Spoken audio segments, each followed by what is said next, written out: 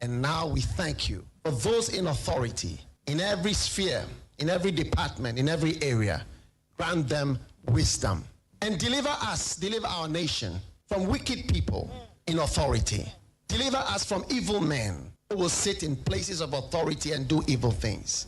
Deliver us from vampires who will drink the blood of the nation and leave nothing behind. Bless our nation with good leaders. And for those that are there now, we thank you that you are helping them, that your grace and your wisdom is given to them to lead us forward into a good and a better situation. We give you thanks for your great wisdom that is now released into this nation. In Jesus' name, amen. Ghana Montie, Ghana Montie, Ghana Montie, Ghana Montie.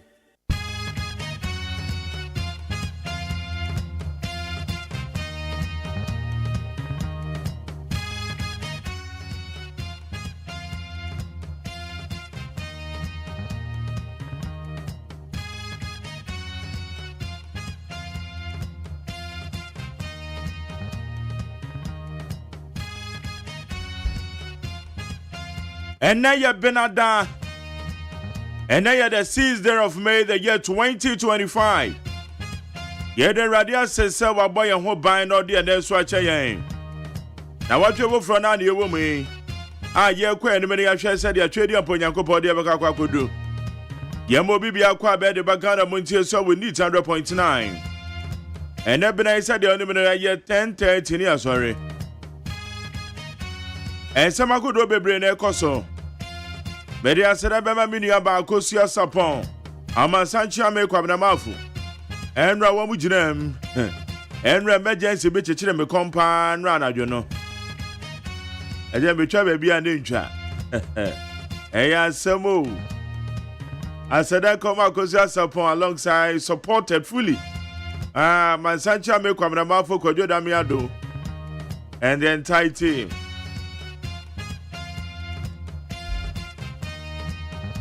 And then you could pardon me to Yaba. Yaba be adwumane de oboa my Ghana samakodo na ekoso. Ghana man panyen aye His Excellency John Dramani Mahama. We issue directives at the ma aye na appointees. Mo amaya madwen se mo de mo declare mo asset no. Oso ma manani ochena. Se mo anya waso be hye. Wakatua aye boso me miensa obete. Enra che ne kra no so be say you wedi. Etemu amode amonye madwen se mo be declare mo asset se de be ntiro na okran de empa ena wudi si a ko declare wo asset a wo so ko declare till date pa na se wo ye aban appointee na ya appoint to da till date wo declare wo asset a wo be mo mapa o ejaja wo kra no adwembo no wo tiri mo di se o mampanye se sa afo no be yi wo madi. When to me meet deadline, obey you at the yes. Because I didn't say could declare and normal why I didn't crowd quack ye. And my better Montagne. What the quack auditor general.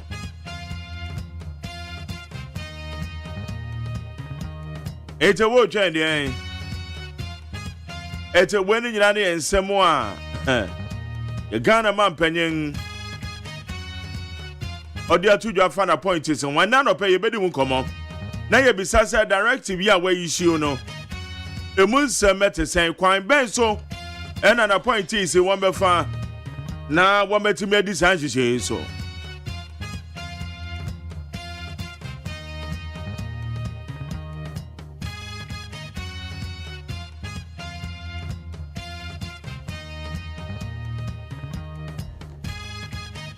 when is Samakodo Ebechan and Nano Pay with 100.9 me patch sorry. And ne enkwadano do duone be school. Etemo frani nyanu womo ana refi. Me patch over the weekend womo school uniforms no wo check ma me there. Me patch womo pabo no womo socks no womo beginning another term o. Womo socks no womo pencils. Womo pen eraser and sharpness no wa check e. Anasa akwadano de snack bi be ko school a. Beba cho wa check o ha ma me de.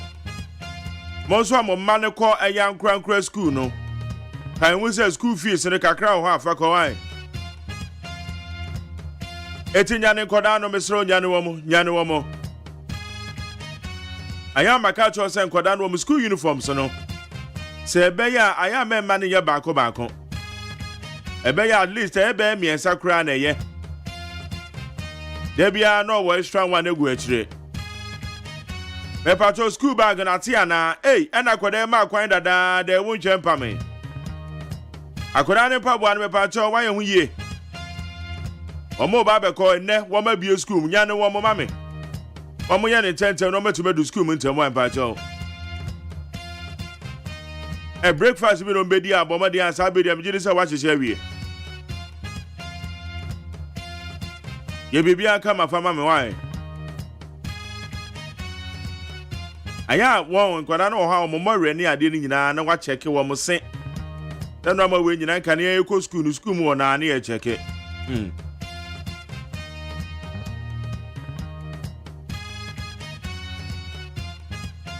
Enraso coalition of political parties womu ye demonstration womu di tia eyo mampanye suspension na odi ama enkane chief justice justice Gertrude Tokono Arabaka ho na eba ne sign na eyo honorable afenyo maken oni posifo ekonya tetatet wonim se meme wo ho no ade a men so kra se wakọ demonstration na woni posifo wodo akọ eti ade anya na esiye a ye hu o video mi so no ba fanyo maken all pipe pose ni bia pampamu no pa na pampamu na se no gbo na zuma I don't know asa ye kwa demonstration a posifo de mo ma ye no mu nya eye tetatit bia o e no mu nya encounter bia aya ade a men fo so kra wo de wo ye demonstration ye bibia fefefe na post ni an won ne kwakọ bom no ebia ba bia afare kwa se me fa twen wo se da bi me de me twen eti ye ni me de eti akoba ne se na no pe be finding out because I highly condemnable say what timamuni wo ye demonstration na woni posifo wo se ne wa ya de ya aya na ka post ni bi abo nipa ba akwa ka bete wonsem ena na post for ye kwa demonstration no mo boyen se nipa ba ko police ni de ne saka nipa ba akwa esunya ntimamofo de ye pese ye kire se ye ne wa hode kra che post for etu ono abo afanyo ma ka enra ye de ya well na no pe be de hu komo ye be bisa se de ene kokoba right media serabema ye mami akosu etonam menu ababa begina adwa masacha me kwabna mafo ono so ba begina adwa woko YouTube amedemu ai eye neat 100.9 FM hono ye Despite Media YouTube channel no ye Despite Media ena ye wo eye Facebook live and so ye neat 100.9 FM neat 100.9 FM TikTok ye neat 100.9 FM e wani bibia dem wo ho but as I said, what you feeling now, the tour, your baby can some good way trend this year. Yeah, the more said, my peace at formerline.com, cdnewsroom.com, myjoyonline.com, check out Ghana.com, Star FM GH Class at formerline.com. Or my down man, yeah, the other Fontaine Town, man, say, yeah, there is some good or yeah, the bread with neat 100.9. What about you in channel 0201162 746 020 0201162 and when I do about you training in Abefa, a Becky can in the amount we need 100.9.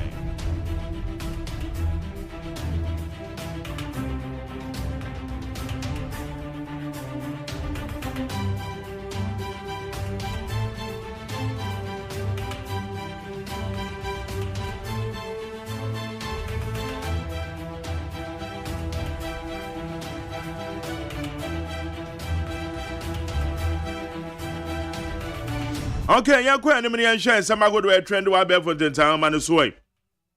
Jenopoko Agyeman in good health, government assures. The Minister of State in charge of government communications, Felix Kwatiofosu, has assured Ghanaians that Vice President Professor Jenopoko Agyeman is in good health. Abusiame pacho mo amubisa se Your vice president, Moten and Catcher, no. Vice president, Mosa Moten and Catcher. Yen now, Memunina, a buying mo paying for the boy, man, yes, say vice president on Tiapo. The one dono, 80 or Cochette on Yare, on the boy, man. Nano na mafo ebisa said I don't kwata no yare no my ya wo ya doctor. Mo mbisa sa no. Okay, ene mo mbisa sa no muntie. Eyanya ya papa Felix Kwachi ofuso de abatudwa. O de abatudwa say vice president. Eyo Professor Jena no Opoku Agyeman. Ne ho ye. Otiapo. Ne ho ye pa enche ye be ho no. Itina emunsem. No. Na o say enye se ne ho ye kekeu. Osan say otunkra atunchia e de amagana fu nyina oso chia ye usu maame ye usu. Declare your assets or be dismissed. Mahama wants appointees. President John Dramani Mahama emphasized that asset declaration is a key anti-corruption tool and must be respected. The asset declaration regime is an important mechanism to check corruption and abuse of office, and it must be respected by all. Ebusambe patro ye man penyin. Ono no waka na appointees. Wama omodwuma se. Moa ese fata se se mudi claim wa se samonya ye no. Mo kwa ni tan. Enya sa omamwonani ochena. Market ya obeti abosome miensa. Lord yakwa koto Ghana Medical Trust Fund mo. Saranso ena ye ohwana se waso ya ni obeyi wedi raje ewura obeyi wedi afrio idi abetodwa. I expected outright dismissal for appointees who failed to declare their assets. JII. The executive director of the Ghana Integrity Initiative, Mary Awalena Ada, has criticized public officials who failed to declare their assets as required by law, calling for tougher sanctions, including outright dismissal. Mebacho Ghana Integrity Initiative, who's one of the anti-corruption campaign as well. One of the local chapter, Transparency International, normally they are to just say, Namo and one pass a public official won't declare assets. Ozoma penny, men to so much so crap. Hamom free or declare assets already. Asset declaration, non-compliant appointees to be dismissed. And I'm a kind, or my penny, or say, when this war, be you ready when declare assets now. 71 galamseyers arrested, over 150 excavators, vehicles, firearms seized. Kwachi Minister in charge of government communication, Felix Kwachi has revealed that 71 illegal miners have been arrested and over 150 excavated vehicles and firearms seized in the ongoing fight against illegal mining, commonly known as galamsey. Ebusambe pacho Felix Kwachi wabu amani oze. Wama fakwati kwa isu etu from a good mako 71. Omachi omo. Cars, efidio mumununtum.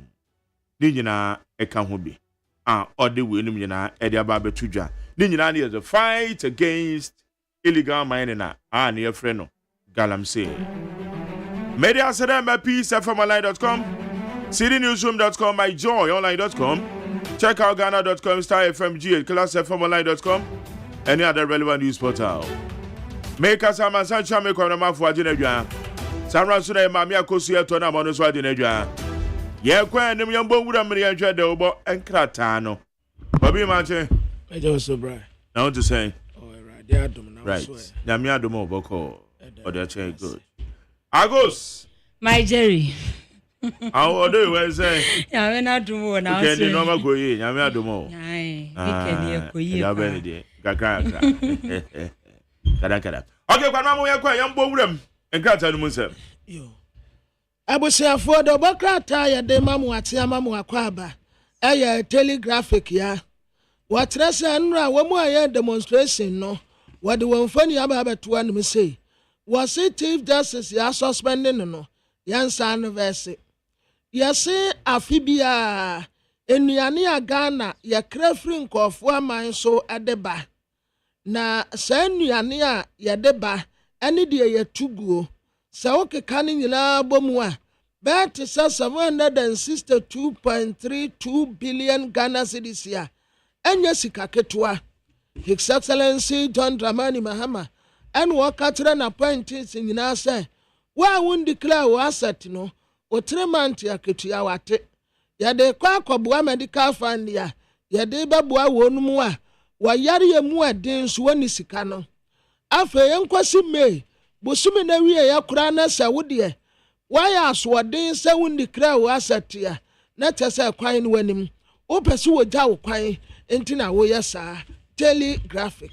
Na Daily Guide Obokrata ene kwame ene anopai ena ode Omampanyi John Dramani Mahama emfonyini ababeto a ena wo ba amane se Omampanyi John Dramani Mahama ede ato na appointees nyina anim se wo yo bi na se wa set one declare magana fo hu niema wo ene ye wadwen se wo beyi afri wakonya so Daily Guide Obokrata enso ebo ho amane wo hase na Daily Guide ena wode asante hene otumfo OSEI tutu otoso mienu mfonyini ababeto a ene wo bo amane se ene otumfo anya mfihye duoso enum 75 years ya chase ye wishing happy birthday so nkokra ya Daily Guide Obokrata nso de ho amane bo enso etimi ede aba na Daily Guide ena wo bo amane se nra eni enkra monte so nyasem ketwa kra parties ahodo no wo mo se wo mo ntiase aginasi a Omampanyi John Dramani Mahama asie dia fa chief justice suspension ho no enra wo mo hit street pa na nyasem ketwa Daily Guide Obokrata nso ede ho amane bo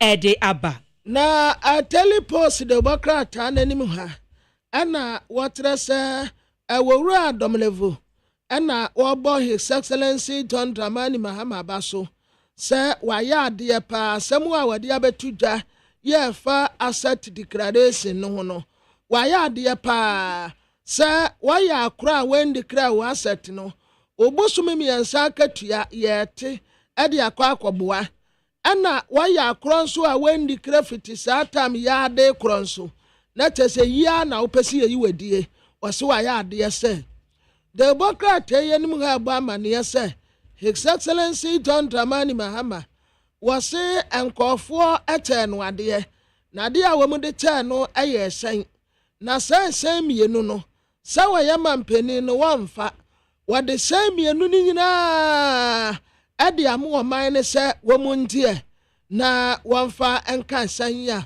oman no etie no ho afa His Excellency John Dramani Mahama lante was a comprehensive code of conduct ya appointees ya wama wonu aduma no suban ene ye abrabo ye saso wada na die no wakurichire ni nyina de egubukim so manfo ntie na yankan anya se ye kan keke se wu se appointee bi abusa nsese no so a wo de akatire mpanimfo obetena so de Obokrata enim wanum say stand up be and what say His Excellency John Dramani Mahama de wonya retired president yo se bia obi a wo ka asem a want ye da bi de amaka nyina wate no wasopem ja samra nsesa edibu oman no eno na guso a eye naduma afi aben no great steering committee ya wo mu be boost to private participation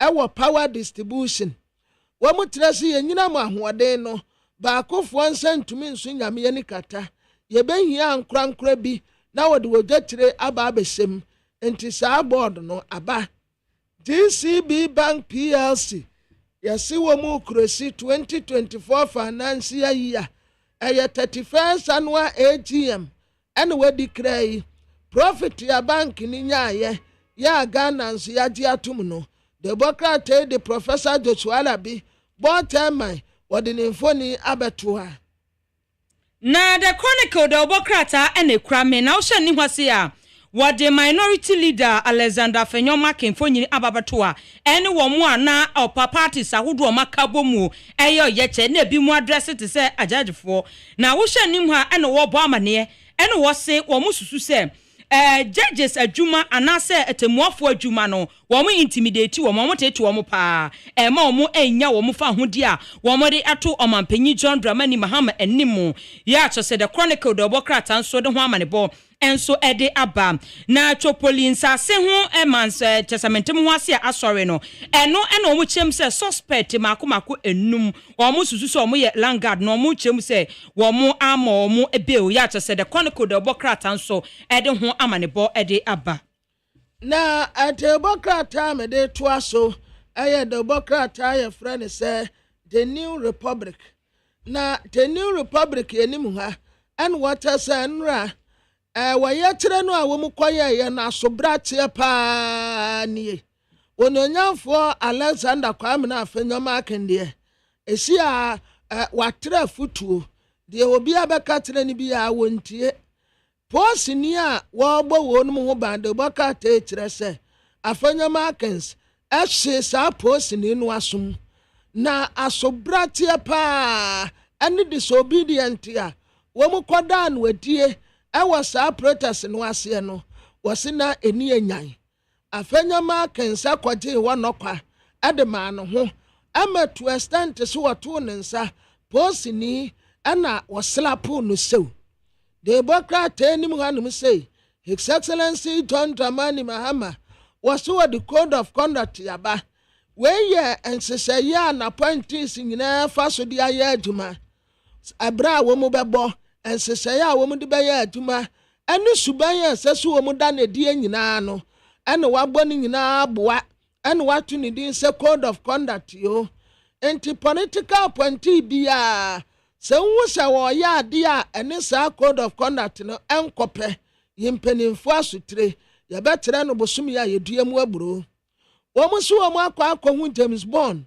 asɔkɔre mampo mansen bi na mansen no a esiwa no no anya mansen ketua na sa mansen no sɛde ɛso ɛtrɛ na wa na bayinti ya friend James Bond mu a mo say James Bond movie no mo de amonta ya koba meka mu asɛm ade atrɛ mu a the new republic the bokrata ade ho asɛm aba the Ghanaian Times of bokrata ene krame ena wo hye anim ha se nya asɛm keto akora we a coalition of political parties ya wo mo eye oye kyerɛ enra ene anya asɛm keto akurom ha womani abre pa ena womde to omanpanyi John Dramani Mahama anim se wom sere no ada Chief Justice on special ya wodi amano no on the onsesa no na wo mama ame no enye na atwuma ya the Ghanaian Times obokrata nso ebo ho amane e wo ha sem na wo hye ni modi omanpanyi John Dramani Mahama fonyin ababato a se de wo fa kwabona di kan de atudwa no na Ghanaian Times obokrata ena obo amane se sisi ano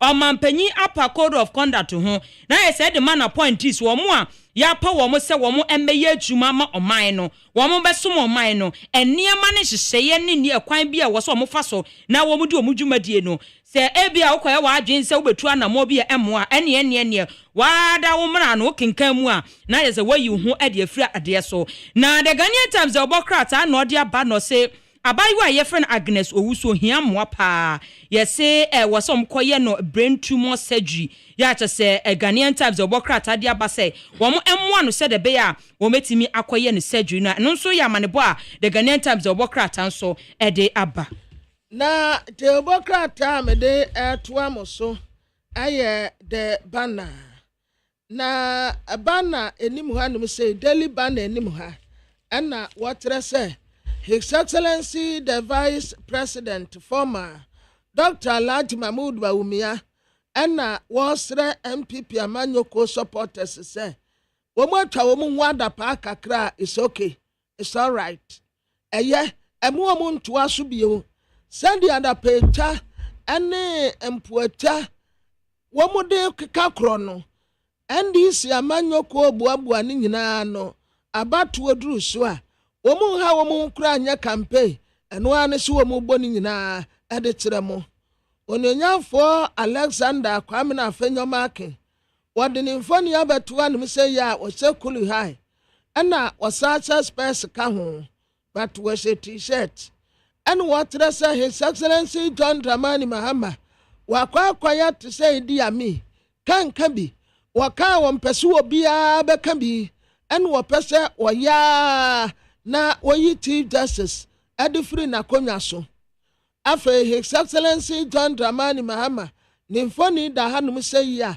waya jantre pa en wo sefugusa na space tuntum no a wɔde di president no ɛna wɔtrɛ sɛ na appointees ni nyinaa obiara nsonson no ho obiara na suban pɛdi wa wobɛdia rough no wɔbɛtrɛ obebi ewiada yɛsi minim sɛ yɛ no a kane ne yɛfrɛ no Calvary Charismatic Council sɛ no ade a yɛso wɔ manya 40 years yo na 40 years no awurade de wɔ mu ayɛ adwuma sɛ 40 years of fulfilling the Great Commission awurade ne yɛboafoɔ daily banner.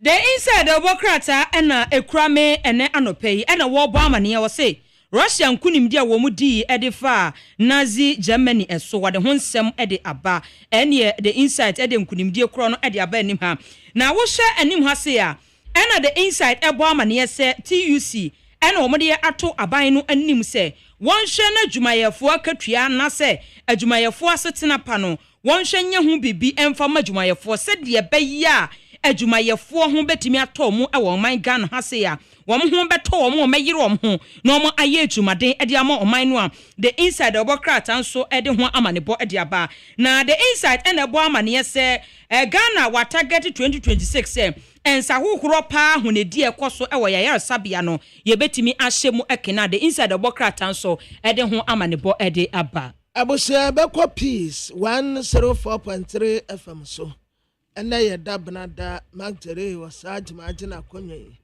yɛwɔ nsɛm pii ɛma mo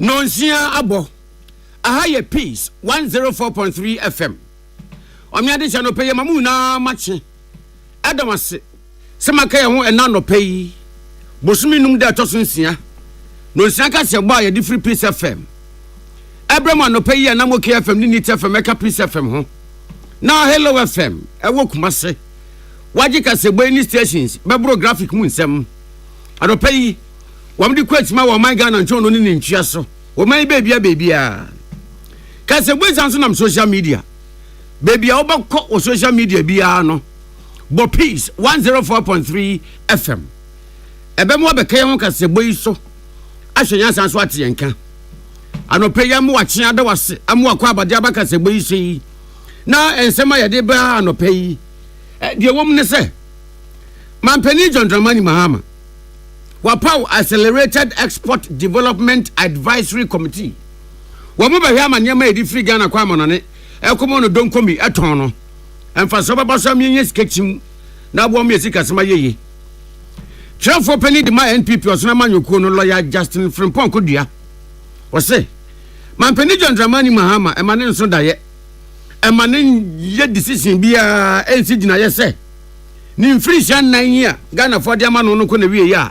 Obeyeso obetwum ana obeto aso ene ba mu yada wo mompene Martin Kpebu wo ye human right lawyer kasa do kire mu se ajaje fonso a wo me afofrofo mampani abo mu di do mu ko Supreme Court no wote ase a enyeye ya bekọ na amonone nsemu Kenya se ye ma akoda bi Afrika na wuhemu a wo konya abosomi nsia wawu ya na hu kwadu ya dan ene de abo police for baako nan ene UEFA Champions League finance no aye pa akono we ene betre se wan na air finance no na ene Inter Milan ene Barcelona bebo tinana eja Inter Milan eja Barcelona kwan se bebi o ma bedru na aye bema beye bi wambe ni na wo mo kwankwan me na players na kazampo wo mabre wo mo gom ko bo mo Spanish La Liga no enti na de eye fie koda e de ma Barcelona jo mu tan ye ni se mi ni abo anu pe ya de Abraham wi na e me ko ya da roma midimafo heba midimafo se wo ba de no se ye ni aduaba na haban ye mfa nsa yare nanso nye aduaba bia haban e na sa yare Eduabebu na haban no yemfa nsa yare wo try ebe wo ti kokoro ewura asemado midimafo eba wo soro ada ihamama aye di enuro ma sa yare di adi akire no ne senti ne fe ne Dr. Time da so ene ne se wo ba said ya nano yesu ni yesu afọ no bowura Peter efie anana se yare fever de nsa kan no awe bas na yare no kono sana midimafo wa ba wo kona so ye na Dr. Tam da so ehwe wo wie hu yare no ehu na de ban no mu eduro se eduro we hwem nanom enya akwadwere wo ho num se de me kire wo no wonum se de me kire wo no ne bra no na wotwe me ma onansa me ma bosome yare na we bas wo bejo nipadua no ho akọ saa so pepepe ene besi yare bia yo pokua mayera fa yare ne bra e wo pokua mayera na midimafo heba endi wo yare asem ma ho na dibem yare nifo na yemfa no nkoto efiase 0244 774282 ana 0500 727215 midimafo heba ampa o yare mu dimafo ne kamafo no First Atlantic Bank ubenya se wo sebu sika wo First Atlantic Bank ejodifo wo mo kra wo musika e wo First Atlantic Bank no wo dia ya hwe obia ade a wo ton hwe obia adwuma wo ye wo mu tra wo mu dwumadie mu saa de na nko wo store baako na de tra be kan afini nko na wie na ne store sadane 5 won tiase First Atlantic Bank ebu ama adwuma wo ye no emu atre doncho na ye bagaya sikasam ya kan wo First Atlantic Bank e man fa so baso for sika koto na ya boya boso say ye 2 times digital bank of the year esan say ye smart ye fast and ye more secured brofi mi say na say no ye ho ha ye no won say wo so de na ho ha na bi udu sika so te won so a e ya botoye mu woda wei ene agina so aka kire wo say for sika betro First Atlantic Bank na so mran fa so ma ho this way chocolate drink ni pedua no super charger no fa charge ni pedua na ho de an wahwere no sanso nya ne bio anopai fa nso hye ka ho nanom na obenya nkenya wo ni pedua nim ahwo de obenya no energy drink bi enu a ebetim di ama ho e Ghana koko ne ma ewom no eso fa so bi no anopai mi ameken kan kase bomu nsam de ama mo eye ohene nana kwame amo afensam nini Amra Mampeni John Dramani Mahama edi dwumadie bi ewo Jubilee House abankesiem Mampeni atena ye na enokra wa manche danche anche saa na Accelerated Export Development Advisory Committee ena Mampeni di wo manim ema wo ya mamra ne amane kama eda wo madi na saa committee wo masade ne se Ghana yankokra ne ma mframa no nko a na mum ye dibitu free ya ekọ amanone ekoton na committee wo mo ba be aboa ma enyema efro man mu ayi overlapping kwa amanone ema yekoton no wo mbehwe se ebedimu na yekonso so na se yekoton a ye moka susuro na mum ye benya mfatubum na ye nya mfatubum no abebo ma Ghana esikasem awie peye se de se na efata ebiewu Mampeni bo amane se enimdifo ye waka wo mabomu a wo ye Accelerated Export Development Advisory Committee wojo bia di wonimdo bia betumi aye so enti say ye de nema free ha se kwa amonone na omo no mu di animu a onim sese de tie bia no ye nkomra no ye benya sika se de se na ye na Mampeni se we na adi da se aben ye wo ba ye o wani so ade hunu se Ghana sika se mo ato ape na tete wie dontoje mu sa mo akuni edu no wo be mena gina yiye na ama se bisika ba o manimu ama nkrofo nya bia to mata so de blow time na nipa nso ye o me Mampeni John Dramani Mahama.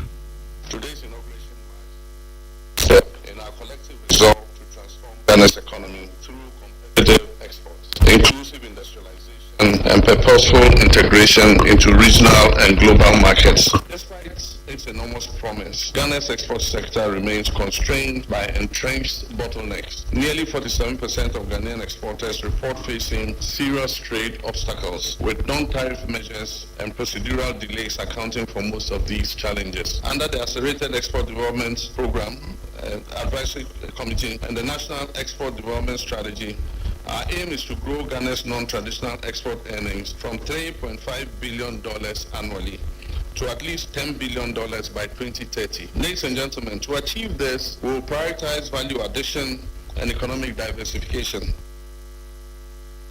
Mampeni John Dramani Mahama ni atiene nkano. Enwe che no wura Augustus Gusitano, our presidential advisor, about the 24-hour economy no. wakasai e wo dwumede na se. The President's 24-hour economy and accelerated export development program is Ghana's strategy for structural transformation to be rolled out in phases with prudent macroeconomic management and radically improved governance. The program envisions a resilient, self-reliant, and globally competitive economy that optimizes asset utilization and creates value for all, especially the underprivileged and vulnerable. The program is built around three fundamental pillars: production transformation, market systems efficiency, and human capital development. Through production transformation, we can move Ghana away from its dependence on raw commodity exports and towards exports of value-added goods. Na yatene kan Ora Augustus Gusitano, where presidential advisor about the 24-hour economy no so a. Peace FM. And bio accelerated export development. I ka 24-hour economy no ho. Wono and ye futufo eba no sa ahye no a e de mama mpani. Salamat kuku apento and odi ama no boy bae. Na enra said ya bu mama ne dada no amayanku ba ko nan. Ana wo mo ye sentampe ho makabo mu a wo mo tigu ndramonte so ye kire.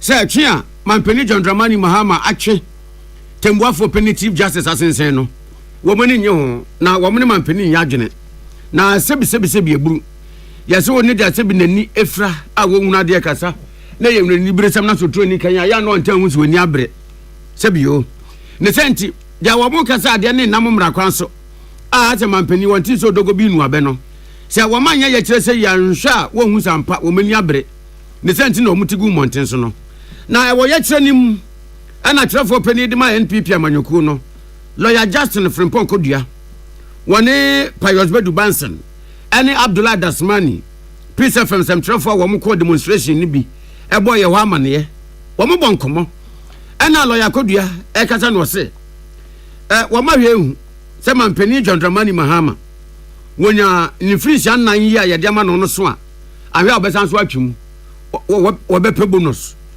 obesan so ayese yen fa frisia nan kan ho biu na lawyer Kodua se frisia nan yi a Ghana for dia mama mpeni John Dramani Mahama se woni mampeni no frisia nan yi a wodi yi e dia kan frisia nan no na no wodi ye no ho no se wo wie frisia nan we na se anso no na se wo ye na adwene se obesan so pen frisia nan ya kan wani lalai wo mo hye no bopa se ani wo boada anya ji se bia na rapture si ama ye na ye ko heaven na mom se sa rapture si na ye na ye wo hapa na obi atinkom tekrema da bodwemo je die mu frisia ne a obi anu obepene wo se Ghana fo mpene ne empene so kyena se mampeni frisia nan no so a won san so fa frisia nan enka ho wo se petition no a wo mde akwa parliament no emu nsem tia wa yina ne se ni mampeni John Dramani Mahama ye no nyame anim ni enam mra kwan so esan se petition no a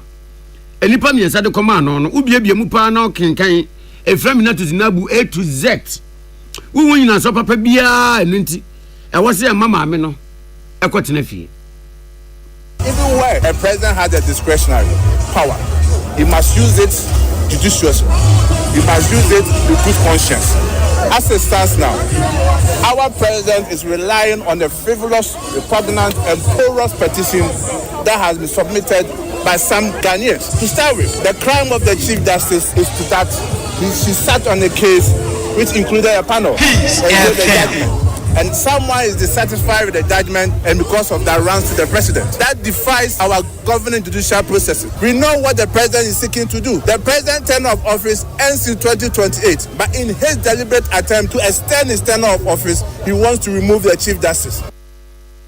Na enwatre ye na lawyer Kodua was what to ase Ghana for yina emfa woni amanyoku a wuwom. Ese de ekoso yi eye enhye bia aban ne pese ode to sebi ye temuwa adwumaku no wo se Ghana ni bia 1 2 3 ogbo yei wo sorry wona musa se dia mampeni John Dramani Mahama ye no ya hwe yi Ghana ke bima min ke bi no wo de beto esen mu We know the president wants to extend his tenure of office. That is why he has called for the suspension of the Chief Justice. So today, the good people of Ghana, we have risen up, we are demonstrating to let the whole world know the mischievous intention of our president to extend his tenure of office. We are under a democratic rule, we are not under a dictatorial rule. His tenure of office ends in 2028. Any attempt to amend the constitution, any attempt to interpret the constitution to favor him, Ghanaians will never accept. And that is why we are calling on all of you, the media, to call the president to order. That we are being governed by rule of law, but no rule of men, and that he's exercised cautious because this democracy, it is true that he has become a president of Ghana. It has not given the absolute power to annex the judiciary, and that is why we are demonstrating today. Abdullah Dasmani ni pa yosbe dubansi ne ko ye cheribia wo mde amane boy free ho e ba ye na ye da ho wo ye cheremu a enu anwre e wo Peace FM ye ka se bom ye ni lawyer Martin Kpegbu o ye human right lawyer twetwe nkomo ema wo kan ye kire no ho asem na nsansa na obeka ye kire no ho asem no wo kasa de fa atemboafo baako enso amampeni John Dramani Mahama abo wo mudin se womunko Supreme Court na womunko boa eho asemdie na lawyer Martin Kpegbu se kenye bonne se mampeni be power judge for se womunko woman atembuo ene court batan Supreme Court se womunko boa eho asemdie no nanso so wo se womudodo no ena wonti ase papa na wo kire mu se ye ko Supreme Court se ye a enkonwa miensa pe ena wo ho a obi ante so na enkonwa miensa no ye na afi atwamu no ena aloyafo mienu wo mu na no mo ye ma wo mu fie wo se wo mu didi Supreme Court ajagefo no eso ye mo ko ahomediem wo mu retire na akaba akonso so a enu ante bia afia ante bia wonso so ni fie be so mo akona ahomediem tina nkonya na ye miensa tina no de wo susu se mampani de ajagefo be ko Supreme Court wa na nke be ye miensa na mum enye nson na se ekoya nson sade a enye na nse ye da wo se abribia na wo se ajagefo wo Supreme Court ye dunum no ebebroso papa na wo wie ye no se ya kire no anura amanyoko baako nan ka bom ye no wo mu disi wo mu ye sentine se wo se Ghana mamra no ensi obi akwan so peso ye kire enti eye wo mu human right eye fanwudi a amamra ne de ama wo mu se wo mutumi ye kire se bibi ko so wo marim no mu ntiase a wo se nhwe so ne se wo bi betumi aka se dokono bo aye den ese dwoto bo aye den mo wonya bi ntom fensi na no enti obe demonstration wo betumi aye so obi nso so ase bi ne front ha no a koyo beda ye ne de won so betumi aka se bi asle queen fo wo mo charge no kosoro on ti ase opeso ye kire why not wo betumi aye na wo kirem se ni na mu no anamo mampeni John Dramani Mahama 2 ye e de twen Chief Justice esensen ye no mampeni amfom kwan bia wansa ehwe eye no kwan so ano no. Last year, 2 justices echo retirement. You replace your money into a 2 the constant. Then beyond that, in say be so be call retirement a few weeks. It's in your honor say, and I Ghana han ya semra say, your number no 15 Supreme Court no we 15 from Omampeni Kufuor Abredo. And he says, see no, opese bro 15 na. And ye mbode bro, ni enfre Ghana fu nyina, ni embe national debate. Tie debate ni ya ni egu bibia e beto. Inti ena mi kan ka say last year Chief Justice talk on the letter na oka say Omampeni Kufuor onfa Supreme Court justices enum enka mi na nka omo yeyi omo dada no ye kan we nyina inti ne Omampeni Mahama ye we so no me bonju so me de ne me say out of 7 no there's a 3 na nke wo se fa ni atene nken ye human right lawyer Martin Kpegbu enu akire yi ena kase bonum enu anwumre ye no ura passive akofia kwalu we leader and founder the Liberal Party of Ghana twetwenkomo okoye kire ni bi na ne party nso ka ho ntie bisa ne se ye kire ne ko sen na ye kire ya wo mu ye ni petition ni na kire yi se wo mante mampani nka na wo mapede wo anya ma wo mu a wo mbeye den anamo de me kari now ofidie so de won yi die kwan so na me aduma ye be kotamale anase kumase entibia ya na wotwe ba be sinu anase de to so no ye be ko kumase na ye ne ofo na ko to so le bo de bo pa se obetie asem no na wachine hu mienu ese kroma no muzaka ne aduma obi ase John Mahama e du so ato e ma san fa because again now when we are court we go judge for nyina put me now just from some because and sama omoja kwa dan is on for this years now so to anabo no and nyasa bia ni asemi e fe di justice net kuna e ti asra no onya careful ni atene ken here Yoruba Percival Kofi Akpalu leader and founder Edma Liberal Party of Ghana na ya concern from na World Health Hygiene Day na afibia ye tu sa da yesi ho mebo so me da to so num ade chairman san na junior se ahunidie ye edinti ene ase wuli nyamso pa firi wa de etoso eya ahunidie wendi huni ase bia de yare ba efin kafin eden carbon nso ba nunu cent na ne nam so ma yes World Health Hygiene Day amansan na ahunidie adai ana honorable Kwabena Minta Kando ye health minister apumden so afo wakata no se omugu nchicheye so ama etebia no mantam ani mansin teaching hospital say ewo ho yina no ye won kran sei nso penifo behu die kwaso bia se a doctor for ni a nurse for ni wo mo a wo mo bu ahwe yade no anye bia wo mo de ahunidie nchicheye sese doctor diso nurse diso sese apomudin na ayarasa bia adwuma ye ni diso no wo mo de ye adwuma na wo se ko ban se wo mo monitor wo mo do mani hwe ene de wo mo de behwe de o man kan bia se ye petata kramu se ye telescope na microscope se ye scanning machine ana x-ray machine do man kan na mo se te bia no wo mantam wo mansin hospital na ahunidie ndim awie pe ya eye dan ye bepawo na se pound so de ane na anu ya no ko fa ba yo wonu ane jejireje na afi ya sem trade that World Health Hygiene Day no so it might be gloves, it's always hygiene sa bibia gloves ya de say de na Queen Elizabeth o she ya on finance an kasa entie yi o so she bi ye de keeper for da pom no da bi wo ya huni die no rubber e famonsa ho obi kura hu se wo she bibi ene say eboa papa na Honorable Kwabena Minta Kando say gloves will hold, so gloves in you hold. I was say, oh, ya doctor, oh, ya nurse, oh, ya Rasabi Ajuma near, I will dear. 1 year a car that damn Kialacha, any fitum. I was so may so we do honey, and ya pa bois. Since no now, one young woodman and no one met it. A dribble of our channel, the human bone. Why we are not a fink a crab before in San Coquet drone pet. Now a draw will be a yare. Eben menya yare sana fe kra de na ma yare no akwe rate the power to na yekese eba ne sa emwa.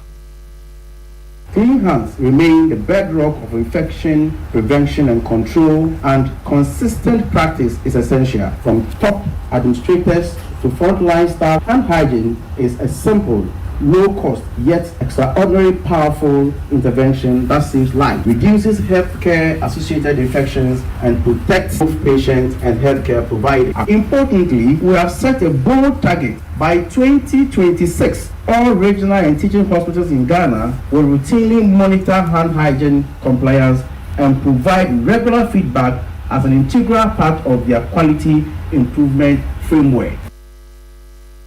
Na nwa chen wase apomdia so ye no wo medi sia kantam adohere se wo mbeye do mbeye bi aboa ama ahunidie akoso wo aban titru ayaresa bia wodo a wo ma Ghana nchu no ene ni ntua so na we do so obesere ahunidie ya ye kan wasemi no mani si ayaresa bia nko na mum ye ntrem na nko efiefiem enko schools mu ye mpotemu ye mantemu na ye nie huni na muasa de be ya sebi entontomu a enso kotai potemu a omo pai ekeke kaye ma yare ba no cholera enam wono na moto double action ebetumi twani na so na womo a womu dware ofi a na enso na womu dware ye no womo beto agu kwa mu no womo so mu nyai na womo so de bola gu se bia monti monkamu no ni na anye enya wunudie wo mo hwe no munyai. To confront these issues head-on, the ministry is committed to ensuring sustainable and hand hygiene infrastructure across all public health facilities, promoting waste management systems aligned with environmental sustainability principles, strengthening supervision, monitoring, and integration of IPC indicators into sustainable performance assessment. We must also extend the reach of hygiene education well beyond hospital walls into homes, schools, and communities to nurture a lasting culture of hygiene. Every one of us has a crucial role to play. Let us empower patients to ask, have you washed hands? And let us, as health leaders, also lead by example. Dayatini Kenya Pomudesa for Kwamnamenta Akando. Prince Bafasa Mwana Coach Medeasia, Nadawra Modama and Buibai. I don't think the Yajana, Yachi and Wajabwa from Kratcha, Madawra Monchaye. Yabasa Sia Niaku Kenya.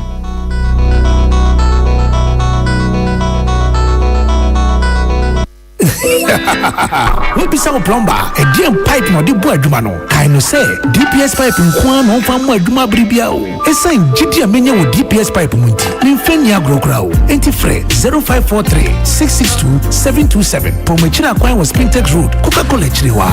DPS pipe. Chiti ashenso die. DPS pipe. Pipe nina hene.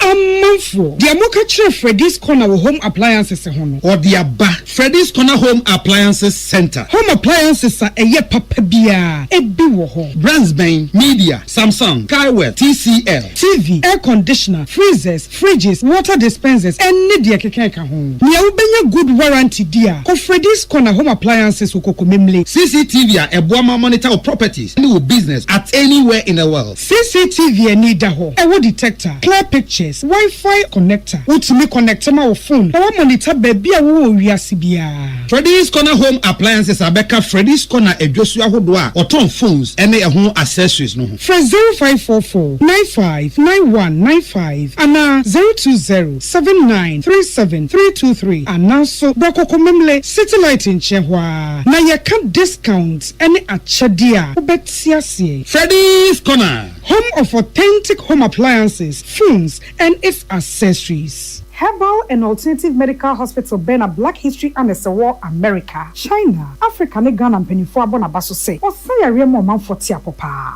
Amin Scientific Hospital. I had a sabia, or one video so, ya would daswa, and video chiro yadie, na nuasan so saw yadie. Amin, expert or one croyaria, one run when nam. Now, what Dr. Fonia Nurse Fonso, or what Sima? Amin Scientific at the Herbal, Homeopathy, Naturopathy, and Reflexology, na, as Sayade. So, one hour pay, and I are to same pa, Yamia Dumunti, Yaria Expert.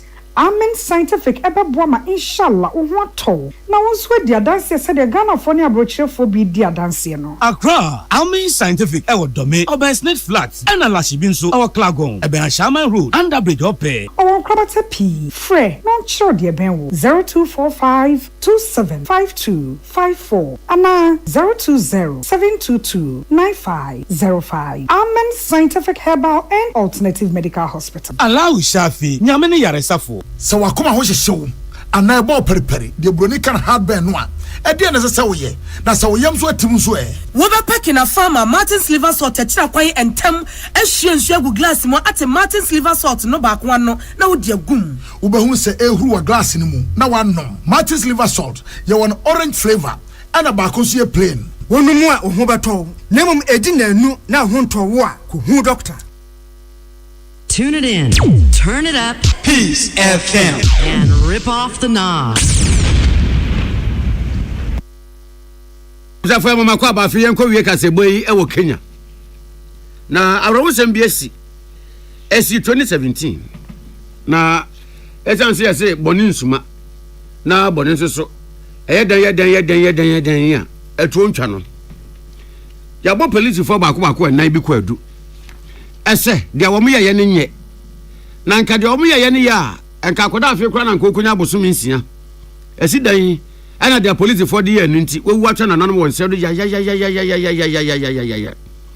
na esanse asem no ne maame ne busanfo ye ne se wo metwe ne tanse aka tahin wo mu twaso ne ntwaso tena enti beye firi sangotwenie asem no wo mda ho akuram enkuta dwene sɛ wo mu nyɛm na yei na wo ma hwehwɛ asɛm no mu 8 years nie afei ya no mahu sampa a police for baako nan wo mo ho bon akwada no wo no mu nti ye de awudie kwadu abo wo mo akwada yi ya frɛ no Samata Pendo 8 years ago de na afei no obenya assessment ana wo wu ya no na kwanben so wo mo to aba wie ana Kisumu eno no wo Kenya ma no atoye mantam police force se nipa bi ya basabasa ho no mo yeso mo ko na kadwobre wo police force ko ya akwada afekwa no konya abosumi nsia de no basabasa ni penchen ni akokroko ne mrento asem no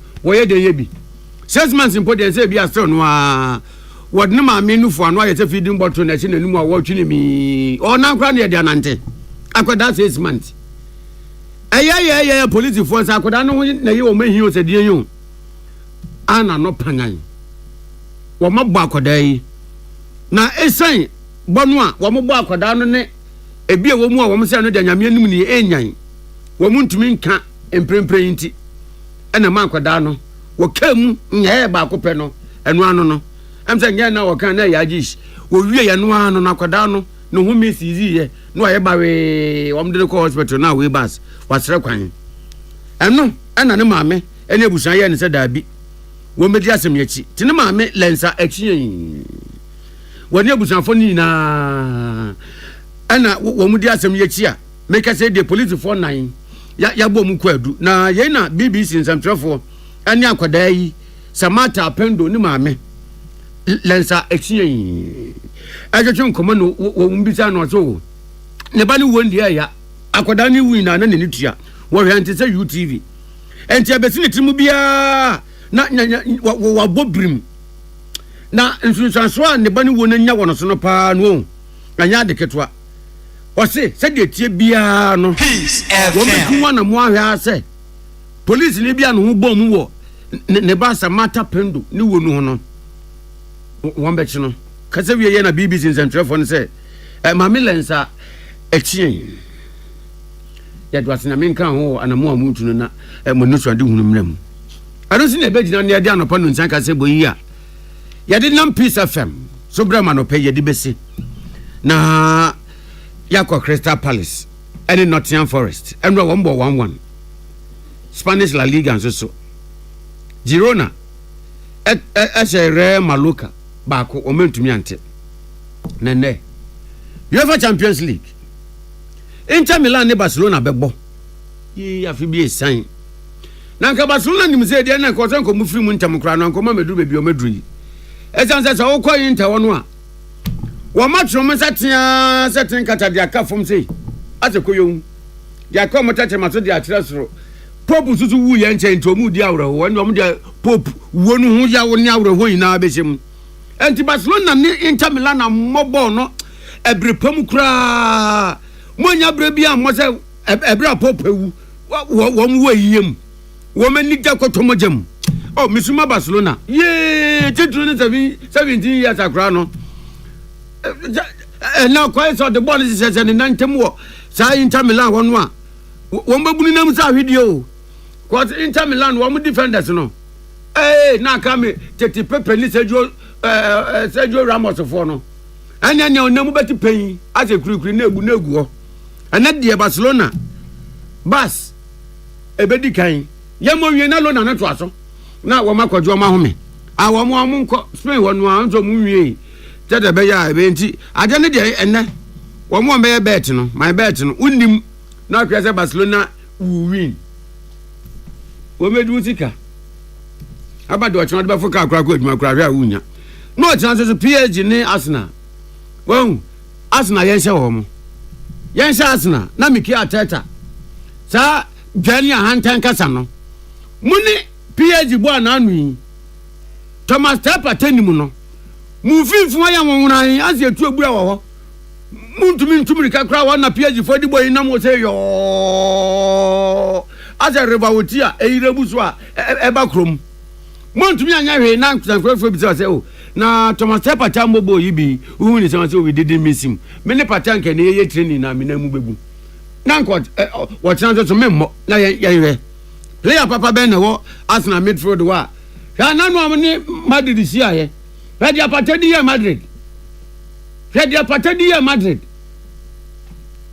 kabibi chabo enu nkura na yeyi wo mu film ene Inter Milan ko finance na asem finance monko enu an we sure banka ya frame ohene nana Kwame amo midima fo heba se wo bedu wasema mawo ama yare bia se one ne ko super featherweight one ne ko lightweight one ne ko heavyweight fabra midima fo bedu wasema mawo minim ko to a one wo yare eko o lawyer o judge midima fo heba obedi asem na ma obedi bem yare bedi fo fa yare bia beda midima fo heba na Dr. Tam da so emu oduro nkyira wo bra yare ne beko ebeko bre no a ebi kura de Tam nundu na yare ne ko ye wo pokrase mayera ye number 0244 774 282 and 0500 727215 First Atlantic Bank to abo dogun super penny na dachi won sabeka bank papa wo kro osika wo ho a unya sika sem eson faso usika mutre usika yekese unni hia aya First Atlantic Bank 2 times digital bank of the year sa won save wo First Atlantic Bank a ene ya bowura branch bia mu na koko bi ube difference ewo bank mu this way chocolate drink dia wunya ni so share ya damase ya ji abo fon kra traba ya koba ene de bon kra ta na e ba no pen ya bebubo so e de amamo the best Ghana muntie na mansanya so adawroko fiaman homene so ejiji tonton sansan e wo neat 100.9 FM Ghana muntie Ghana muntie Ghana muntie Ghana muntie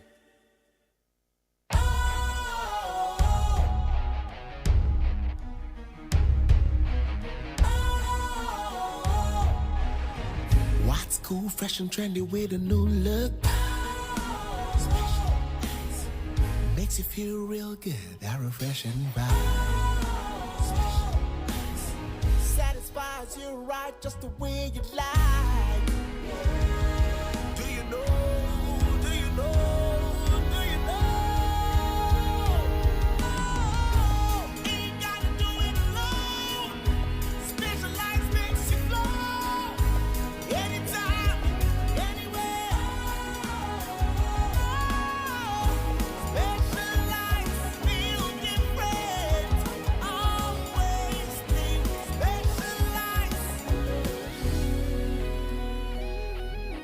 Special Ice Natural Mineral Water. Feel different. Think special. This advertisement has been vetted and approved by the FDA. Hey, catch it. Listen in here. And you ma beto to dia me baba no hwade no. Twem so betumi a. Hey, asew. Hey, now beka. Ya John to mami ensa duku portmanteau. This way chocolate drink. Na kan wo hwe afibia so beri ni waware ne a. This way chocolate drink. Na kan sia. Oh, asew. Wo den kan no ntumu ho. Me be mo anu ansu wo hye kura dia ka ho. Wo hwade e wapi ho. O ka sa batete e da fom ho. This way chocolate drink.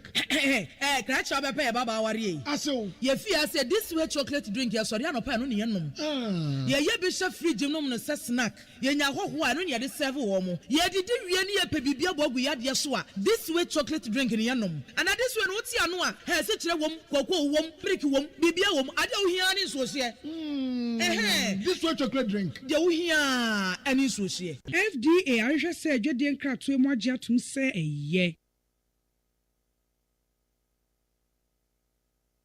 Ghana muntie na mansanya so adawroko fiaman homene so ejiji tonton sansan e wo neat 100.9 FM Ghana muntie Ghana muntie Ghana muntie Ghana muntie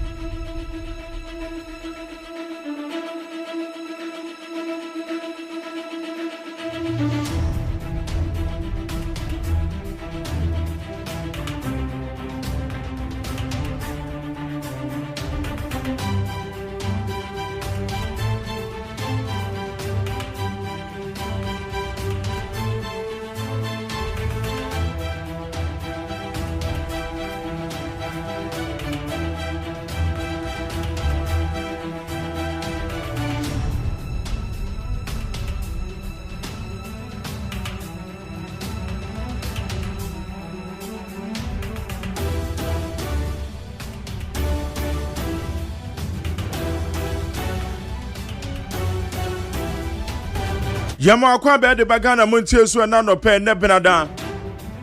Ye de kasebo na bere eti kasebo na chi no. Dia kan de say ye de obon krata mu nsam no. Ye be san dia to awso.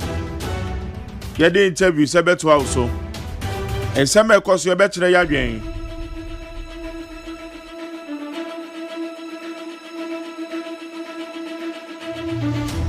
Enoma mienu Enra coalition of political parties say a demonstration. Demonstration na omo ya no. Womo say womo eno mampanyin ya adwen. Say obe suspend the Chief Justice. Womo susu say Chief Justice. Kwa kwese ye ni ye. And it's a normal demonstration. Na demonstration ni muna said ya anopana America no. Adia enye ana adia me mensusoso. Say wo demonstrate na wo ni posifu akobom. Wo ya demonstration na posifu na bebo ho ban. Enti eba ne sign na honorable Afenyo Michael or hit a police officer. Edia na police officer no waye. Well, you better find it out. Because I am a highly condemnable say we had demonstration. Now we bear what you say we bear kaka ben sam di achire bamboni. We had demonstration o. Na bamboni no bon ho ban no bear what you say. Oh we had demonstration say we ya kaka ben sam e di achire no. O sini ye de en.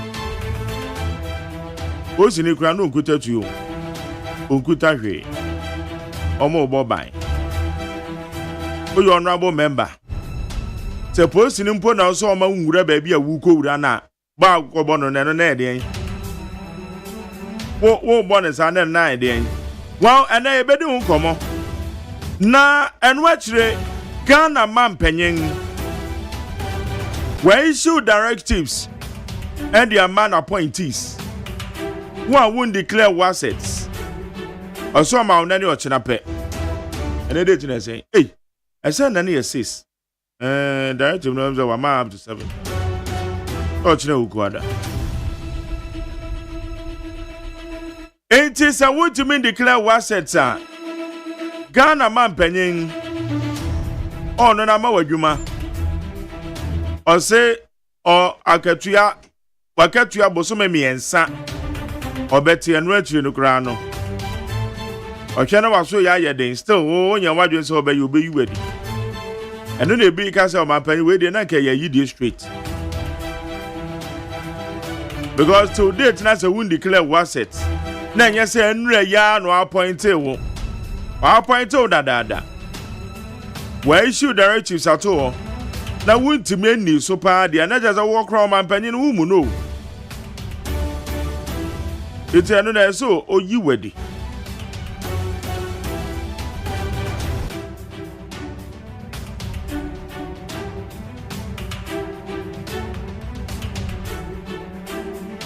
Eti ena ye baby say sad directives no.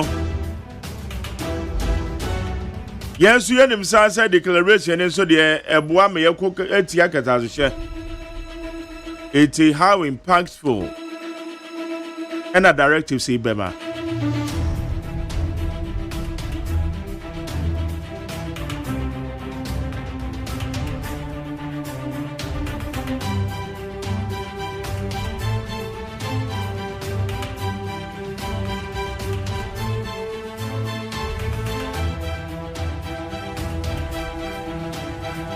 Now, when it's over the weekend, you know, I think Friday, yeah.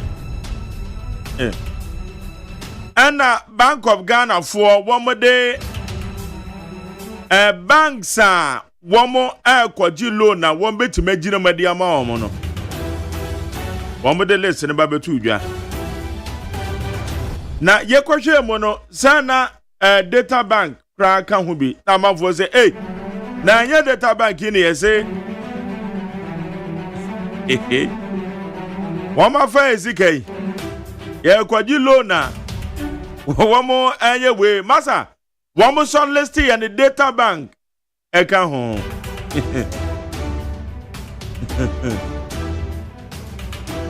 Data bank eka home bi. Eti ene ya data bank eka home be gina mama ye ne de akwa akwaje bosia no. Sa wo kasa tie na no na ne obeka de.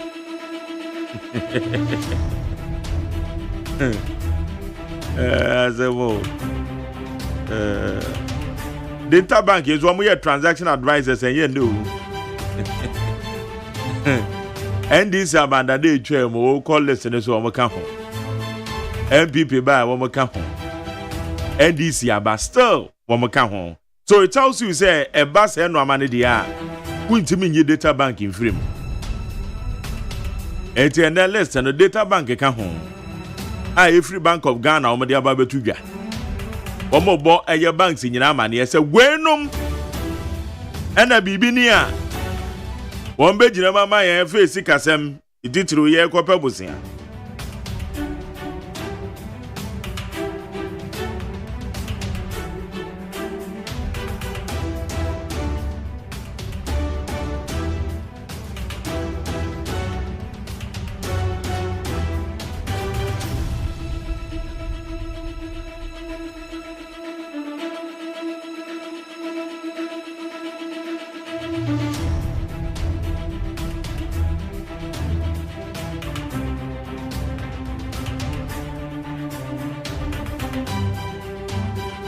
Internet and some no.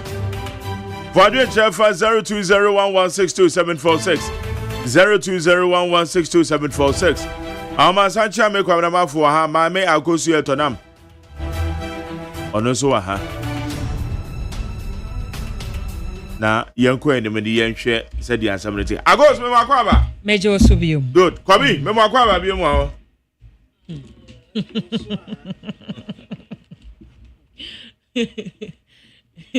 Then as a what you want to say?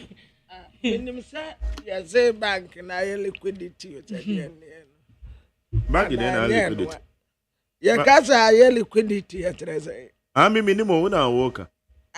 Minim say ndc for say data bank ya liquidity say dey and. I just say wo be just wo mu ni sika na. Me dey minim say wo mu kanu brofo no na no na me menti ase. Wo mu say data bank ya liquidity o say bibi. Na wo mu kanu bibi wonwora. And data bank wo mu kan bi nti first no ebem say fe na master to through politicians. Azamo. Yeah. Politician mom so ka bibi na se wudi na chi a. So you very careful. Yeah. Say there be na me kan wa. Say politician e kasa na wa mo e kira anhwe.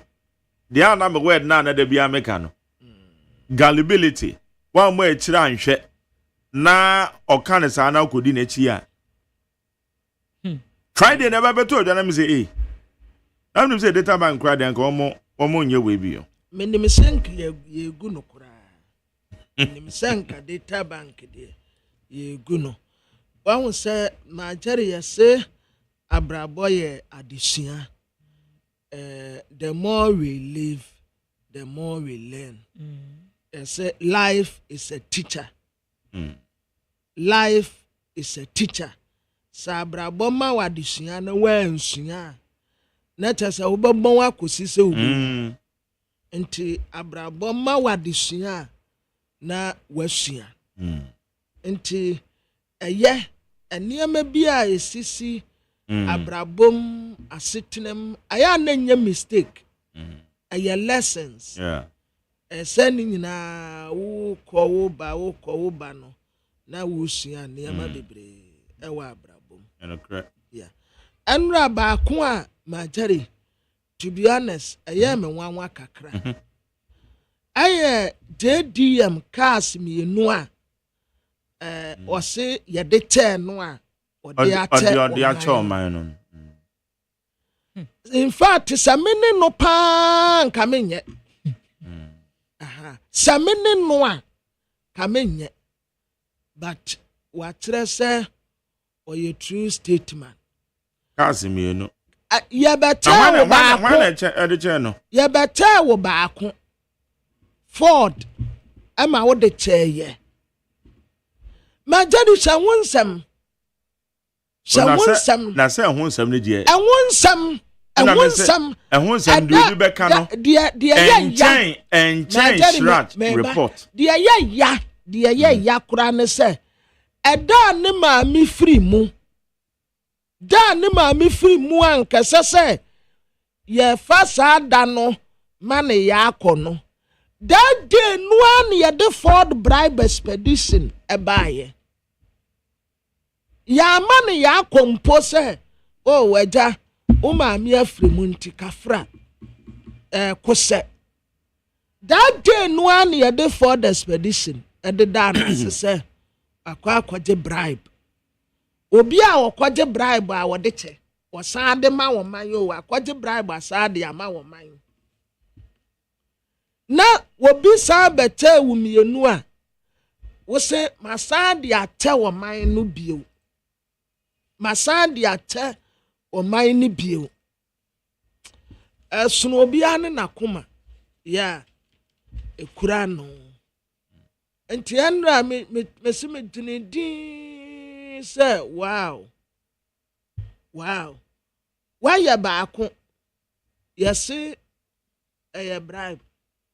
Mesita ye ta papa ya da pa ana sumo anya ho press conference na we de wa anya no ba kumpu asa ye ne tu e de ata wo man ne se mon sanye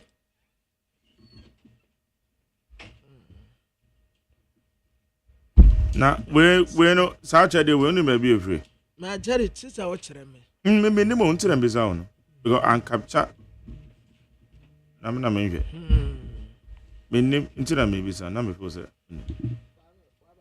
okay all right how you need 100.9 for my being 0201162746 0201162746 Ghana Montie suni ma jari enra mo so anka fenyo wanyaje Ghana American wanyaje se police ni no provoke mpa na se bia oye bibi di tiawa mo ye honorable members ya mo ma mo ne ye ene mo ade nyina ma jeri unsemu ade a yebumo unsemu ade a yebum eya wo se me yes ade no ade agidin bi ato ho no mo a undidin pa me se etam kam o pedibre bi ya very fair to that eniama no a wo ye no abese kono a na watene ya wo se wo sacrifice ya bi mada ma jari si e wo kurom ha ye nyina ye nsam kirafo a ye adwuma second akompra ko Japan why na owo MPP ho do chen papa yi asem bi a wo kan bi a na twene ye ne se o can dey defend the party but eduru baby no sansam no a na o can na twene ye no se o dey defending the party and the party legacy no and one you use the tiano up till now womu say you should the tiano sansam no so akwa tiano ankasa si nyina akura no ma jere se wunim se abrabo se na be ya ho nka eniema bi bebre wo honom kura wo ye ya ka wo hu ya nka wanye ana asem bi wo honom a wo kan ya nka wo hu ya nka wanka enna na no pemi kacha wo se abrabo ya adesua se ma wa adesua no wansua na tese wa bon wo bebon akowu ahu yesua niema bebre ewa abrabom afei na mate abrabo ase se adeɛ baako a entemu da ɛyɛ brotherly love onuadɔ politics na Kwame Nkrumah CPP kura wɔde baayɛ some time ago na obia ntumi wɔ mu no ɛwɛ and the CPP party ni kura egu eyengu yo ɛwɛ kaso wo ma ho de na aba from ɛwɛ CPP party na ɛwɔ NDC MPP ABN a time will come NDC MPP kura yɛ nti wɔ mu nka bio but wunua no a wonne ne tempotem wunua no a wonne ne tifie anka John Jinapo onkobo abu Jinapo onkobo no omu ya brothers we didi kakra wa ha we nso abedidi kakra wa ha we didi kakra wa ha we abedidi kakra wa ha ne ya te ha na kom diyen ni ya sad ye jimi ye di wo machi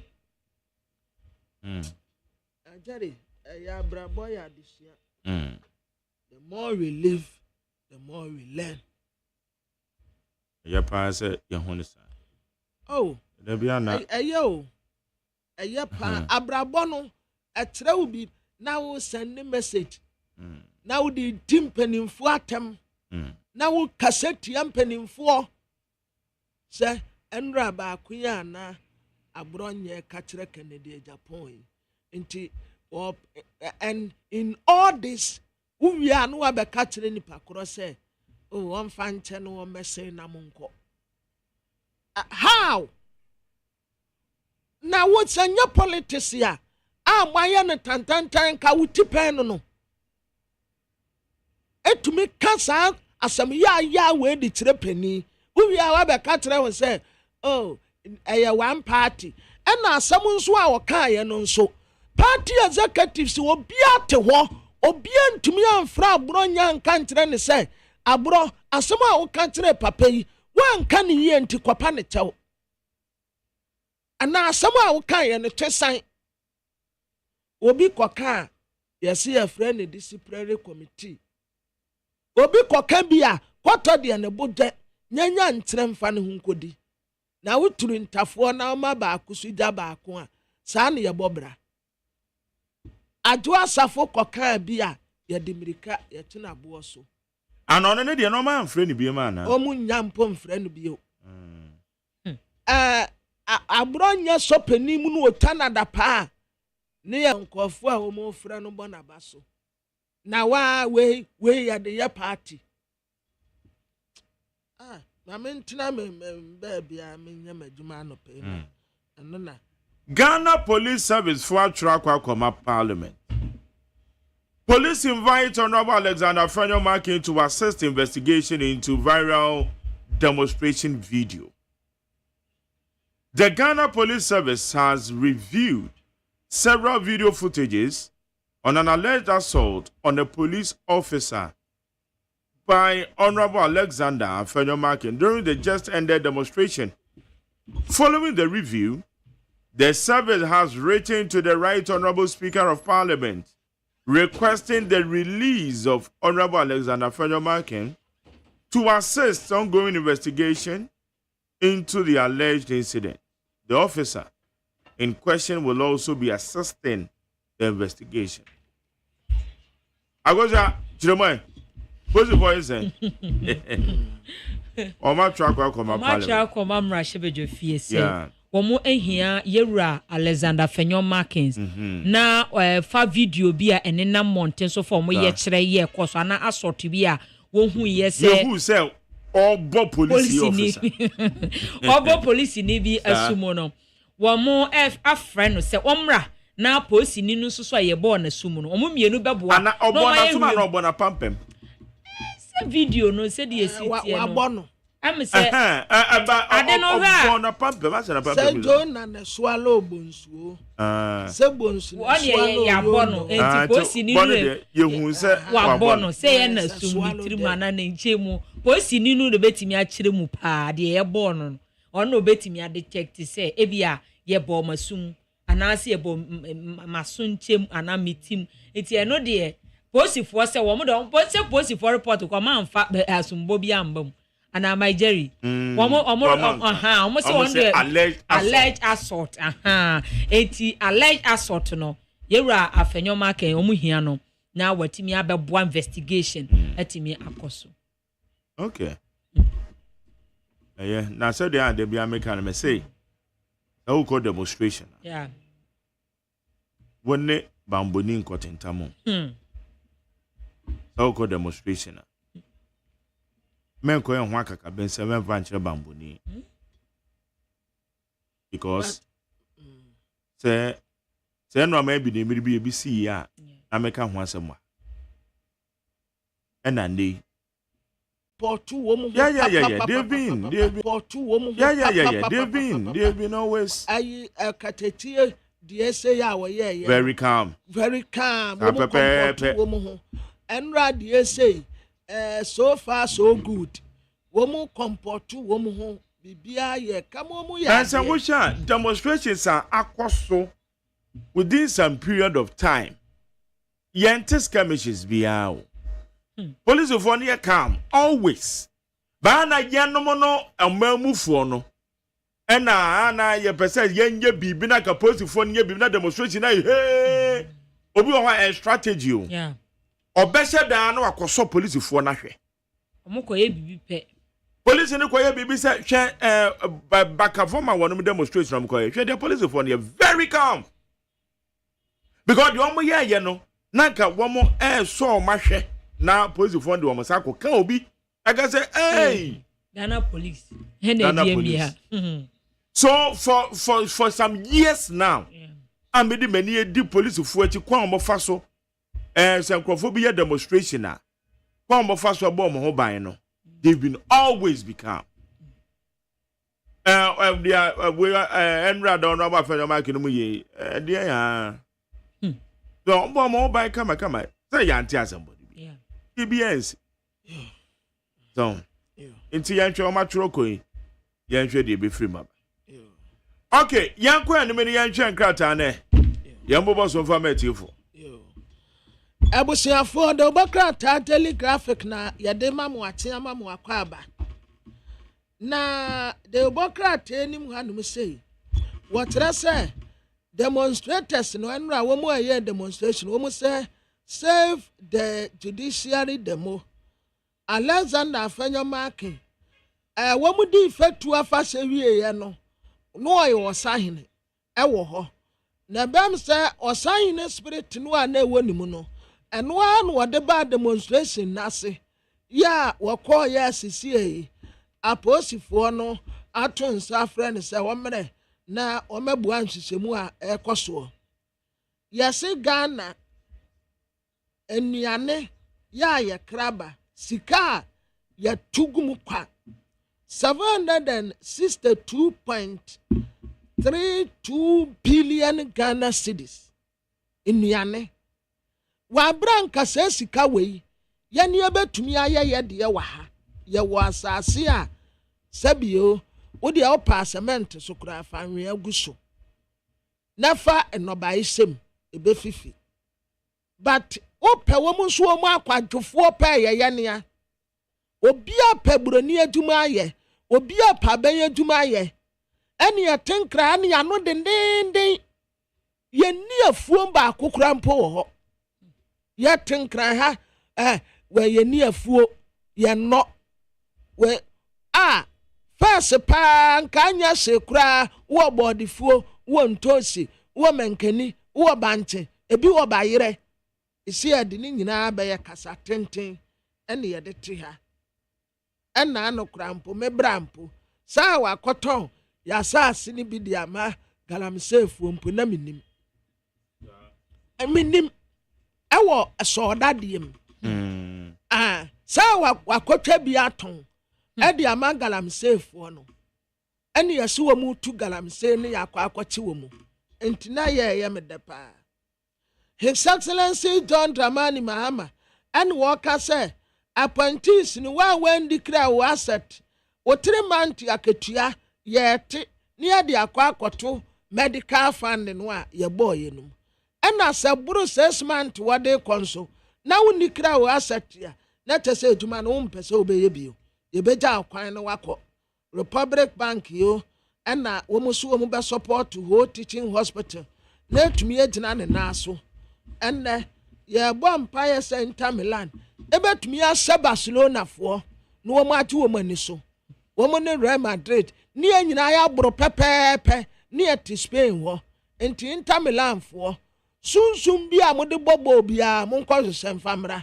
na mo mese basafo ni anyina ye ne so ne da ye ho the inside of Bokrata and a crame ewa hase na wo hwe nim hase a wode Russian ambassador to Ghana ababeto hase ena wo say Russia for ena womonia omudi afahye nu anasa anniversary efa eko bi a womudi nkunim 18 years mfihye dwotwe enie wom chemse ntokwa ne esiye 1941 ekopem 1945 na oyesa ntokwa yi nkunim de womudi ye ewo Nazi Germany no so no wom chemse omo ehye ho fa the inside obokrata enso de ho amane bo ede aba na the inside obokrata ena wo bo amane ewo ha sei ena wode oswafo ahwe yamano ne nsam fonyi ababeto a yewura okujeto ablakwa ena wo se Ghana ene Algeria akontiasia pam oma akontiasia pam asia eno no ebeboa pa na Ghana ene Algeria womu ebeye visa exemption na esesiado be kaka no ko Algeria na wo pesa ko ho no asa wo beje visa no saade no ebetwamu ena fesusu se wo ye diplomatic se wo ye service passport holder wo sedie yo ni nyina no ye hyehyeye a ye foreign minister ene Russia Algeria for eye beboa na womu se ye tu kwan akono mo so beba oman we mu no atimi awie period inside the bokrata enso de ho amane bo ede aba na insight ena ebo amane ka ne nwumasuasuafo yewura adutwumfo nyine ede ha Dr. Adutwum ena wo se meno ka say na no ada wo posti ye se wonya 2028 ya wo be contest na wono so nyame ye na domo a wa be flag bearer ede ama MPP amanyu ko na omu chem se ni post no a wo posti ye no wase akodelete de free wo wo si post no o ga say obe contest se flag bearer ebeba be win asa akwa president no ayade adafo ho omu nim tesa wotim da woti alahala ha wose hwan na ye Dr. say Adutwum was ne o say was so interest say 2028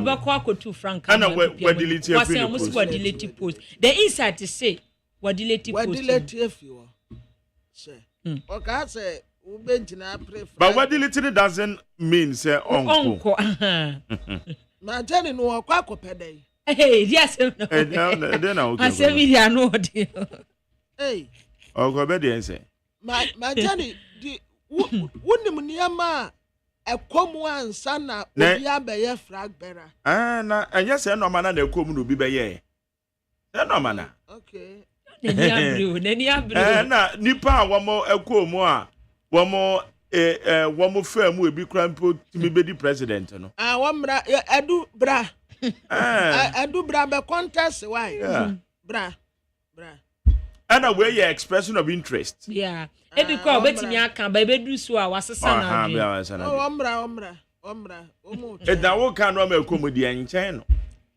echen no papa echen say ya Adutwum okay bia o ska ho Tell me name no confess. Edu bra. Edu bra.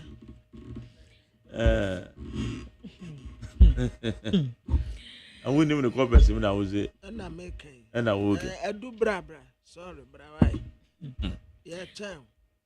Okay. You're going anyway. Now the inside the workrat and so and a Obama near will have say Ghana Immigration Service and Omapa Center for Excellence and no a Jumedia woman apano and no so croya no masan so akoko bie 84,000 unit at the ama officers no ebeboa na baabi a omo beda na omo aye adwuma de aboa oman konko Ghana wo border so no omo timi ahyem kina the inside the bokrata nso bo ho amane wo hasem na the inside and ebo amane se TUC ena wo mo edito omampanyi anim se won nye total reset ewo adwumayefo akatwiam Ghana adwumayefo akatwiam said ye beya ohawo a Ghana adwumayefo enamu se akatwia no ayefia ye te se wo mu huso sika no moje ya na wotwe ba ko be sika na hye sika na sa expenses ne doors nti omo ka kira ban ne se wonye bibi emfa ho a the inside the bokrata nso bo ho amane wo ha sei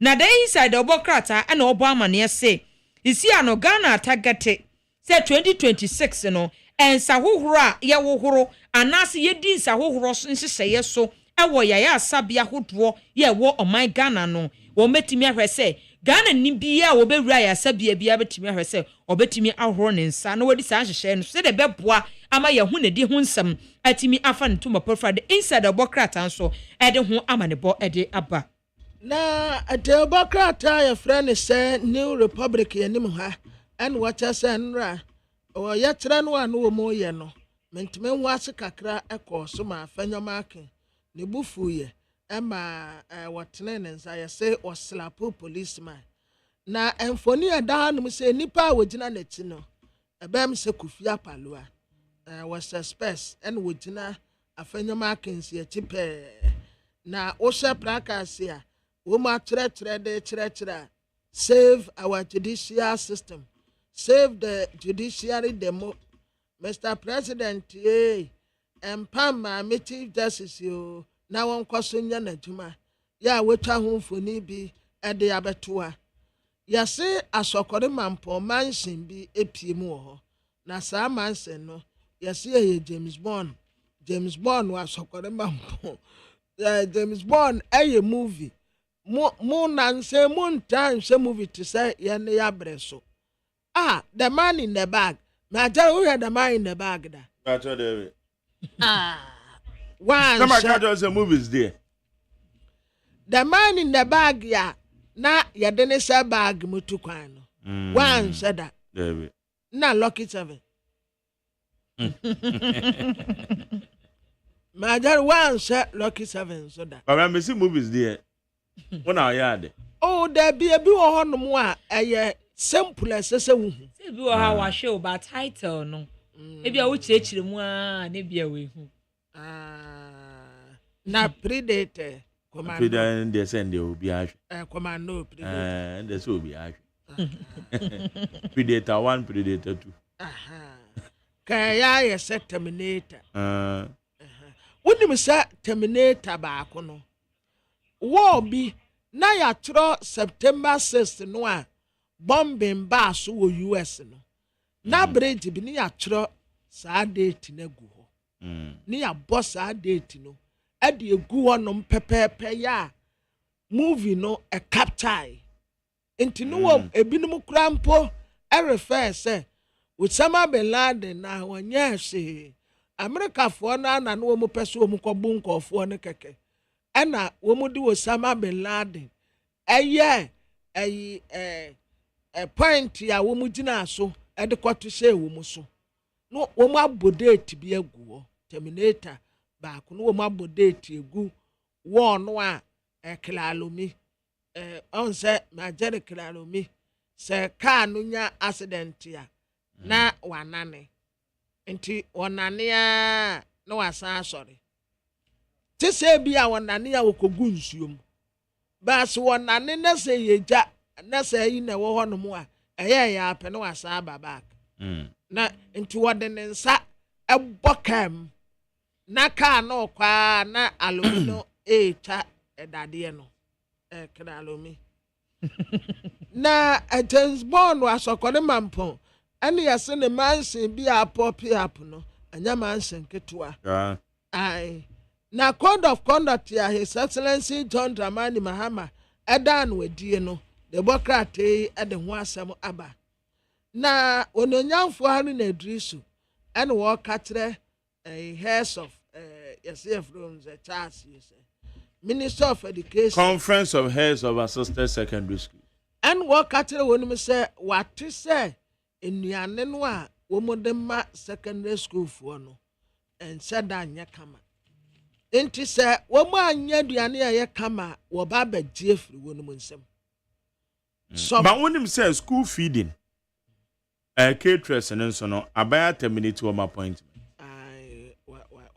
but terminate no Friday we so mama kwai enkwara ne bi school ne enkwara ne bi school ne enne ya no mo bi enti aduane no de wo mu ne say won say caterers no wo mu di dwa de go enti me no nkamadwi mu a wo de won be terminate anya problem because you say school feeding ne de aye politicized aben bi aba o hwe so de be ma ne krofo ba be terminate esa ka o ye ne ntem wo man terminate ya wo mu bi school enne Friday na ko terminate ye meanwhile wo mu nim say enne na ko bokwa kwa no aduane enti emu bebre na ko di dwade abegu ho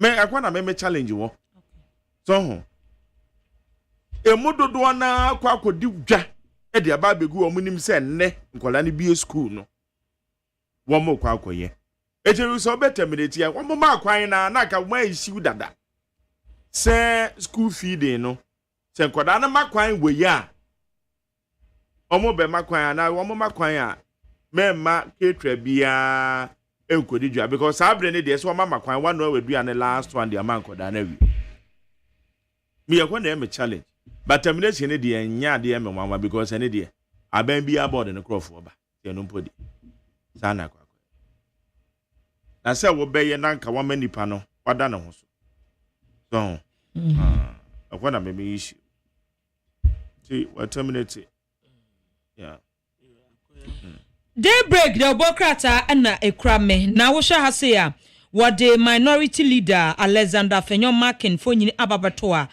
na wo hwe enra just a coalition of political parties ya wo mo ye kire editia aban no ne titiri o mampanyi John Dramani Mahama fa na mo a wotu dia fa chief justice ho no na wotimu se o mani abre papa na Daybreak bo amane se wo se yewura Afenyon Markin se NDC amanyoko no reset no omode by negative reset kra na ye say sa reset yi kra de enya reset papa ya che say Daybreak de obokrata nso ede ho amane body aba na anim ha se wode omampanyi John Dramani Mahama mfo nyini ababeto a na wo bo amane na amane bo a wo bo ne say wo se ye mansoafo a wo hwe aban kutahudie ensem so na enura wode betu dwa say Omampanyi John Dramani Mahama ne Ghana fo bedi nkomo nyame adom ochena na ne nyina ene se wo ba ba mu 120 days no okay eno ho nkomodie ne promise a wo share Ghana fo no na wa hwe die ensem so na enura wode be omoje ye petition na ile ko ye it can call Supreme Court the ya no action from Judicial Council. You feel all when I about Parliament. They should bring Parliament. That's an airport Jubilee House.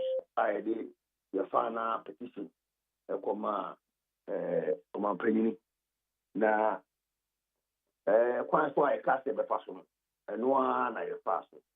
I had to be you know, but like I say, your comfort for your so and police. So see bibia e paso ndium kama okay into botaya modi simone so e fa demonstration no na titiro no mekoso wo ye judiciary ne mu no mujiri se mo achieve sabotaya no oh yeah achieve more than that because ya demonstration actually Ghana follow ya seminar so that demonstration we know and yet only Ghana is across the world. I demonstrating. I can't. I'm on my opinion. So basically, not so to no they do too now buano because I didn't know. Or no my opinion no. I far I don't buana can. You cry demonstrators no because Bibia obetra. I said obetra in Bibia no. That's an old channel. So. Transform everybody so say papa say bonnet nti no sɛbio akura sɛ mafa nanso menkae so ɔde aseɛ wo na so bɛ so tu maame no na politicize adeɛ no na ɛbɛyɛ aban bi aba a na ɔde ne chief justice aba na ɔde ne judges aka ho de ɔma bɛgu hɔ saa na ɔpɛ so ɔyɛ no nti no ɛno no bɛyɛ nsaneɛ ɛda hɔ for the rest of our life on earth no saa na ɔbɛ so ɔyɛ ɔman no nti sɛ ɔyɛ ne saa so a me nua kɔkumafo ɛne wɔma jerry nya asɛm a kɔkumafo so di for koraa na by force little di bem ɛsɛ sɛ ɔwɔ ndc mu mpanyinfoɔ bi a wɔatumi afrɛ judge akyerɛkyɛn judge no aka kyɛ judge no sɛ wo judge woanhwɛ no wani asɛm yɛ ɛbɛyi wadi nti obɛtumi akyirikyi no wɔ sa because ɔno wɔ political influence ɛsɛ ebi nkatia ɛkora fa phone a obɛtumi ayi judge bi adi because you say no judge for the who is so mumi sɛ ɛbɛyɛ ɔmo adwuma no obɛtumi mfiri ɔmo pɛm ɛnyɛ adwuma saa na mo na ɔmampanyin tu no ɛsoso nsansoɔ ebi no saa sɛ chief justice etumi ɛbɔ no saa kɔ bi flimsy kɔ duwe na yɛyi n'ani a ɛna circuit court judge deɛ ɔtɔ no bɛrɛ anaasɛ magistrate court ana high court judge obia betumi ayi n'ani samida fi kura betumi afa phone ayi n'ani eti no that is the impression John Mahama and his administration are creating. Osha, the big say, Ura Dampare, a bright to a baby. Now, Osha, Nia, na Ura Dampare, ya. Nina, Tabi, and I'm a paper for the court judicial service one. Because, Soba Kaya, the top anyway, now end this phone so begin to to trust them. And basabasaya or the cost or Maui, na police, yes, police to me, election police in a good class the police, you know, it's true, say, or the second count or more, it be your money. It's done parade, and no running the hands. It's you know, so they call judicial service almost one. Now, yes, I when this you want to be seven. Now, to me, Chief Justice said so easily like that. Then, that is the culture you want to build. And it's very dangerous, and it's very dangerous, and it's very dangerous.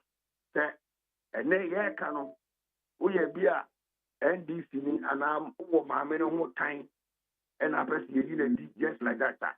Now, we know your name. The bit in a back now. So, opening your mother to watch now, dear. And it's my air canon. Open fun what year. 1979. Tama ta NDC for Koyaba and Soja Bam Farsi. Omwana, almost as some of PNDC, as I have NDC. Over 1979, over for I did the 4 men, and I did the soon. The bomb of Bubu, a cuckoo, Abana Mamebako, or yet open for who on the bar or Yamano. Okay? Science to focus and then almost some good judiciary. Some of them play judiciary in that. We like I say, oh, now, and you're related to their Esiana. Yes, how to buy an okay. Ebina, Omoya, never Omodeba, Professor Mers person, say, need your dinner wood. That's the same petition on Modia Colonel. And wow, what is the son of and on the command? Oh, you are at Tamers. Say at Tamers, and me, Georgina Wood, Eddie. Nemo at Tamers, and now I'm sure you will move. Now pass me the Tino. Okay, so side in an amount because the beach here, nobody cares so. Why yet? Over at Tamers, senior national president. Pass a car as we do more. You never start what this review. Papa no didn't really they say kata se poye kan want to move from far Tamils on. So what I say, Emma, you were Tamils, a boss and cratan to be gra, one few or more. The almost out for Daniel mobile. Omasan dia, but this time, Mammy took you. They were part of Mammy. I say you need. What I say? Dia waya dia kovi na some kind of sa. One year say Nyabotre. Kovi who determined so be a bibi ana obi nyehwe.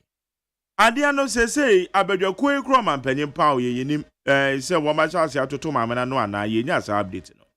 But when they be determined so be a bibi ana obi nyehwe. Ade ne ye nya ma abadwako no abadwako no.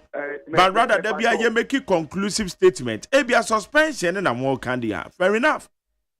And also, Marjorie, me pacho, winning, Madame, Sophia Apuzu. Me pacho, Mameno, we're a freedom fighter. Or can I say, or can I drink? A year MPT time, or can I drink? A year this time is what can I drink? What say? The treatment of the fast for my management is unfair. Okay, council of state one. It's part 31. Or no, because she has been in the position now, my men are woman. Ghana bar situation for me, law, me call law studio. Ghana bar situation for me, I call law. Almost say, I didn't have my opinion, and then the classroom. So, Marjorie, I have a time who get and then this before I man so open the pamo.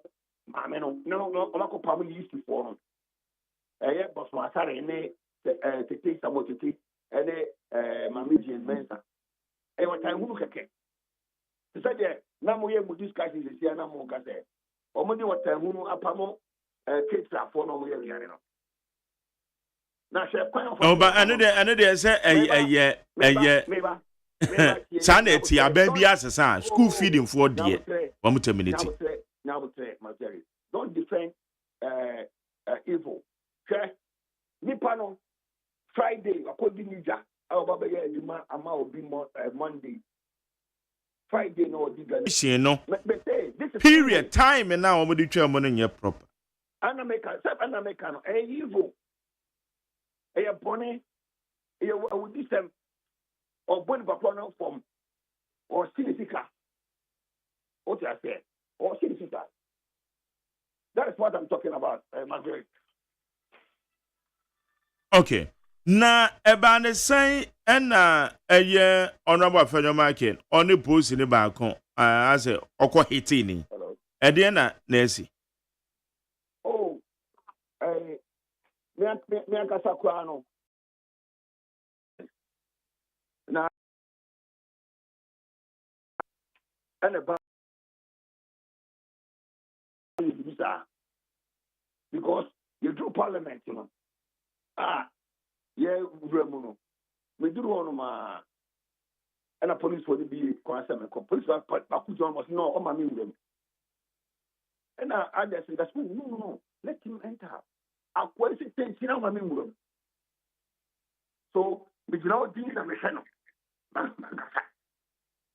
It's one man. Sasa, na Samuel who put Eduna on we are only a problem, and I'm so. We have any problem. One was higher than the Joma Miller, I won't do it. It's one man, me and the big, you know, and I'm doing them. Say, now, you know, some men will track be a command, not a critic team.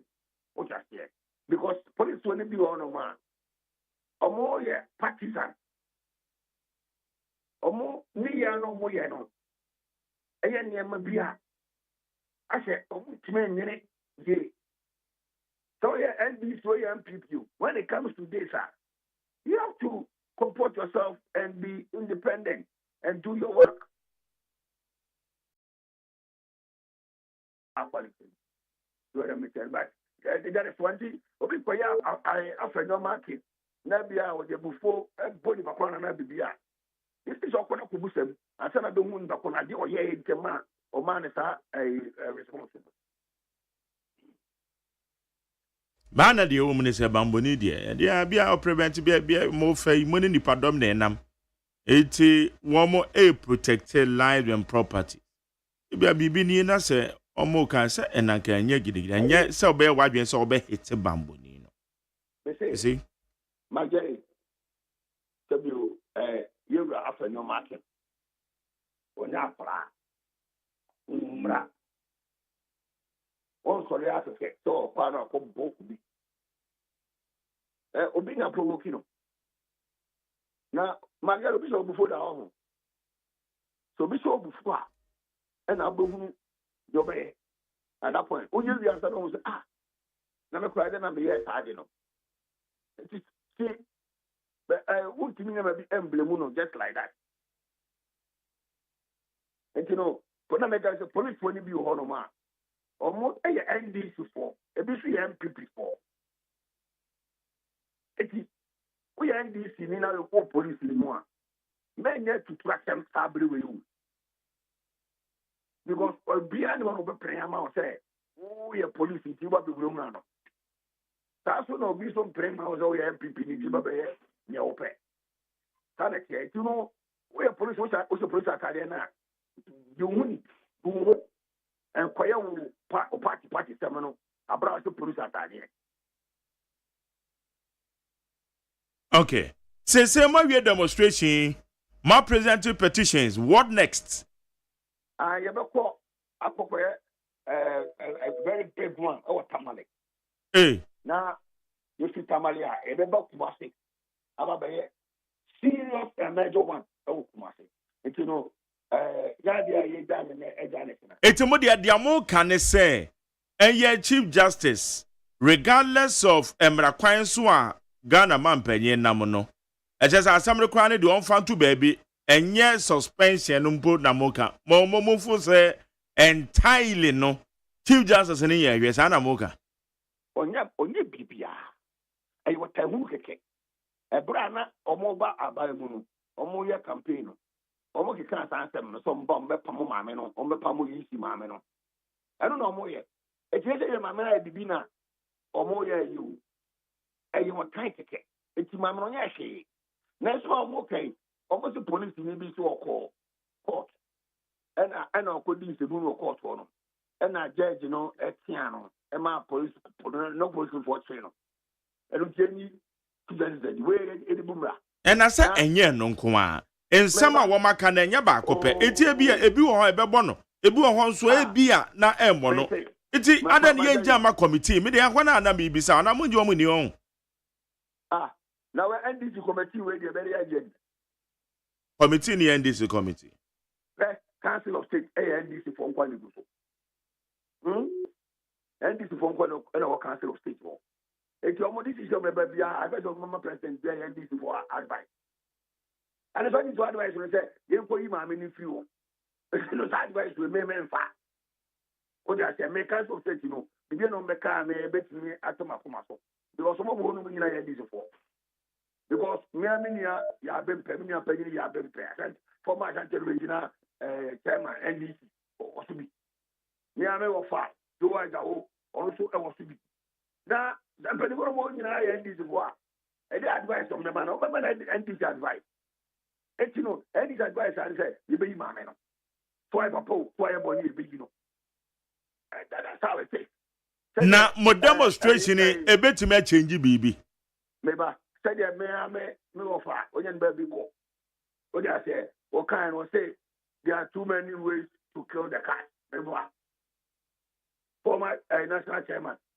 Never okay, and this town of Sumuyi, Mammy, president. Don't you know? That's what I'm saying. It's over. I need so much team. What I'm going to and send me out of court. No more collusion. I'm interested planet. I seminal. I'm interested and I seminal and for A to A and for B to B. And also, I'm one of the court. I'm not going to do. I'm not going to say Jack. But I said, I'm going to go court in a bonus and some and so much of give them by force. Wait, to be there, a bino, Domoyan, and more mine, Omunai, now more, mine, or mine and cost one. Now, reset over the best. I agree. Where reset? When you reset to? Where get there? On the sale of mine. Enti mo demonstration e betuma change bibiana. Oh, so almost the same of you. Almost the same of you. Yeah, demonstration. You because so a demonstration. Nemo, we are CTA. And nipa agene wo mu tirim so 8 years. It is that you know. BBC no we say we buy a catcher. So na wo ye no. Who to na mo bia emwa. What I say. So you have to be careful. I don't know young person basic. Say that retaliation of governance, you know. We don't want that to continue. Say way back some family, because research, you know, nowadays and what the research but say over end the sanya manina na kayeni na move as one people and one Ghana. But we have to find the over be say no.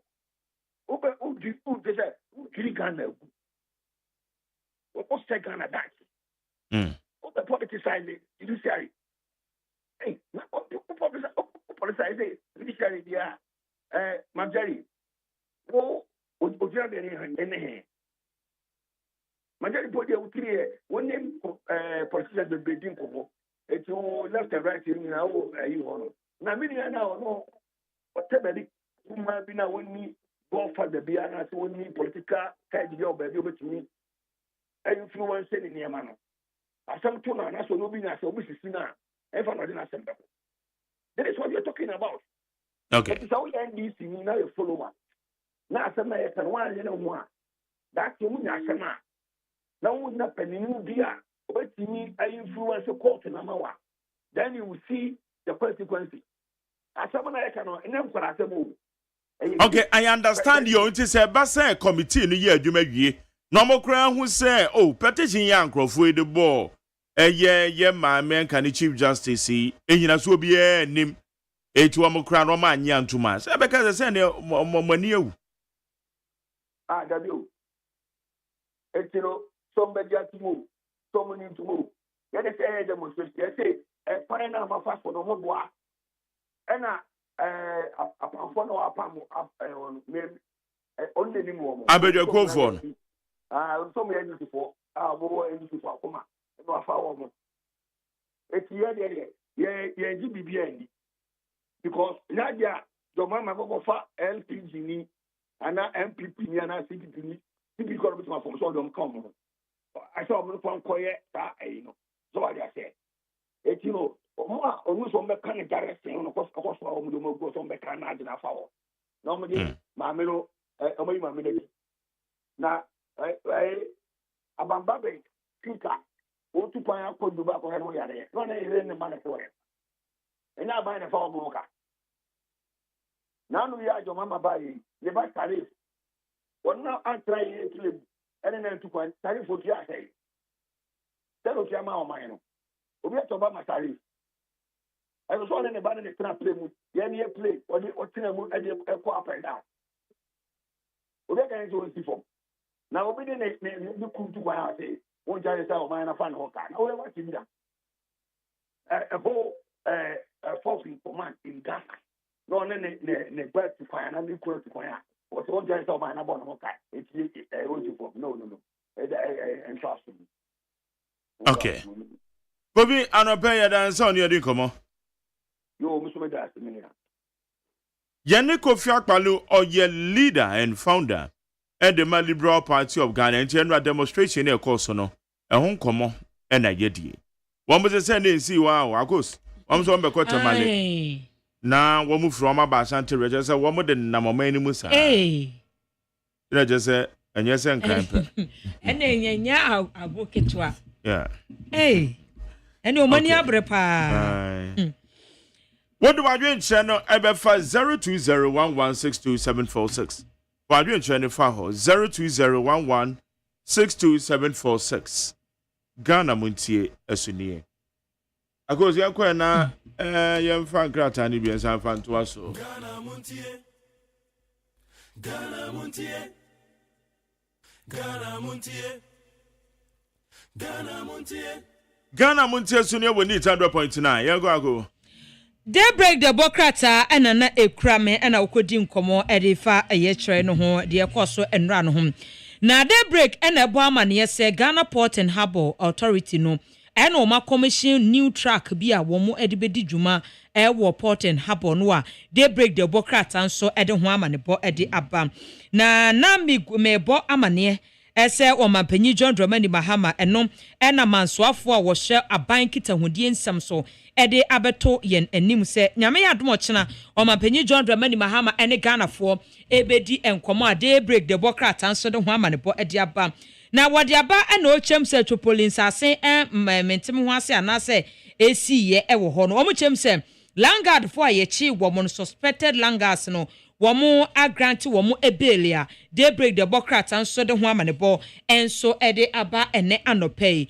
Na the Ghanaian Times the Bokrata ena obo amane no chems abaiwa bi na ne ho aka no o wo ye friend Agnes Owusu na womo kiremu se wanya brain tumor ye wo se omukoye ho surgery ede mano ntino the Ghanaian Times the Bokrata ebo amane se Agnes Owusu omo emwa no enti se opesa wo boa no dia na ewose wutimi ehdo mo suko number wobetimi afre na watimi aboa no ni 0599 77 570 0599 77 507 0599 77 5707 na watimi aboa baba yi na omuchem se ohia moa pa ewose omkwa esedwi anase unya the Ghanaian Times the Bokrata nanimu a ubenya details ne bank account ni nyina so ewo ho.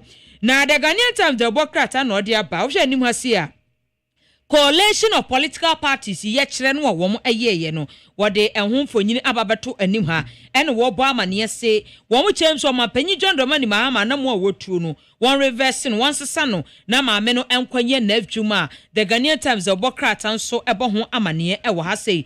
Na wo hwe the Ghanaian Times the Bokrata anim a wo de wo mapanyi John Dramani Mahama mfonyini ababeto a ene wo bo amane de ato na soafo no anim se wo ye osoafo de a na wo se wo declare wa asset eniema awowo japade awowo companies awowo eden awosie cars ya woto declare ni nyina na Ghanafo ehum na wo enu achi nu se wo declare wo asset no wo senso pa code of conduct ye conduct ho ya chese sa conduct ebe boa na guide wo se wo yo soafo a anase ya pa wo se bedi dwumadie ema aban no aban apontia na wo mo wani ada ho pa wadi so anya sa de a sa code of conduct ebe chewo bound say anya de edi kan ni o agedi amayo obeye mampanyen the previous way no government and also launch code of conduct say ya till this time be say na be ye adwuma fa Mustafa Gbande ye deputy general secretary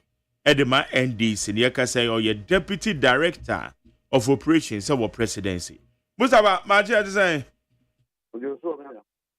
ibi ekoye yeguso eyo man adwuma what they say there what's that there aban papa naba okay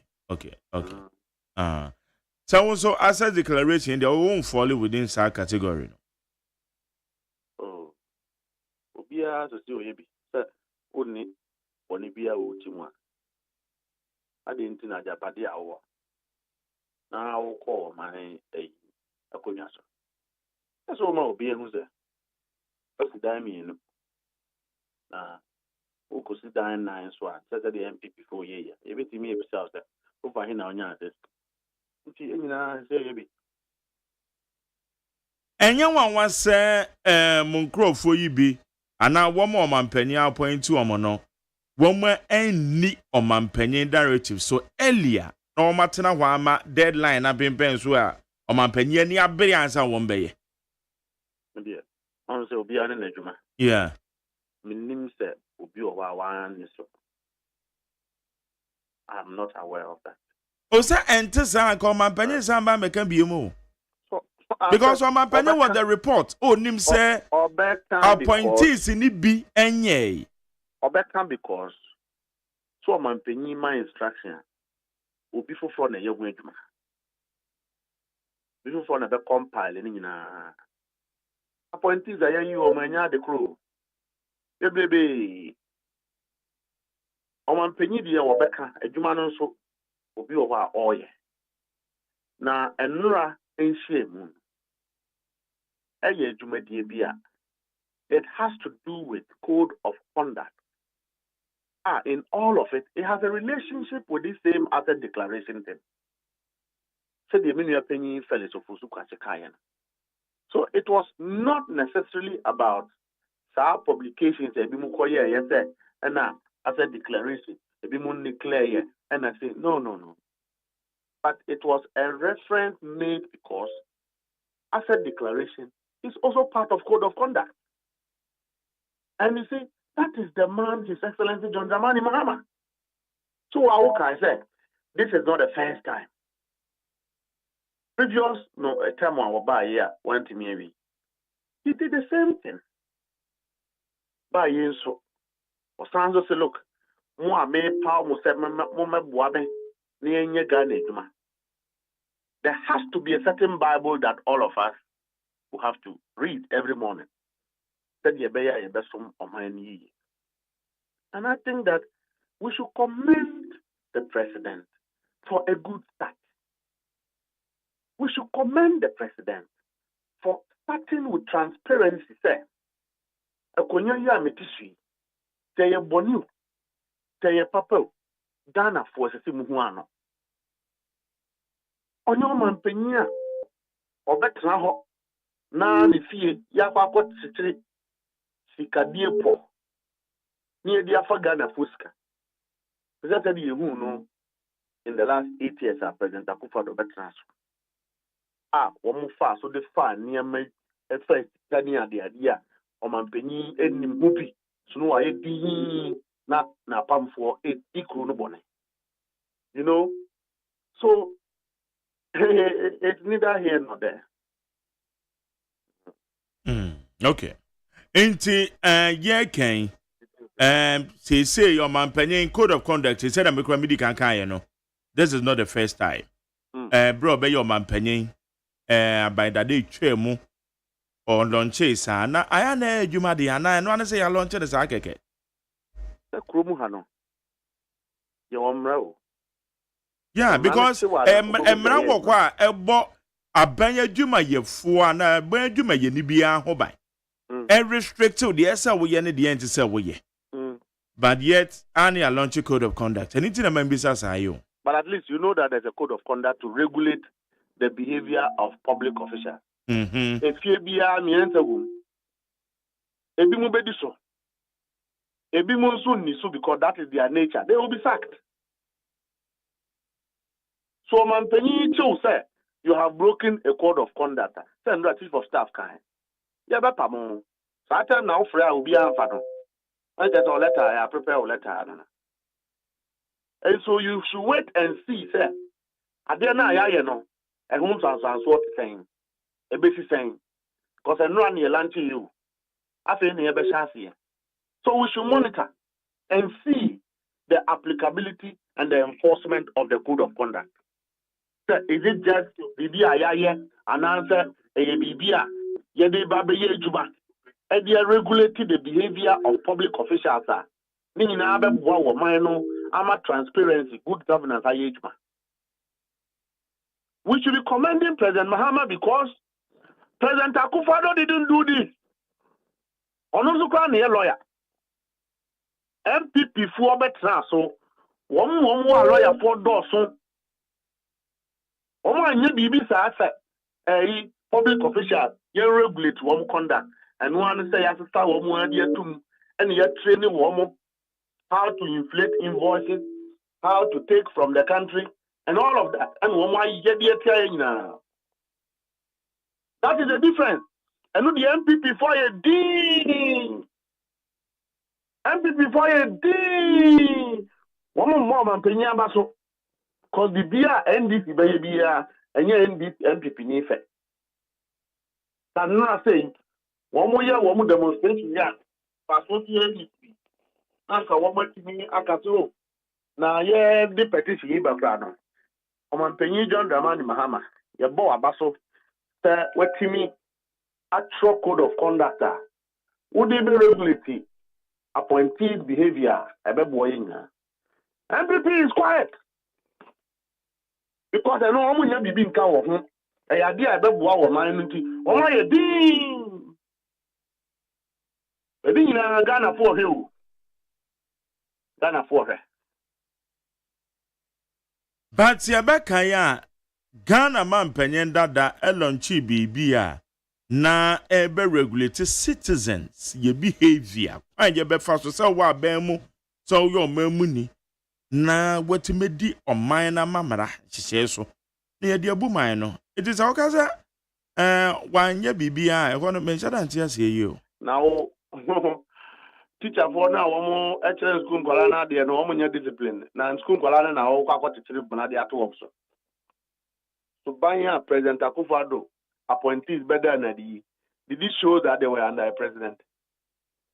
The impunity and a year the level of broad day thievery did it show that there is anything that regulated their behavior and conduct? Obia the ope. There 2 minutes will be answer. We cover we are sat here no bubu ni fie no afa na sase. We business and we are koje. No mo to turn niema. All of that, we saw it under 8 years. Me say, we saw what we will never see in this country under President Akufo-Addo. But at least, in 4 months, His Excellency John Dramani Mahama said, if you want to remain in my government, you must live by a certain code of conduct. Apam, said you will not man penyin, and swear an oath to the people of Ghana, say, obey transparent. President Mahama in the campaign, it was always coming from his mouth to say, I will be transparent with the people of Ghana. I will disclose reality to the people of Ghana. If it is good, I will say it. If it is bad, I will say it. Engagement. He said it to the media that speak out. When my people are doing something wrong, speak out. Mayday. President Mahama told Ghanaian public servants, said, speak out to save your institutions. And unless there's a code of conduct that will regulate all of us, the appointees. So the Ube who said, and your party near to mine. And 2%, what is Bua or Minoa, Ubua Mampenye Manitri, you must live by certain standards. President Akufo-Addo veterans here. And one more chance, yes, one more bravo journalist, Okasade and Chomua, Nayabo. You close to radio station because they don't praise the president. Is that the reason? Mosomoba, ye radio station, Sam George, when did you not crown and wash us close to be into, and also walk can not one more so a bar by Chiana. President Akufo-Addo, who, Margaret, you couldn't speak the way you speak today. Usual. President Akufo-Addo Abreso, the way you now say, the way you were speaking, I love it. Freedom of speech, fundamental human right. President Mahama is respecting it.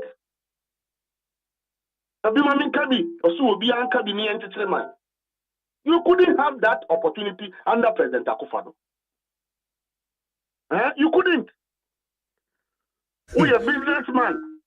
Now complaining, you sell business. We a scanning, now baby now kasa. They will go after you. I know you're the woman. We have lived in a very oppressed government for 8 years. A government that nobody pray will ever get in this country. Nobody. The kind of MPP we saw in the last 8 years, nobody is praying for us to see that kind of group as a government again. That is why they are doing demonstrations.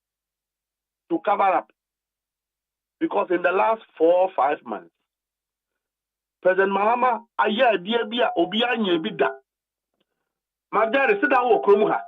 under President Mills, it took almost 1 year. In fact, 6 months, and government appointees. Under President Mahama, Tamwa, or yeah, President 2012, okay. It took almost a year because you're court. President Akufo-Addo Baye, Tamwa, or assemble, sir, no, 110 ministers here. Or my boy, my UK. But court, the second court, and truncate the process. I'm just saying that. Yeah. Under President Akufo-Addo, it took almost 9 months. And so no form government. Under President Akufo-Addo number 2, the same and Krofua in A for now they call the first step. One more call. Even that it took him some time to form the government. President Mahama have used 2.5 months to build a foundation of his government. Within 4 months, we are launching, we are implementing. And you think this is not a government that Ghanaians should be happy and Ghanaians are happy with? And now, I can say, a lot of things are happening. There are people who are asking if this government is 2 years old. That's a phobic bizarre. Say, by the way, is it 2 years in government? The reality is that when you have a good heart to serve the country, you definitely do what is right. And now you can say, look at Ministry of Education. Who say, President Akufo-Addo appointees that one call Minister of Education, were they also educated like Honorable Harun Edrusu? And then a day also. So was it possible, sir, a day will come, free SHS are President Akufo-Addo shas here, no? A day will come for the children to eat well. Was it ever possible? They say Kwadani did you won't a chain can was it ever possible, sir? A day will come, free SHS. We will tackle quality. Is it possible, sir, reforms to transform our educational sector was ever going to happen? National Service Secretariat, President Akufo-Addo na a crime scene. 54,000 ghost names has been alleged every month. Na Nkrofo afa hu sikadi. Yeah, chamu dia nwoke kan nyina no. Na just say no ntina Ghana for the 2 million na mamu. It truly said dia wo kan. And then you can say, yeah. National Service Secretariat. Woman Baba Kodo woman de Kabe 8 months. Takano within 4 months. Nina omo triaka. Mabunu no woman ko Easter. Videos. Mabunu ni aje. And the National Service do a form.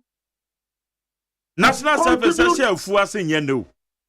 Me say e collapse here and the MPP. Oh, there be anyano kre. Me but all the who said the kan nyina yan fa facts and into National Service for the me makobi mu ha inti me pa cho anyano kre ba cho. Him fa ka try me him fa. Me pa cho me say National Service womo wo Chronicle Central Region. Obi kra na dey because we e National Service for afu.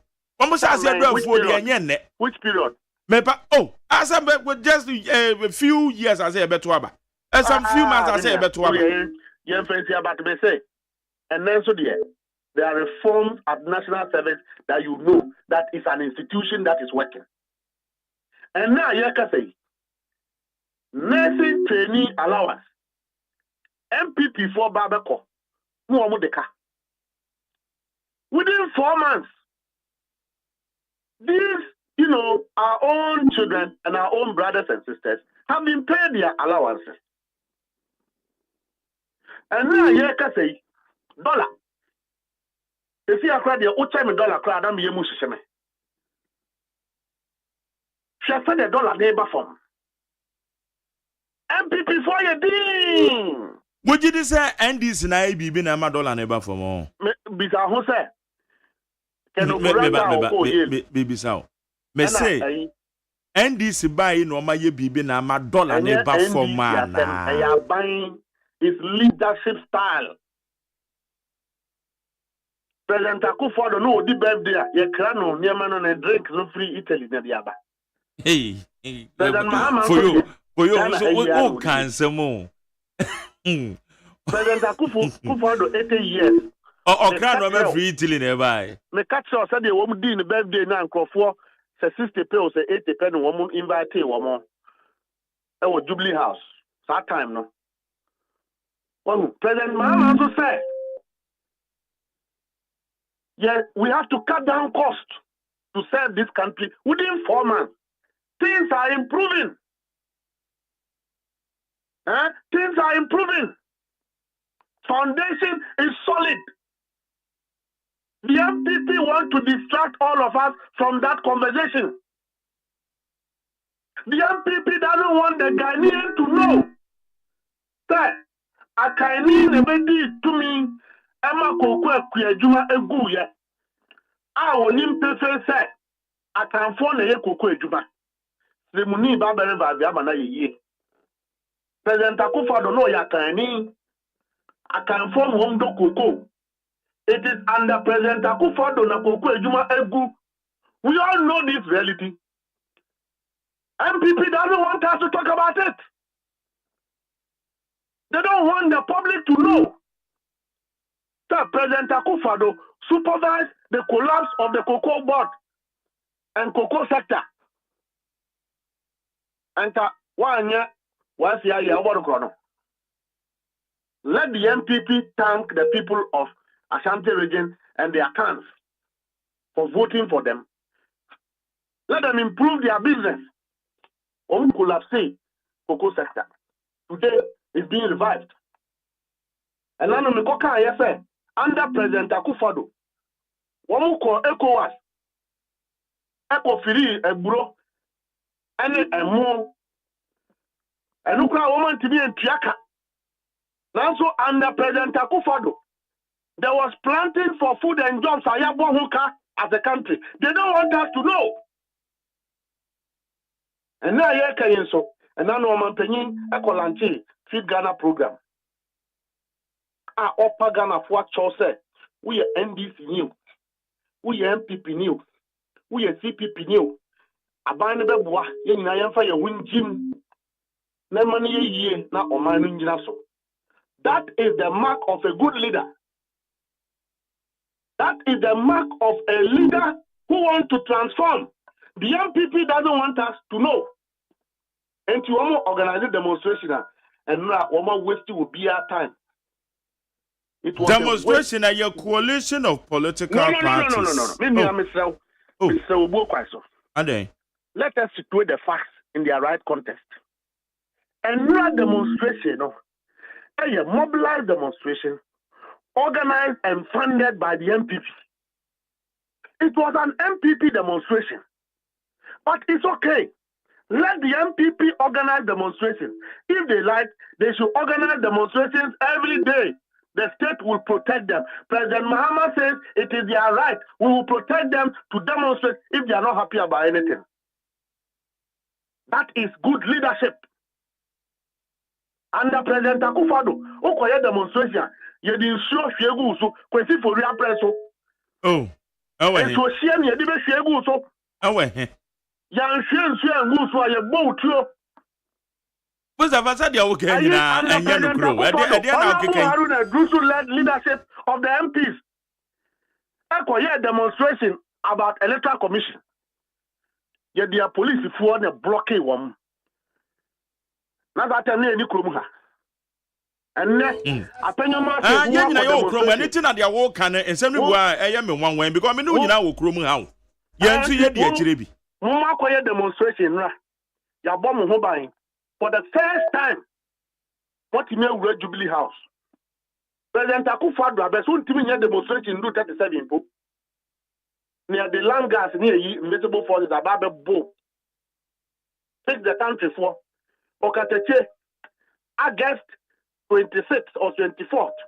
Now, on one for two, I'm mobilizing journalists.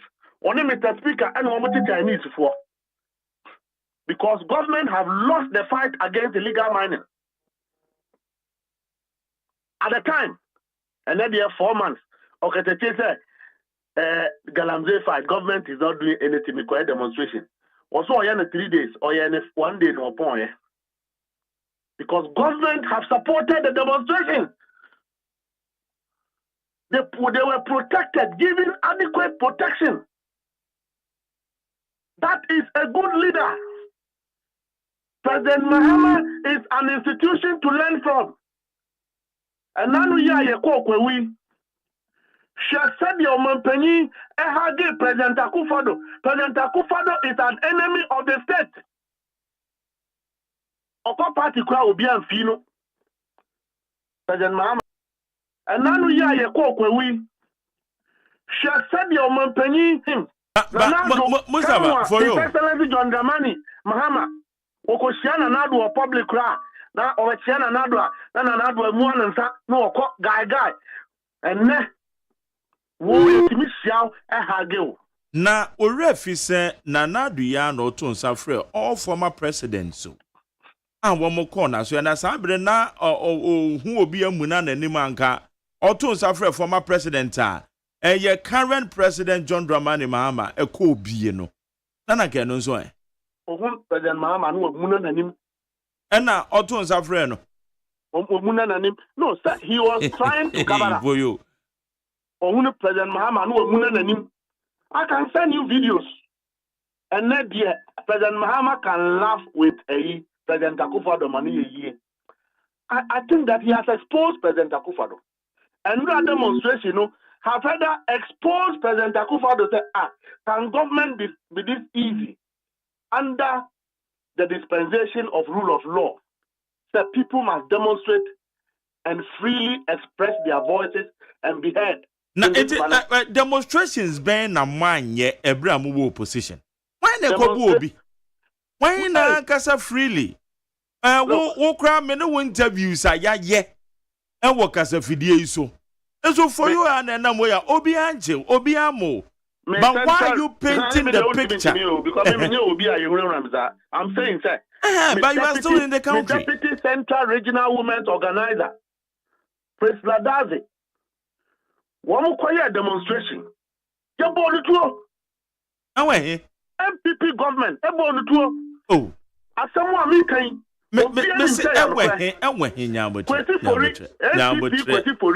One quiet parliament. Mimi ya penny pito tekuno mu quiet demonstration. One do parliament and so share any feel also. Question for it supervise all those things under President Akufo-Addo. And now the multimedia demonstration mani ye. Minority leader kwatini bo police ni yesu. Apanyo markets. Someone who no so ban. Sesi a obi ehunu. Ne said your tear. Abuwa ni wu ani ebe hunu tenten. One who say wa rubbish MPP demonstration ni with uncultured behavior. Say baby onu adunu minority leader. Na utimi to unsa. Because as a minority leader, you have a bodyguard. You are well protected. Apenya Markins doesn't go anywhere without a motorcade. That is how abusive that young man is.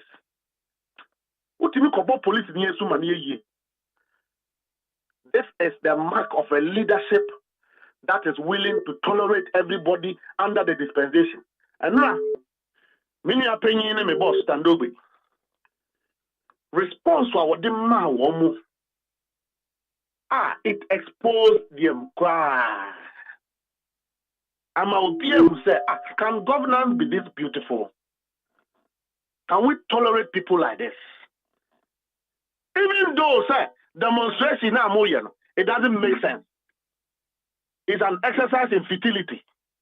It's a waste of everybody's time. But yet, you've been accorded the highest standard of courtesy. I expected MPP this morning to be commending Honorable Standobe for his response. But no. They were rather attacking him. Why were you responding to the petition? Why were you responding to issues? But the reality is that it is true. President Mahama is not a vindictive and a retaliatory president. He wants to build a Ghana that everybody can be accommodated. He wants to build a Ghana that we do not treat other people as if they are not Ghanaians. The Tikromuha and the President Akufo-Addo government, Wamuko ye bibi wa Volta region. So Volta region for the Omunya Ghana for Western Togoland. Then you know, was national security funded. The Tikromuha. Today, all those things are a thing of the past. The Egyptians we saw yesterday, we will see them no more. If the MPP knew, sir, they would do a demonstration just to legitimate the good governance of President John Mahama, they wouldn't have done it. So the purpose of the demonstration was served. It was served to give us evidence today. Sir, you can compare the bad governance of President Akufo-Addo to a 4-month-old good government of President John Dramani Mahama. Okay. Say, yeah, Ken.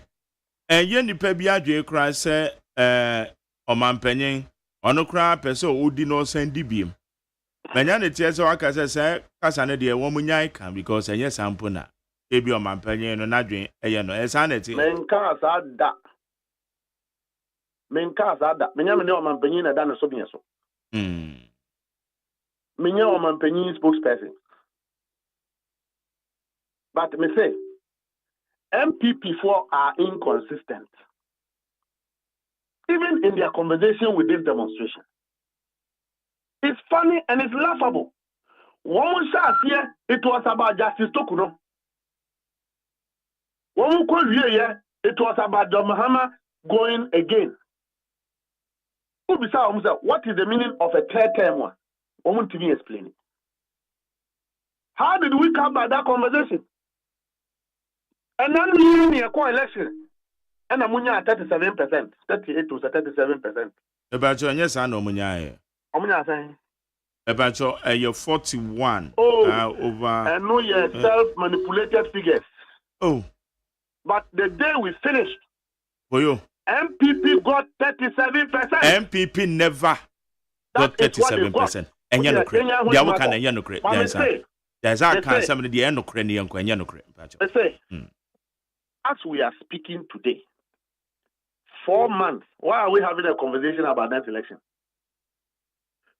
We should be talking about bread and butter.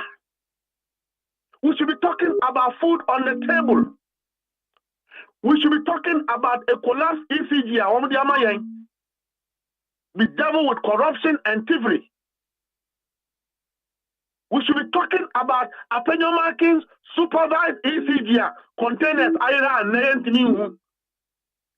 we should be talking about cocoa board, fertilizer sacks.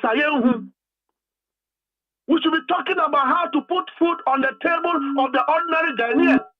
You want us to be talking about 2028 election. They will lose anyway because God afford a better. On that occasion, Ghanaians will have the opportunity to decide whether they are happy or they are not happy. The game have just begun. So I will dismiss that frivolous, that preposterous conversation. MPP for we decline that invitation. It doesn't make sense. Let us have a conversation if they want about the Chief Justice. But I want to caution the MPP to proceed slowly.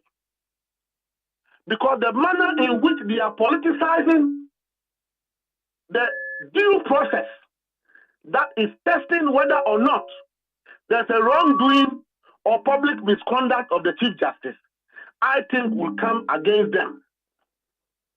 Because when you do that, people will begin to also speak. And when they begin to speak, the woman may lose her credibility totally. It will not come from the NDC. It will not come from His Excellency John Dramani Mahama. The MPPs should be extra cautious. The way they are politicizing the conversation about the judiciary, they should proceed slowly. Now, obi politicize here, you want more pay. What woman one kasa won't politicize the judiciary no? I didn't politicize the judiciary. But you make a conclusive statement. The Chief Justice must go. Why you say didn't I told those you, reference points in even campaign, Abreso, I told you, sir, I am quite concerned that every research that was done on the judiciary, it shows that the confidence of the people of Ghana in the judiciary was coming down. You know that, and I know that. And I have also told you that the circumstances under which Justice Tokono was appointed, the conversation about her, the public perception, it looks more as if she's linked. People believe that she's there to do an MPP bidding other than Ghanaians bidding. But and now you're real, Lana. That is my opinion. That is, look, there are things that I know about the Chief Justice. When I say it right now, you'll be shocked. And I won't say it. So I'm just saying the MPP should be very careful. Because when they invite us to have a conversation, we'll have that conversation. If they want to revive their party, they should find a clean ground to revive the party. Other than trying to use the judiciary as a cover-up. You are supporting a GBA. GBA where Joe Gateyere and a GBA president. Okay? She does not only get matrimonially influenced by the MPP addiction. She was also seen under MPP campaign platforms. GBA president. Now meeting. More meeting, you know. Over 200 people have registered. Now tell one way decision and so better. Until I can't crofobia 50. Man could take a decision. Lawyer for. They should bow their head in shame. Let's get serious in this country. For once, this country is about bread and butter. We shouldn't proceed a conversation of business as usual. In the last 8 years, joblessness was the history of this country. Corruption was the story of this country.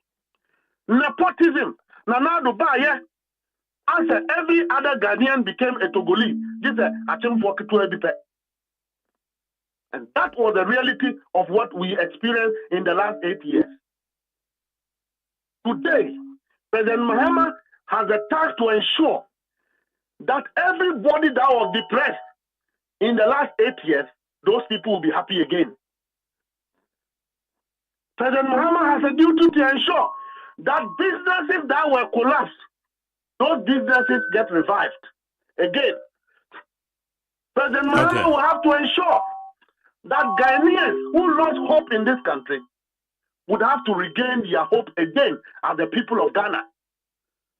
And when we are doing that, it is completely dismissive for the MPP led by my brother Justin Kodia, Apenyomakins, who have become the contractor of revival of the Akufo-Addo Empire, seek to distract all of us with frivolous demonstrations because they have a lot of money.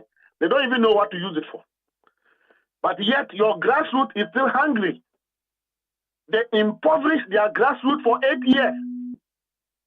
Can you imagine that MPP was in government? Okay, they had financial clearance to employ people. Some of them interviewed people in September. They couldn't give them appointment letter until after election. These were the kind of people in government. This was the mentality of people in government. They punished their own people, their own members. Okay. They forgot. They became so greedy that they forgot their grassroots. That was the story of this country in the last 8 years. Then an advice given to the president, Ebrana Speaker Babin, Bobo Amanfodin said, "One congratulate you, no." And now, Moamon paying for the back. I said, "Don't forget yourself." Until that advice I'm giving to you. God will be President Mahama's guide. Abofra obeye you papa.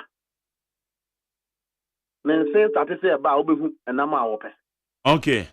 I have not seen any documentary.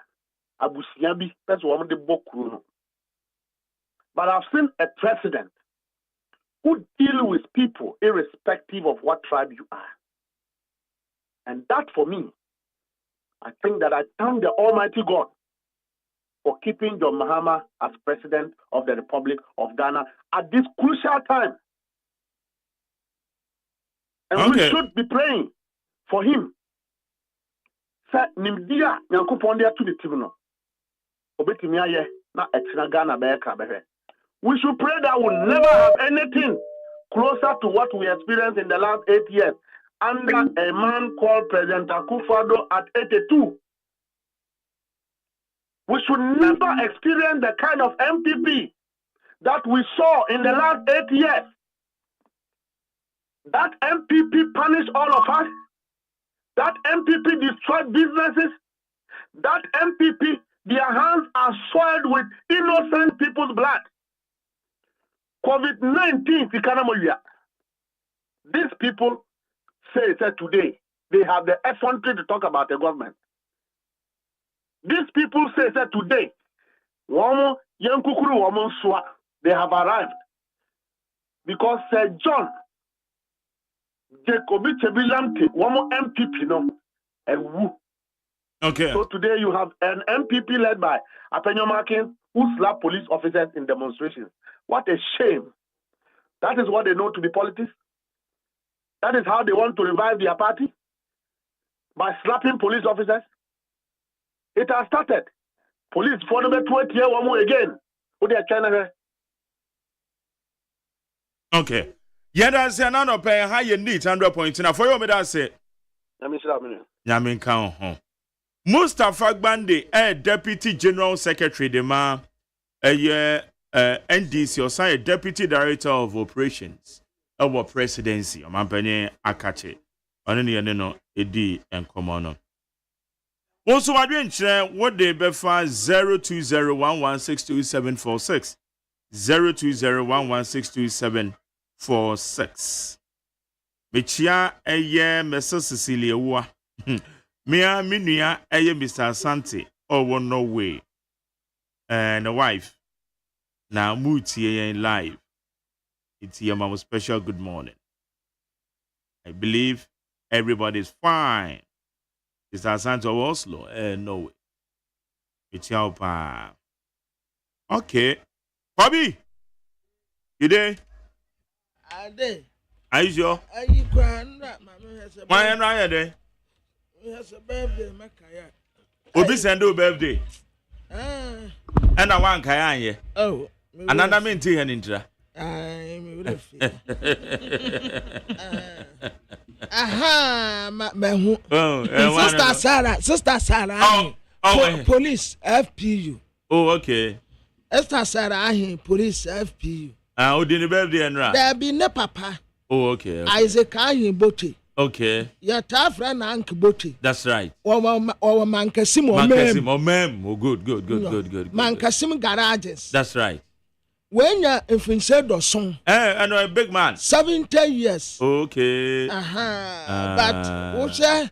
Me papa when you're 70 years here.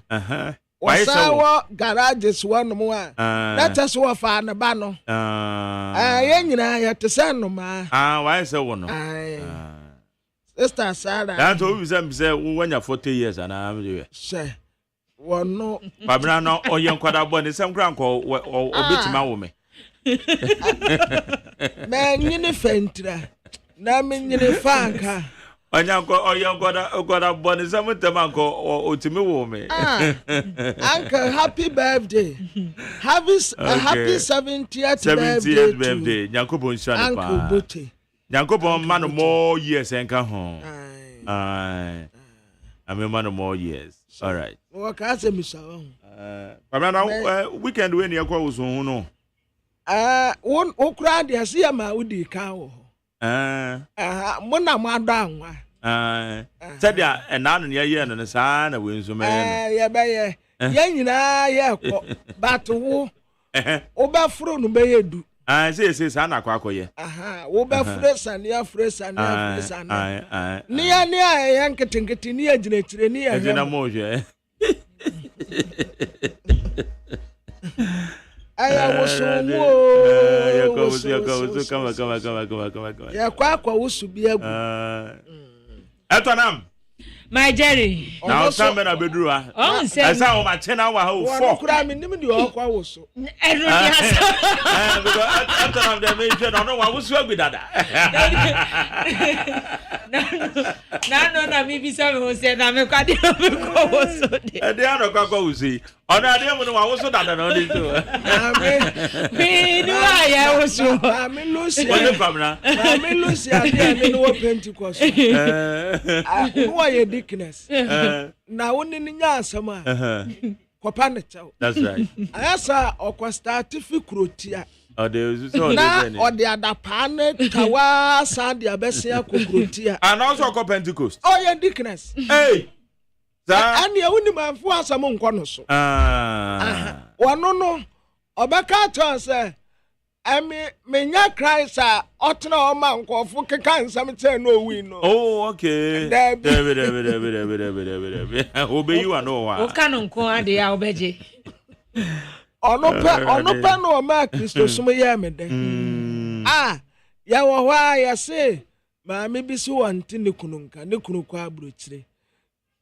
da se ya mo mpa ya manuel ya bo mpa ya akom kire ena ma me bai so watini kununka na watini kununka no etonam in a special way o say mukun o wa amnam no amnam dollars na me kase sawo kotokraba na me disike bi adansidie ne ho ai okay me dibu to emu me to bag mo ton kokonam mo ton pantinam mo ton toast na me nyo kate me ndadi bana adachi do me di me bi kapade chane makoto egu Yehowa ene e be head dem wo ye ade aye bi o dickness is she akokwanam me wimbie wo mo wi nam that's right na yewo ma ba wa mant na so wantini kununka bi okay osamebo ana say yansan fie yefunu nto yehu yanse na me Lucy atam ne Bible atuna pempem wa sorry oko na to me Lucy akwan moko awo wa fasting and praise we amaba mun tume ma mu menya stomach ulcer that's all no ndidi nje bi ntwene awo me ti a wa no ntiwi o ka tre ma mi no awo me ti a wa no ntiwi wo mna me ekwoto tonkokọ na mbo wi me bi kama kotugu wa bra mo frama wo chapudem enje mo ada tedo tada aze chana ko we egu wa bra mo frama wo chapudem ada one fu ade that's all o dra wa da bai o ya jama me so asa ba ato na me asa ba na o dua boala ye penkofo peduane edisi me medidie bi atuo na sembi anso obeka bia sa wo hwamu a eye nokre o me fast ma na wo de okunu sika ba na wo ma ne usika na wakotwa aduane akokọ odi ni ba ko a wonni bi o watu agu ene ya sa ba ya fast ya sama esama o se da ma stomach ulcer no on fa no hunjum okay anya ni 0.9 Ghana Montie suni o Ghana Montie Ghana Montie Ghana Montie Ghana Montie Kosona for adwen wadwen kire no fa 0201162746 0201162746 yanko anyone okay agos Nigeria na delegate abokrata ene kura me enne na wo hwe ni hwase ya wada sante hene otumfo sai tutu otoso mienu mfonyin ababato a ene wase enne eye otumfo awoda entu hwe anim hase akire kura de o man kese pa ne omdi happy birthday sonko kura ede amano ya delegate abokrata enso de ho amane bo ede aba na delegate ene abo amane yese posi adwumakuo no womo a interdite COP ba ko posi ni ba ko a womo hu se na tramadol ehye ne ho ya to say no so nsem eda ha se a police ni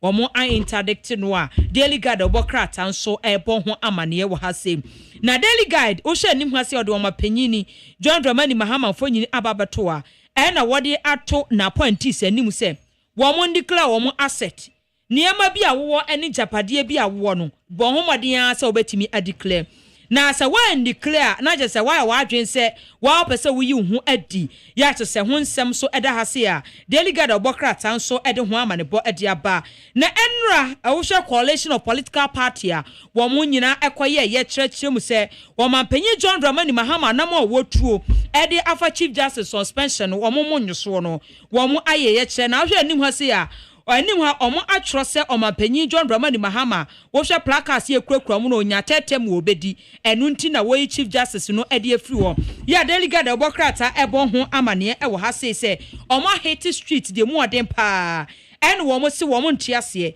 na omampanyi decision na wo take a chief justice was suspended no once and reverse case ni biom na wo maame no enye na adwuma wode wo mo protest yemfo nyini ni bi abegu anim hase a daily guide obokrata ebo ho amane ene anope na adaho ketere se professor Michael Kwe ya se MPP edi nkugu ntu wo mu nkohwehwem se de na koso ye na wata se eska no so obehia ama wo mu de ayen hwesem no 6 million Ghana cedis. Inti so far sky spend ye ewo nhwesemu ayeye ma kokoi sesikai 6 million no kra ye ka nkesa isa etrese questions and answers mobile ye pamphlet in the form of question and answers. What caused MPP defeat? A say B say ni ateke sa book ni kura ekoye photocopy anya na abo keto na ekọ the whole Ghana afi wo mu a yesuma wo mu baby a wo mu beda transport hotel shelter na de ombedie food na drinks water ni adie nyina wo keka bomu 6 million no kura na isa esenka wo mu ede bi kura ka ho mese ekrowe emu ado no amamba na mutena data Ghana si edi nkuguo nko a na mefa ansa metifie me a menya adwuma bia eno ansa mesiwa ni ase kwabene committee ya yesem nkohwe asem we mu mra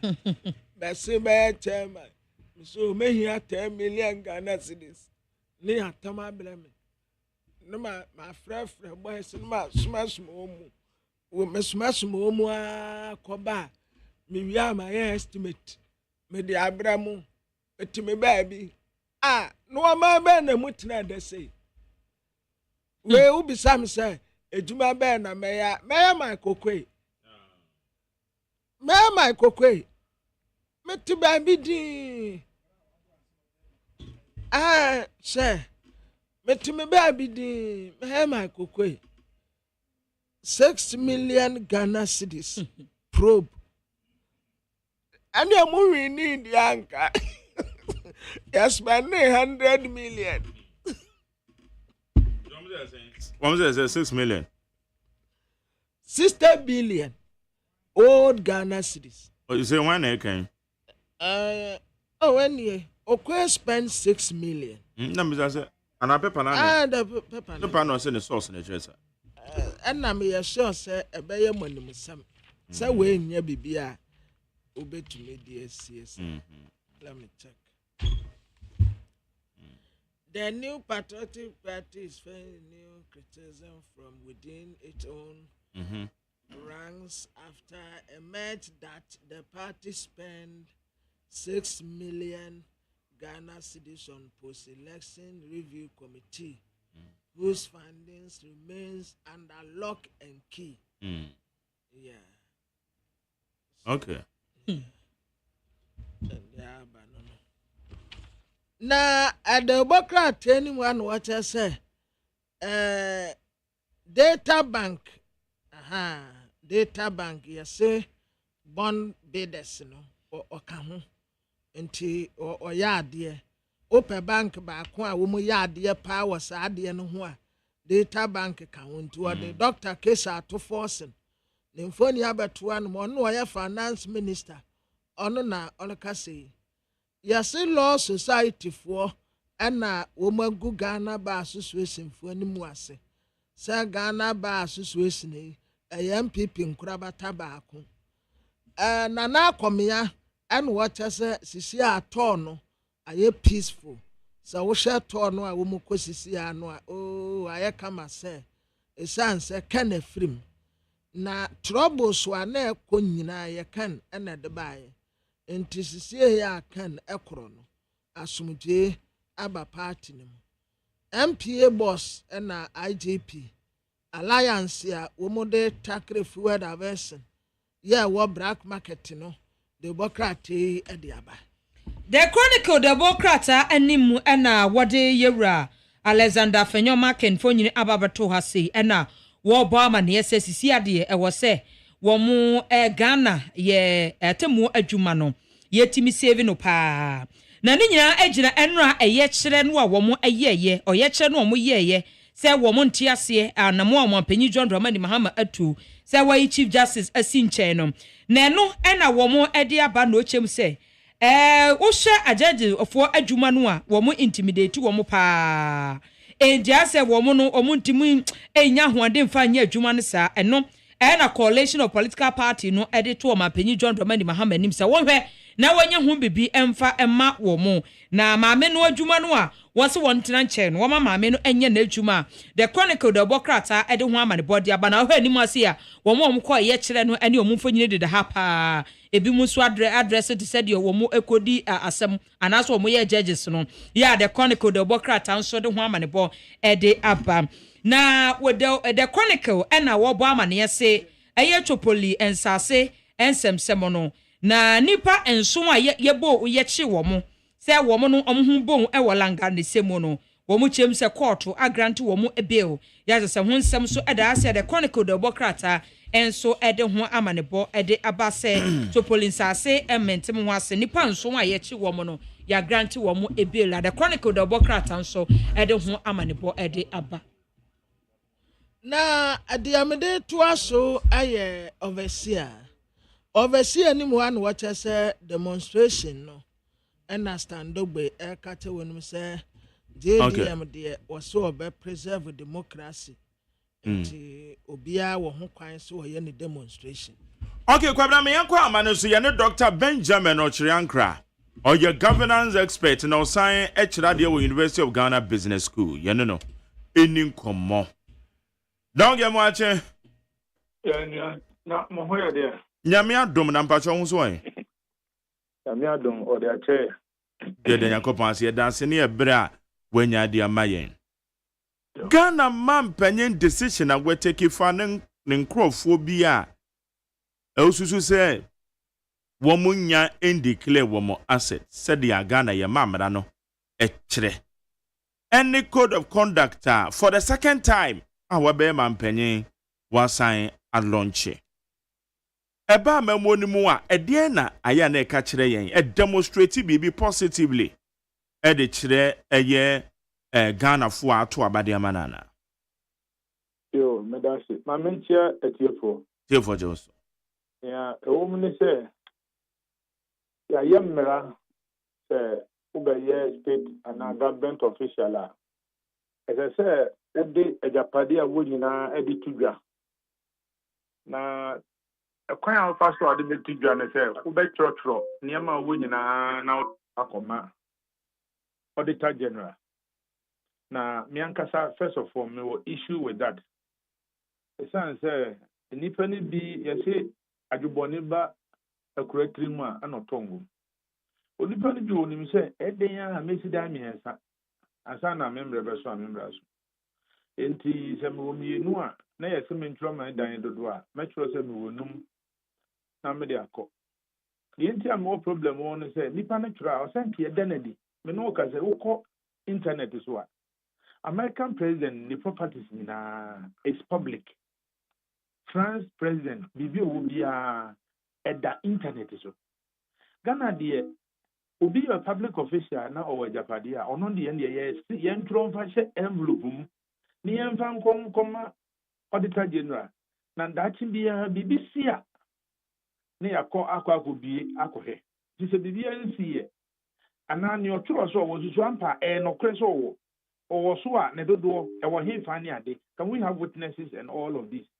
It's a very serious issue. I nyina sabe yebu yani aguso it's any one side so that should be a best samra no constitutional review omo ye ho adwuma sisi an omo hwe se ankom unipa no ne awo nyina oba be declare ni amo bi yehu azuzu ampa ni se mageri e wodan mienu wo trazako na wo ba ko amasama na ukotro mienu na makoko ka se mageri mini ne bohye e wo amasama e fi oni dia opanga se nyene dia ne mfa ma aban so what you say na abrantie bi ade Ghana o kansa no anka ne ya instead say we have to collaborate ni ehwe kwan en fa so betumi aye o man ne yie no kakra victimization no bia as obo no ho ban abrantie ya ye say okwakoton Ghana property ewo Abuja yi abrantie no special assistant keke onya Ghana government worker na ne di ni payroll so e de no tumi nya tumi ekoton sai japade ntu bi se obi ansa nimbi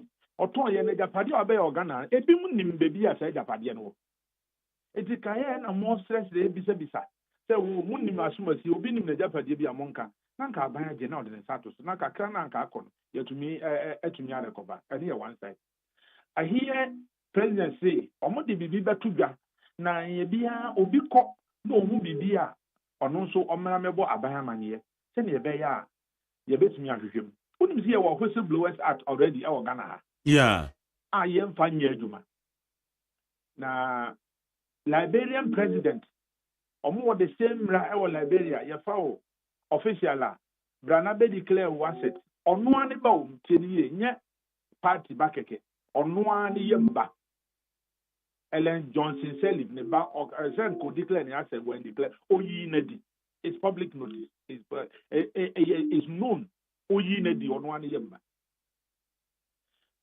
the late Dr. Koku Ayimedu not Ghana Law School ono ani hankamfo ono ani exams mo faili ono ani hankamfo ne ga dem ba. So some people have got integrity, others may not have. The time then the first one, you bet to me if we cannot achieve 100% a year honesty and integrity, let's work towards maybe a 90. Say na it's a lie. No can be a it's not possible.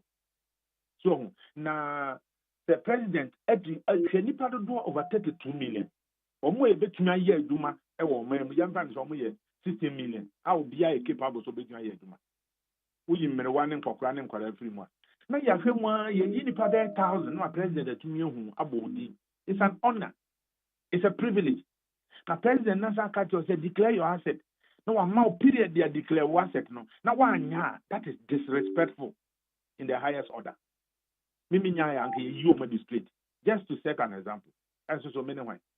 But just to go ahead and commend the president, so say when Tieni American Yenti, Bosome Miensa Aketuya, Yam Famma, Nemo me Makosi Ukwada, Moanya. It is not enough. How I wish them Kebesan Tromudia publishing daily graphic. And Bantu online maybe I know that Osumosi, the president man to me, Eshe and so on you be one year, Umuadi. That is a dent on you as a president. And so I can say Bimo, you do yes, yes, sir. How do we deter others from doing same in future? The code of conduct now president they have to jano a year before so Ghana ha it me se mra fe yes sem kun and see the year jumanko. Which institutions are we going to mandate and charge them the more yes obia this idea we ebe year juma president can say mo bia and talk manager pade mark se ebe kan okro man mu nifa he no mo koto man japade o de ni din na eye o de busu ni o de na damfo obeti obi anim na o man ye contractor kase ebe ze we na se akiri nso ya se for evidence bra ye nim no kra no nso se ne ebe kan eni asem independent yes it is good so am here the code of conduct aba eboa ke o hwe medical field na ye tumi nye we tumi nye we o breach pe ni suspend o Oko baby it me suspend all license crime ma won fa nya adwuma. Enti nya president Yaban asem papa. Mum ye nyina ye nsom.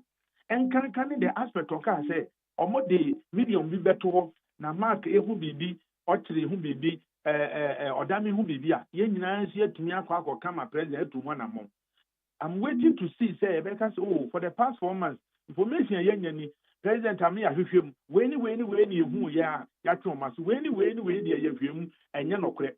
It is not enough to always just allege and raise allegations against people. Ye hwehwem na enye nokre so a ye mra ye meka nokre na sebe nipa din say ye no ade a enya de papa na nka ya beka so we exonerate you from those allegations. Ne mum nia ye hu se asusu ampa nia obi aka se waye no waye ampa no we name and shame ye ntwen say that bia sometimes answer na ade no so no beba then we would have lost it. So enti ye nyina ye mo hey president of Ghana cannot be everywhere. He can't be in every institution. Ejina meme ne wo so na answer na we mpo beba no medical can say o whistleblowers act kwan be ne ye fa so ide ye adwuma na nipa na obeblo whistle no. How sure is he or she said you be protecting the identity? Kana ha ye kasa ya no ebi mu ano we are suffering from mass diarrhea. Bibi obehu bi oba kokan oh wait na say we mark ekra na kokan e na wan hwe ya nipa na wo kan asem no odo beto tankuro mu.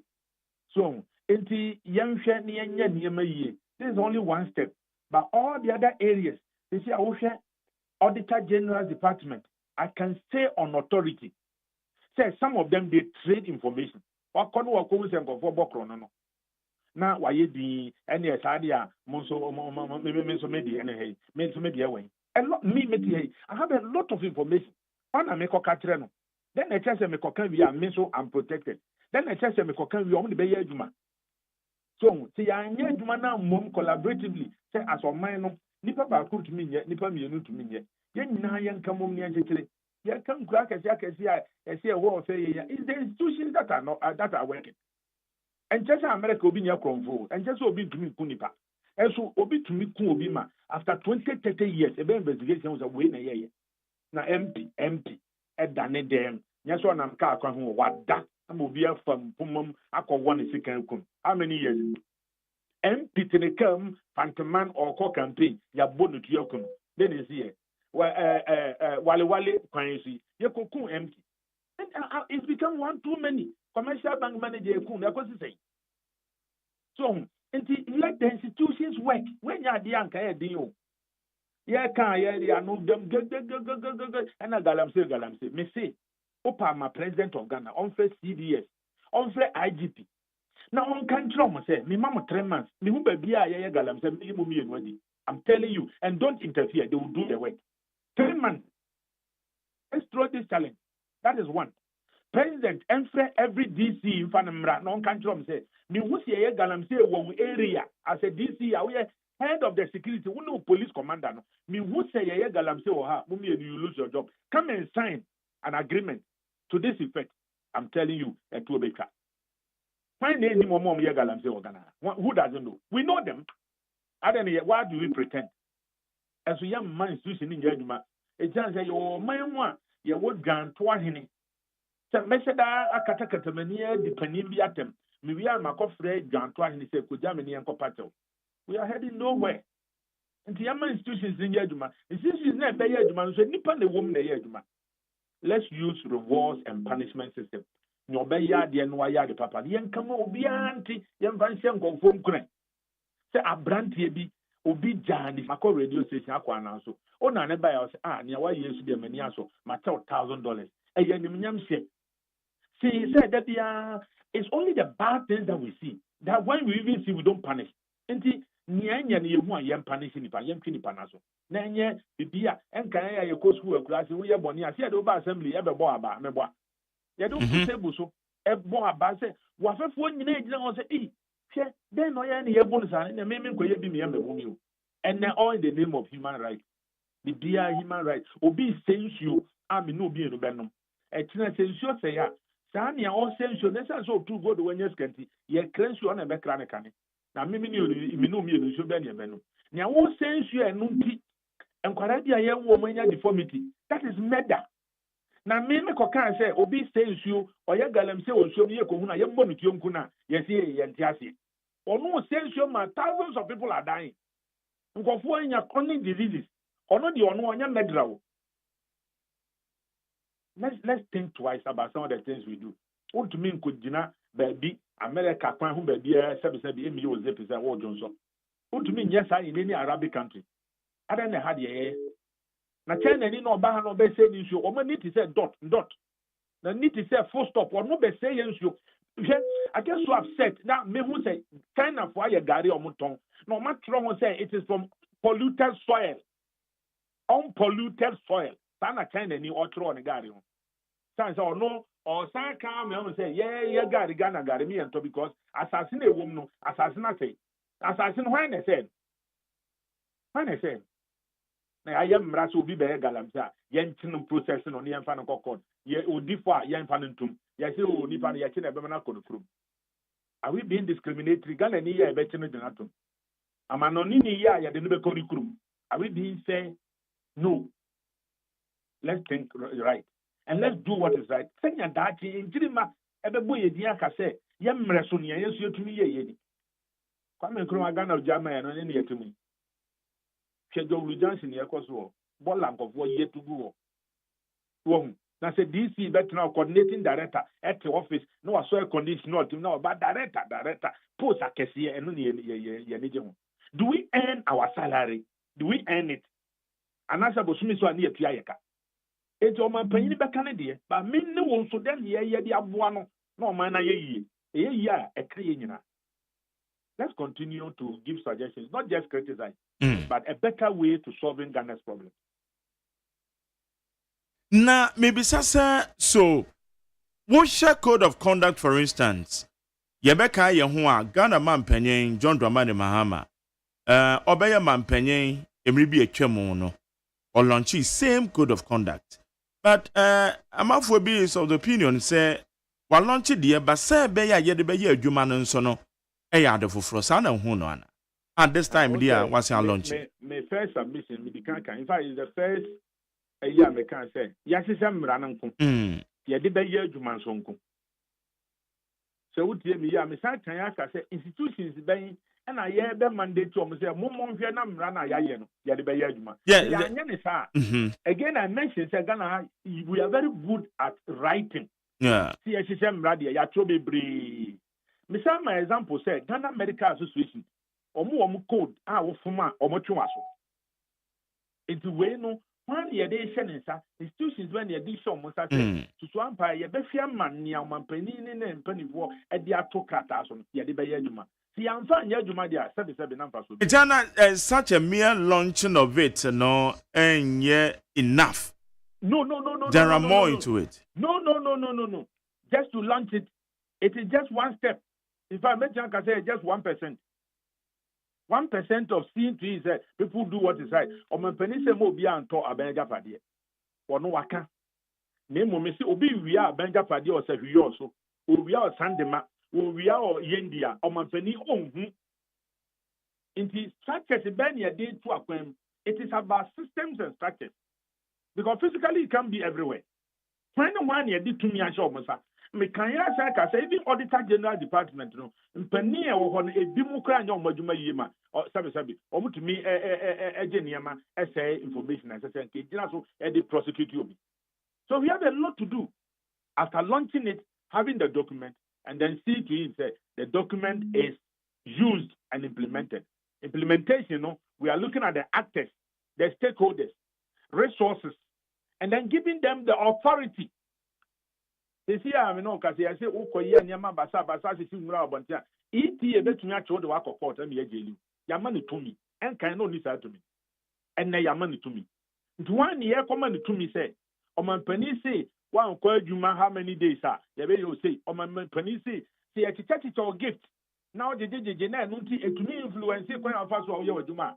If one Yanchuaso. Or my penny say, to me conquer influence contract. Uber said that as a reader you benefit directly or indirectly. You want a coin band the first will be where you want. You want then yen. And I may say, President alone cannot do this. Let the institutions work. Let the actors work.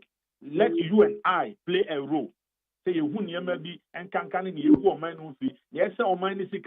Yama man is sick. No. Let us use, if not what the president has said, whistleblowers act is there to guide all of us.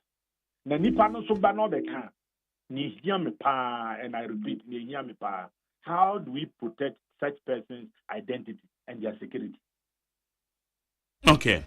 And then you're saying that it's obi acho mampanyin ashen you know and no mampanyin asan edis ashen ediama o man no. And also e ka de enchire yen. Ni edi kan. Alena womu a omukoche mampanyin ka no. Say adwen papa na techira. Mampanyin onhia shen, onhia vehicle. Yamani bi wa minsu a metumi aka say eyen hwehwe animu. So even as former president, yet on man, we are enjoying to provide them with vehicles every 4 years old. And yet once, maybe no, you better not talk you soon 15 years. Yeah, Ghana Mrani said every 4 years, president, the fleet of vehicles no use as I see as a even as former president. Now you have sitting president there. There's no limit. A China president say car or team no or term and then yes, it's the city, best son. We hear anybody's approval. So what I say? Now, nipa now no service. If it's not broken, why do you fix it? What you say? America was if it's not broken, you don't fix it. Enti omampani here a saying, "How the yeding?" Now, person or chow mampani idea one shadow time or former president too. Gonna who you? What can ya obey president now? Question saying.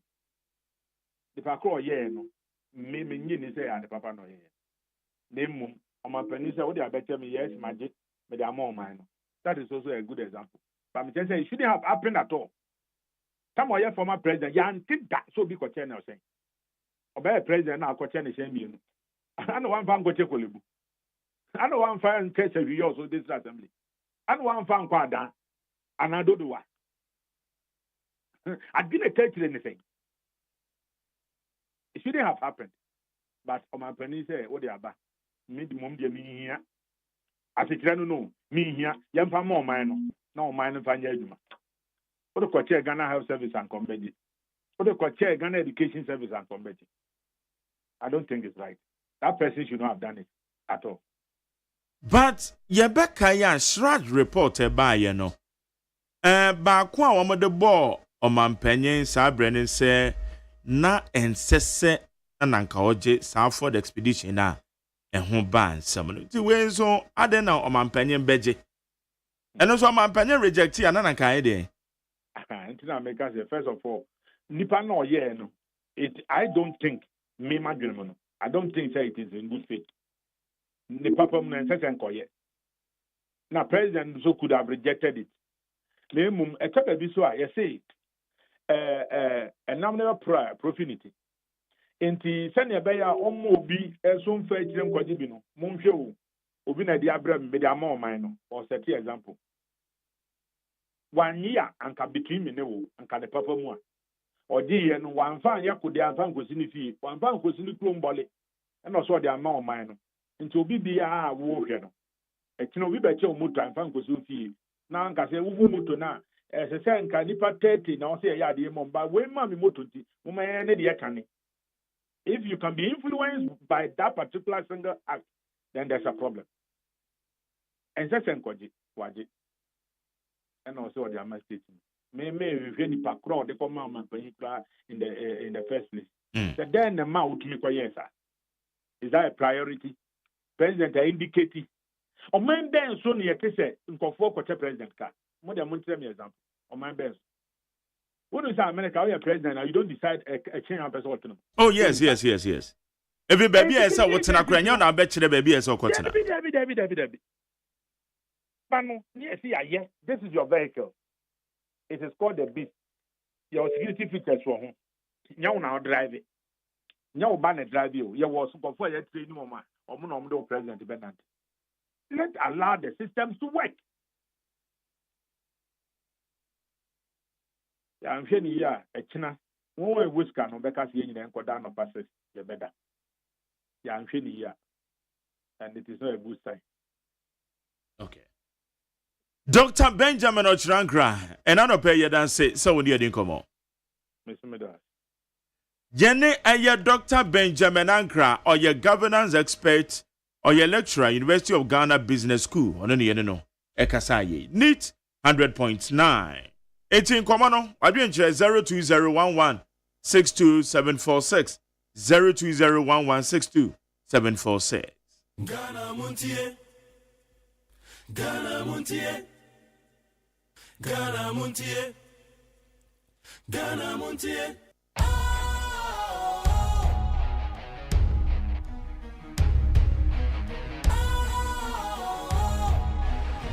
What's cool, fresh and trendy with a new look?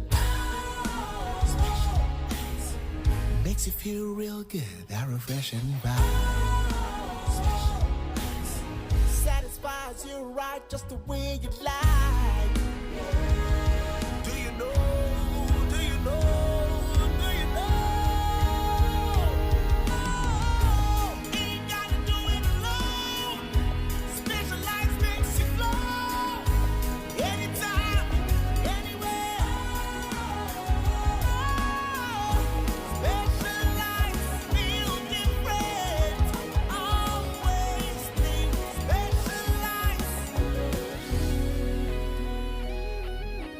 special ice, natural mineral water. Feel different. Think special. This advertisement has been vetted and approved by the FDA. Hey, catch it. Listen in here. And you ma beto to dia me baba no hwade no. Hwem so betumi a. Hey, asew. Hey, now beka. Ya jon to ma me ensa duku portmanteau. This way chocolate drink. Na kan wo hwe afibian so beri ni waware ni a. This way chocolate drink. Na kan sia. Oh, asew. Udan kwanu tumu ho. Me be mo anu so hye kura de aka ho. Uhade e wapi ho. Ukasa batete. Eda fom ho. This way chocolate drink.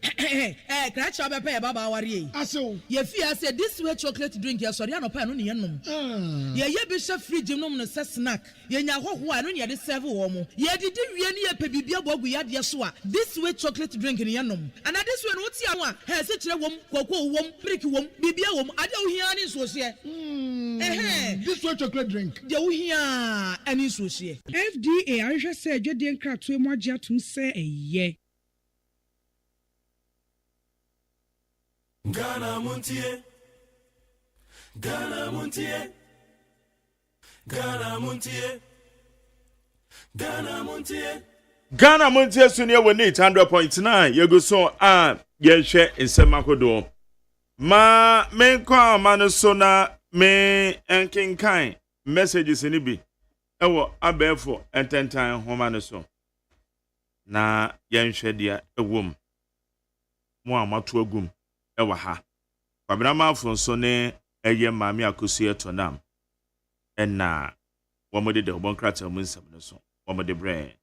Abaya phone beba Manuel da ko atena sedada. Abdul Razak Chachas, member of NDS on so ebeba ehwe nim so ba beka yo. Ewa ha.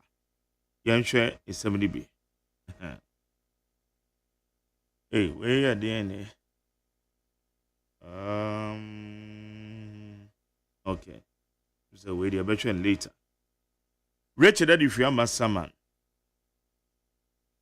On say 1 Corinthians 4:2, moreover it is required in stewards that the man be found faithful. Why is Nanado's appointees afraid of accounting for their stewardship in court? To quote the suspended CJ, the law is the law. No noises or demonstration can change the law. They were relying on the suspended CJ, Madame Tokono, to protect them from the way they criminally managed this country. Could you believe that when Honorable Afenyo Maken was the board chairman of Ghana Water between 2017 and 2019, Ghana Water fraudulently paid 1.3 billion cedis every month to Kwabena Dubois, Bepacho winning allegations, yet to be confirmed. The demonstration will not stop the removal of the suspended CJ. His Excellency JDM has not offended the Constitution in any way in suspending the CJ. Richard Edifiyama Saman. Mesha Kasante said MPP will continue to remain and not in opposition if a dishonorable person like Afenyo Maken continue to be their leader in parliament, because how on earth can he, as a leader, slap a police officer in the public during the demonstration? It's lucky that we have a good-hearted person like President Mahama as your leader, unlike Nana Akufo-Addo. Even upon all the noises they made about their demonstration with other parties, look at the number of people that came out to join the demonstration. It was so discouraging, and one person who made my day yesterday was Tandogwe. His speech after receiving the petition was the clear indication that the petition would not even get to the president's office. And I can say that the petition is currently in the dustbin because it has no merit. Ayo. Francis and the free Citizen Francis also heartfelt thanks to every participant who joined the Save the Judiciary demo. Your solidarity and determination are the bedrock of our democracy. Stand united against any attempt to undermine judicial independence.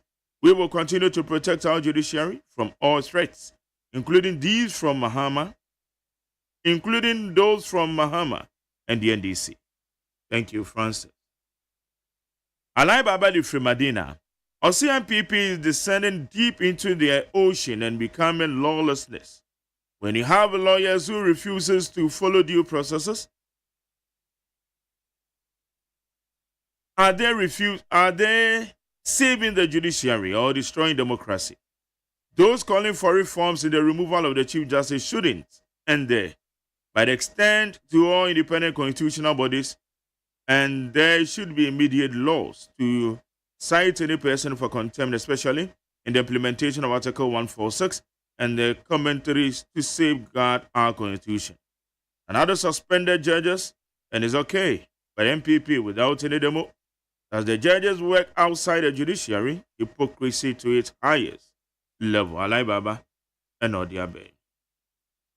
When say we thank God for our peaceful demonstration yesterday, but why does Honorable Afenyo Markin slap the police officer and yet he was not arrested? What else after the demonstration? Majority of them went and burned their fat. Erikus Dada and now the Fodokwaba. Wofake, New Plan Station. Wabageze. Also, Magari, yesterday demo was fantastic. And greeting to Honorable Moses Sabo and Charles Oten, Assistant Secretary, Greater Accra, Region Hopeful. When say I'm Ken David from Castle Thomas, Ghana is under reset and under the leadership of JM. Phenomarkin need to be arrested. He is not above the law. So Charles Felix now call your Okuno. Ya wahando biko tu police in Iki. Fire waha South we say adentina akokasa. Nti yenya consistent. So that's it. It's the same way that we've condemned the action of hitting a police officer. I am mommy and Danny Daniel had there to say. He had there to say. When Sir McJerry, if the president truly means what he is saying, he should make it public. His appointee who haven't declared their asset. SK Muhammad Dumso. When it says a campaign promised by the NDC to remove the CJ, Ghanaians gave the NDC overwhelming 57% votes and almost 2/3 of seats, meaning Ghanaians gave President Mahama the mandate to remove the CJ. Many more such promises. Give Mahama room to reset. Patrick, Edifu Accra. When Sir McJerry, help me with Janet J. of Somotex Ghana Limited. A happy birthday. May God grant her long life, positive opportunities ahead. Keep on with your care and hard work. Madam, beautiful. Also, McJerry, please. She will come for her chocolate from you, accompanied with a birth certificate. I say, who do birthday in Kwana? For birth set. And now for Ghana card, na fabra, memo chocolate. That's all. Oba, the Ghana card and the birth set. Comments Adomi Pillar 2 say, JDM, Galam says one of your campaign promises also must have fixed your promise in regards to Hadia Safia Mohammed Kame National Women Organizer. Wayne McJerry, good morning. You are my favorite journalist. The MPP should reset their collapsing party rather than doing the unnecessary protests. that can't change the removal of the Chief Justice. Captain Akbalu from East Lagos. This one says, Mark Jerry, the policeman that had encountered, or that had, the policeman who had an encounter with demonstrators yesterday was NDC police. Maybe way free. NDC policeman. We meant to also crank policeman and NDC police. Also, because say police in be MPP police, what would you say? When is it take your in fact? Medi Mahama ho yawpa. I supported him since day one. Bicycle self, I don't have. You should have dashed me one of these cars. TK, and no the other. And catch you bit Makoji. Alasan says, he said, good morning to you, everyone. The MPP are running over their shadow, and they are rather exposing the CGA MPP party colleagues. When you listen to the MPP, and they are talking protecting the constitution, which gives them the right to demonstrate. At the same time, the president should ignore the same constitution and follow what they want. MPP should be telling us, they should be telling us their interest concerning the CJ for him to be remain in office. Thank you, the friend, I must say, our friend of mine is a disgrace to Parliament and the MPP. I don't know what is wrong with this man. So for my message, save the judiciary demo was in the right direction. President Mahama should not use the judiciary like children playing in the sun. Masawudu Kumasa Bantamasa, majority of Ghanaians has endorsed yesterday's massive demonstration against the unlawful suspension of Chief Justice. We must all rise up and stand for justice, defend our democracy, and protect against the introduction of partisan politics. Where's McJerry? God bless you and your team for the good work that you guys are doing. All right, that's a friend of mine in hard to slap the police officer. Has he forgotten what the MPP and the police did to democracy? Help and fix the country demonstrators in this country? Same place that they call security zone is where they presented their petition. Kwekwisha is here different. Where say MPP, their men. Oh, and who's different? The one I'm actually be. When say good morning to you, McJerry. MPP should shut up because they cannot dictate to the president. They did more than this in their. They did more than this in their time. Over to free South Africa. Enoch Asamaika said the MPP demonstration against the suspension of the Chief Justice is baseless and unnecessary.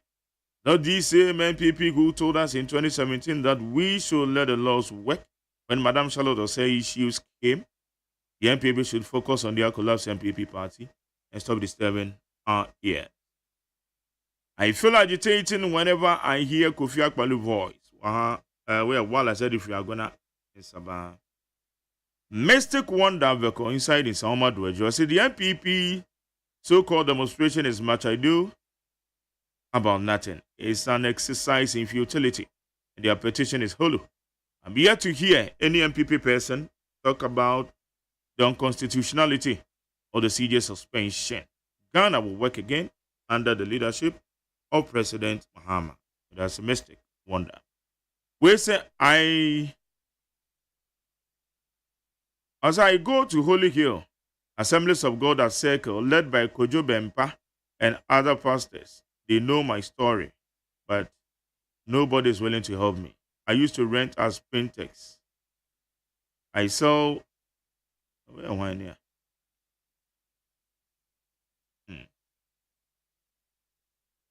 you say the demonstration performed perfectly, from the other parties went on well with the exception of what our minority leader did to the police officer. Directing affairs. It's a shame. Abe Kunyasa the Pritama. Another abe. When you say good morning, Mark Jerry, my name is Ebenezer Kwabenya. Also, so far, so good. His Excellency JDM is on course and I believe he will take us there. With his code of conduct, I'm so impressed. And my humble appeal to appointees is to comply so that they won't be dismissed. Thank you. Manuel is saying, Yanko Fado Mark Jerry. I'm a coye. Trade on pardon, now, sir. I'm a dombo. Na Yanko and many young demonstration, a course when ra. Code of conduct, declaration of assets, one man year your man penny directive. About it. Mark Jerry. Yes, sir. Medasini Aquino, dear mammy, and no pay. The person if Aquino so the chair, the former vice president, Dr. Alajima Mudu Baumia, and any who Kenny, Haja Samira Baumia. Any article I could when I'm betting a hay or see what me in tea. Medin Chiasronco at the man, enemy boss, Patrick Messanati. Ono so see me wa me one kasa hu se na me ye call me ono ando frame me oga o se me fia pe e o se me ni hia enti me boss Patrick Messanati me din chia sronko e de ma ono so e na no pe Mark Jerry nkomo no pese me sha se free ayeyera Alexander Kwame na afenyo marken aye osahen ni issue no as NDC for take some stance be na omo push a very bad narrative concerning the DSU demonstration as a Endra, specifically Parliament House. Video circulating as a much one-sided video a year in your marking a ball a police ni nature so it wasn't a slap in the face and nature so and no boss. So dear Benny see I have the video here.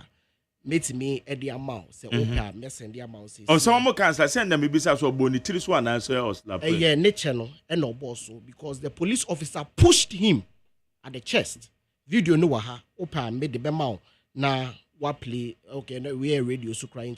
People can't say it. And no slap it. Me who video na mtum say yes slap. Thank you. Me who say yeah that me inti no pay kwa maybe. Baby mpo piano. Baby a police ni cry piano na kamede ma no. Na ka we hu. At the airport you see police no any d kind a pia ye rafenyo marking and obiasu nim the Newton third law of motion. Every action there is an equal and opposite reaction. Sebi unti mean bonipa na expecting the sonjina honsho because you police ni there be e mo mbra mo di adwuma wo se mbra na wo se mo hwe so di adwuma. Sebi unim ye rafenyo marking. He's not just an ordinary person. He's the leader of the minority in parliament. You know him. Richard Agbamo and Omudi Kai they called him so they should come and join in Penifono no Musamete the letter and farmer parliament in Penifono. Now Oba, you are pushing him back to the extent so upian ne chest. So this is the video. Clearly, you are saying Americano, Membetina in Chantro. This is the video who say police epian na kokoso. And he also reacted to what the police officer did. And Tiamo said there is a narration in the video say there's a narrative in the video say no and on who police ni nine or born assume the police in nine then on any police in one tokwa and they be importing a police in nine and say police for be any DH ye call this particular demonstration inducing say or why not or bobo police ni biasa there be na see and the result is or also bo police in nature so obo as uti assembly say why do you want to kill me because or any bibi mekano it's not do you want to kill me so please the false narrative war media nimu say the minority leader intentionally so who police ni bia or say mabo waso sebi onji mi oyo obi anadwun wo fie who police ni bia say me the mensa abo. Something happened, and this is the video. I'm not just saying it. Video ninia police ninia denensa ebono, and he reacted to it. So that that's wrong narrative. Now one media anymore. We should just throw it into the dustbin because it doesn't hold water. As some of the police officers say, sure more they were with professionalism. Omudi ye kind, but I said na baku mienu bi womoa. Omankasa wo omu intention omu debe join ye. O share ye rakoka kra. One of the police officers, no person obuye rakoka. And people came there with an agenda. Banyamiadum, demonstration no ekosuye. At the end of the day, we've been able to let Ghanaians hear our voice. The person you can ya catch Ghana for. Now let me come to the merit of the whole demonstration. Mark Jerry, Yera John Dramani Mahama, a person or the judicial the judiciary mu me who say is quite unfortunate. Say in Pempensu Ghana yedri Yera John Dramani Mahama why my atia say the first administration from 2012 to 2016 no when to be make it when to leave any legacy no person or babiem no be leave legacy na binim say if legacy or person or be leave as a former president rare. It's very rare so when you be we lose election back in the whole world. No was saying another opportunity be him. There may in my time when you do not Trump no and 10 see. It is when you're back now when you're not gonna farm out to me say sabedi yesu biema. I think this is an opportunity for you to leave a legacy, not to destroy our judicial system. Obaye before Obebampo, what my ati as said judiciary no there. Osha at to one side. And based on that, unji judiciary nindi. Now you want to balance the judiciary. So already know why you are again say, "Oh, don't saba beka judiciary no." I'm manipulating the system just to favor you, which is very sad. What baso be manipulating system just to favor you? Ye Rafael Sofosu just recently, Eka Sembi, or say the judiciary has not been fair to the National Democratic Congress for 32 years. Marjorie, 32 years, mi busa. MPP naturals for 32 years. Be a pink sheets be uncle. They no money figure from the coin, and you expect before Babe free Akunya sono. Now I call back to the 14 or better year. And Tiaku for that person. Obekasa no musi a year justice. I think Justice Gau. Almost that's the name, right? Marjorie. Justice.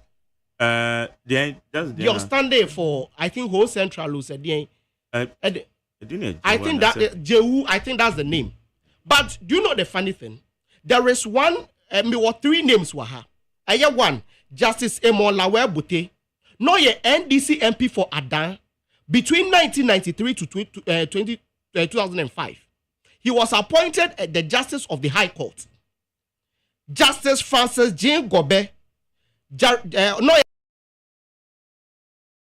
1993 to 2001, he was appointed as a justice of the High Court. Later, he was promoted to the Appeals Court. Now we have Justice George Buedi, Amefi East MP, from 1993 to 2001. No, ye NDC MP, and also sir, ye appointed to the High Court. Where many people appointed Sankrofwe, a year at Jonah Jekunkufo. He appointed NDC former MPs. Do you know why he never feared? Because on him said judge for Omudi or Masama, they put their political colors away. And they deal with the issue, they deal with facts and evidence. They deal with substantive issues. Nanya because me ye NDC niti case biaba and I asked my NDC for say if truly say judge be equal quarter, yeah appointed judge be now you're the equal quarter. If the person goes to play the cards of the NDC and also of the political party of family, then why didn't we hear NDC for complain with these three justices a year for appointing no we are former MPs of the NDC. Now I was say NDC for because a year for you are politicizing the system because why appointing NDC for former MPs to become judges of the High Court, Abakumpo movie court to the Appeals Court. We didn't hear the NDC speak about that. Then how come there? What's your Justice Geu or standing for our whole central said in the name of the MPP? It's more appointing or Akko Supreme Court there. You are politicized there. You are hypocrites. Because if you are not hypocrites, these three appointees, appointments are NDC former MPs are appointing to the High Court. No, and by then the then president was politicizing the judicial system. But is it because normally NDC for you couldn't speak? That's the question we want to pose to them. Now, only NDC for Kasano Mubusa say, oh, Mrabe na yera John Dramani Mahama Ebuso. It is so simple. Okay, Article 146, Clause 10A, or say, Omampeni ebetimi as under Article 296C, and then so debeneka. Ebabe exercise any discretionary power. If it is not a judicial body there, they have to be a CI, a constitutional instrument, to guide that particular discretionary power. So now we ask Yera John Dramani Mahama, CI ben and a parliament are passing to guide the suspension of the Chief Justice. There is no CI. Therefore, if there is no CI, what constitutional provision gives the president the right to suspend the Chief Justice? The president has turned to be one person now who doesn't respect the Constitution. Constitution or not say Gina Independence Square. As well say you uphold and defend it. No, he is now stampeding on the same Constitution. Already, the ministers, no, most of them to my imagine some of the Constitution. So, yet me be a press conference, a good independent mass, a Brian charge any papronimpo. And they are learning from the head. Omusia every diodi omonim no because you see diodi echire no esua diodi enim na namo. If the president himself is not even following the Constitution, if the president is not upholding the Constitution, how much more his ministers? If Article 296 Eka said there should be a CI to guide you in exercising any discretionary power. Not the president, you do selective justice. O selected Constitution baby so eya wo de no now the ejuma the osha it doesn't favor you now the aton chain. So ye ka say omampani na bu mra so a emra omampani na bu so no Article 296C I say before anybody aside a judicial body ebe exercising any discretionary power, there have to be a CI ebe guide. Once there is no CI, the president doesn't have the power to suspend the Chief Justice. We are not telling him to boycott the process because I know I be say oye ojanfunu de demonstration who be into the baby impontie or say ojanfunu. But we are just telling him say he should uphold the Constitution or nagasa aswese obediso. Now, let me come to the issue of code of conduct be and Marjorie. Now this code of conduct, me kai say Rajon Mahama also in the first and or he or ye bibi sameboa. Ana so when ye bibi fofro. E dey na see under John Mahama. Under John Mahama membuo 4 years he laid down this same code of conduct, but we saw the impunity under his government. We saw the corruption under his government. We saw the arrogance and arrogance under his government.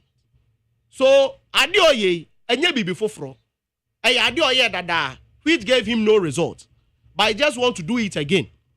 And he mean who why started the code of conduct na there and then so I saw another post by the Minister of Government Communication or no any deputy or mote ho na mampanini or mokasa but or munna be ma different your friend is saying information. Unim za Marjorie unim say or mote ho and na mampanini or mokasa but they came out to give different information. Different information here there. Yera Felix Ofosu kwa che make post say mampani say wa won declare wo asset. Wa won declare wo asset no. O 4-month salary ye bette mampani be say akwa 3 months. He posted 4 months. I have it here. 4 months because automatically no. Yes. Obia 1 month salary there call Ghana Medical Trust Fund. Thank you. I say 4 months. Shamima Muslim make it post. I say 3 months. And so discrepancy be answered then because 4 months and 3 months. Trivia. You can't say to the president. Anka say 1 month to do or to obia. Wa when you would no 1 + 3 making it 4. So they get to Felix question I cannot cry. And as me me trantro. So these two people in the same office, one lying and one telling the truth. What do you mean by lie? Lies. No, be say 3 or be say 4. The other kind they told us by 31st of March, say obia one declaring asset bia will face the rigors of the president. And we are in May. Yes. Only he's a toothless bulldog. Kramaya or so. Now so only say he just say whoa on your shit. If naka mampenini ya obia or see adie you are or can or ya naka or can ye 31st naka obia be declare the asset. But because he has people who know say ma pape or kakeke on your shinti or my yejuma or 31st of May. Meboa say 31st March and okay. Okay, 31st March, January, February, April, May. We are in May. They are still working. Now, over my this comedy. Say, Omanya, you will take their 4 months, their Shema Hama Kemu. Now, I say, I see a 3 months, their Shema Hama Kemu. More than 78 million. Edit Jubilee House and Fanyashe. Just simple communication. Bako say 3 months, bako say 4 months. 78 million edit Jubilee House and Fanya Juma Pebia. Just no cross on Mobeka check Ghana for. So Muntimin can't check Ghana for. So I mean, my Becca say, ye one can say, ye bet dismiss you be. But yera we so kind of saying, fellows of Suku say, ye bet sad dismiss by ne. Say, Obien will be declared bed dismiss. Yeah, she. Say no cre. See a bed dismiss na. Ne, I shall so say.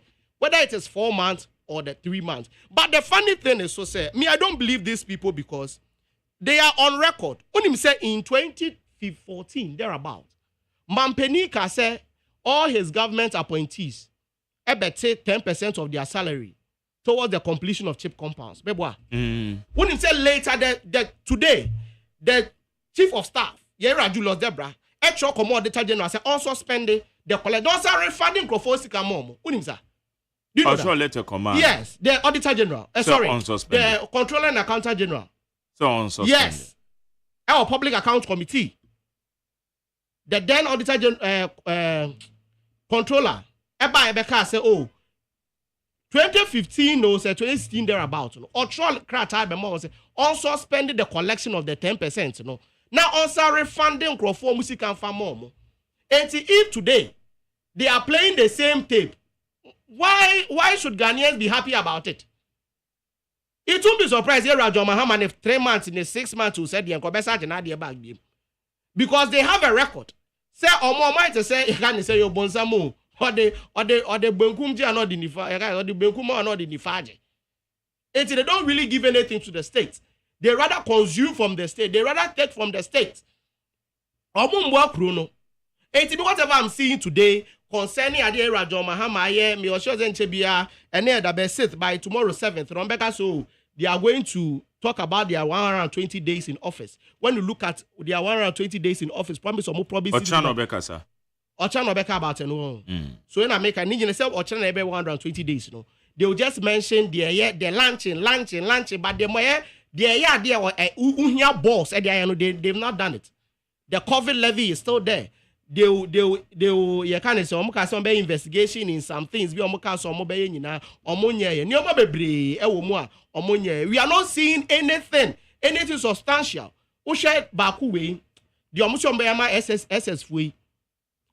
University free. Stress free low you can say you know they've not done it. Said they will be paying the fees of the children to them their first year. Omoko sikanamba yera the education minister Kotsina appointment committee enim ekacho omo say the money will be refunded back to them. Nkureya ko school omo twen say omo sika besan ba afi de say dey be refund them direct. Yeah the best student portal mu. Afi do you know the next thing afi yesi omo nye. Afi yen send him the student the omo portal mu be mo there be. Dey yesi afi be yam omo say yeah the amount student loan. So they should apply to student loan. Not student loan. No, they've given them some criteria. Criteria, they didn't spell it out. If they fall within the criteria, they gain more. Before before the election, they told us no stress free. But the process of the students is stressful. What is preventing here? Rajon Dramani Mahama say, Obe free all the institution, KNUST. University of Ghana, Accra Technical University. Students are here in Amoji or Mudisi first year. Say, yeah, you give the money to them. Yeah, free senior high school education. Yeah, Nanadu Akufado. Uncle catch a student and they say, go on the portal and apply for it. Yeah, sir. Portals go apply anyway. You know, it's a way to make sure say students because students are here. Me no kasa say me no kasa. And now make us say student be created says so be okay. Catch a student and they say go on a port this Canadian mass student. So it's just a way to give the money to certain for no our more school near the certain for no our more school near the mom say the best they are fine. because the system is very stressful, which go contrary to the program. That no stress free DND. It goes against the same thing. Okay. So we just want to let Yera John Mahama say scammer was scamming Ghana for no. And so why he also want to bastardize the judiciary. No say koso say your constitution or Independence Square on the 7th of January. I swear to know so. He's not following Article 296C. Estate say before Mampeni obe exercise any or Mampeni and say anybody obe exercise any discretionary power no. There need to be a CI a beg idea now he should go back. Okay, Article 14611 a man of crime say obetima suspend the suspension no. A man of crime so obetima suspending the suspension and you're too late. Ombu constitution did not ba abemu. Now on suspend this particular suspension. Now on toa adi opesa oyene so because him say by hook or crook before oba abemu no why na adwen say ma me pamo no message judiciary no. Enti na wo hwe ya akwa appoint judges 7 e de omako Supreme Court say ma appoint NDC judges so e de omaba. Mamu NDC. Now what's so be balance judiciary? Sana John Mahama kan meboa. Also be balance judiciary. Now yenya MPP, yenya NDC. It's what appointed judges services. What does it mean? Okay. It means that you've appointed NDC judges. Say after almost court now, na cases bar. Almost why they ADM NDC for. But do you know the funny thing? We na we now we movie so. I was saying that in EBT as say there be some NDC for say oh judiciary ya politicize way now appointed way. Do you know say it doesn't work that way because in 2012 when in 2012 petition MPP they call court. Unim say out of the 9 judges are no multi case no so no. Not 6 appointed by Kufuor. Unim say. Majority say. 6 out of the 9 judges are on multi Supreme Court case no so. In 2013, 6 of them no me Kufuor appointees. But what was the outcome of the petition? Omuji to say Yera John Mahama ya to abama no. So the political affiliation of anybody mama NDC for Kufuor appointee omono doesn't negate the fact say the people are principled. But ultimately appointing Kufuor because when the NDC judges now NDC agenda na open so muko push dia. It is destroying our judicial system. It is bastardizing our judicial system. And the judicial system in Ghana will collapse under Yera John Dramani Mahama. And that will be his legacy. And that his Madam Sir. Manuel Dakonaute Nekano, Chachas, Abdul Razak Chachas, member of the NDC Communication Bureau. Abdul. Mark. Yes, sir. Bokode. Amiado. Amiase. I'm far when you na mencha na mencha ndisi for assembly o maji embreti na mencha me amnua aban papa ba enti ehia say ye bo aban no dey won say me dey bia me ka say MBB for on be kasa pa because aban papa ba and they would say na dollar no mu ja na 17 Ghana cedis no the dollar no 13.8 aban papa ba 4 months when say petrol na 1 liter na 90 cedi 5 liters na 90 cedis we and the petrol 1 liter and I'm 72 Ghana cedis. Aban papa ba. And that ye kase ye tikrum hai. And there, but is a minu ane kabibi say or say we. One say MBB for they be amekang. They be or see no street press. You say student dollar ne petrol na mode ye we no. Me am consistent. Monye very careful. Na say wunim said their statistics and it's here. Aga mo amanyofo asema make mo fa mo ho asafo Nigeria asema make madam just drawing your attention me can say me can it's the same way so oba betena ha na shoot na Nigeria can me can say na mark na say I'm drawing your attention dollar I know the dollar no 16 cedis as of January me say adam can say ma for factual me can say ma for dabi o can say me vanya campaign say o me vanya campaign oh sir really 16 Ghana cedis do you know the dynamics hold on. What they say, yes, say, dollar the above from Enokre. About 4 months in government. Eba from Enokre. And your mona my BB. Go ahead. The American say. aban papa ba Messi go ahead yo petro na nanka magari ko gina police station magari yabeka aban papa ba so obi anka wasem ama wa de so kan wasem mate wase sami nua ti he won ka bi maye magari enti as NDC communicator o say meka me wo betima ka bibia because dollar ne from wo de magari magari yanko enim me nua no eka bi say no streets no fee stress free yeah they say yes a student loan aya na menti ase ade na mbiro mu di trosa me come joinonline.com.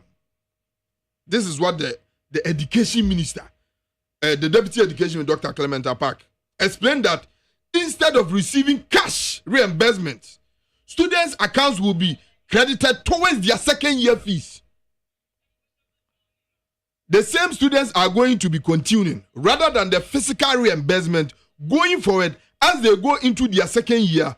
What should have come to them to defer the academic fee for the first year will become a credit, which would then mean that as they go to second year, they wouldn't have to pay because they have already paid for their first year fees. He emphasized that for accountability reasons, the funds will be disbursed directly to the universities, not the students. This approach helps us to avoid logistical challenges and potential misappropriation, he added. And he say, no street friend or the way matua sika no nti aban say sika na matua no mitua we amam or the ma university see be untua school fees be mo say e implement ye the ma student loan way. This is my joinonline.com. And then na me nua ne ka mo betena radio so aya mo ka no kre kakra o say John Dramani mama a toothless dog. John Dramani mama a toothless dog. And then me nya my say me baba be comparison. But your mama say, I don't know who church and muko antiasiano. You say, Mama care ba. Say, ma menum ya papa no omu yari kidney, diabetes, sickle cell, and the likes, you know. Mama care ba, and then obi abako hospital free ame asani ade. And also all his appointees, obi had in 1 month salary, ever donating to the fund.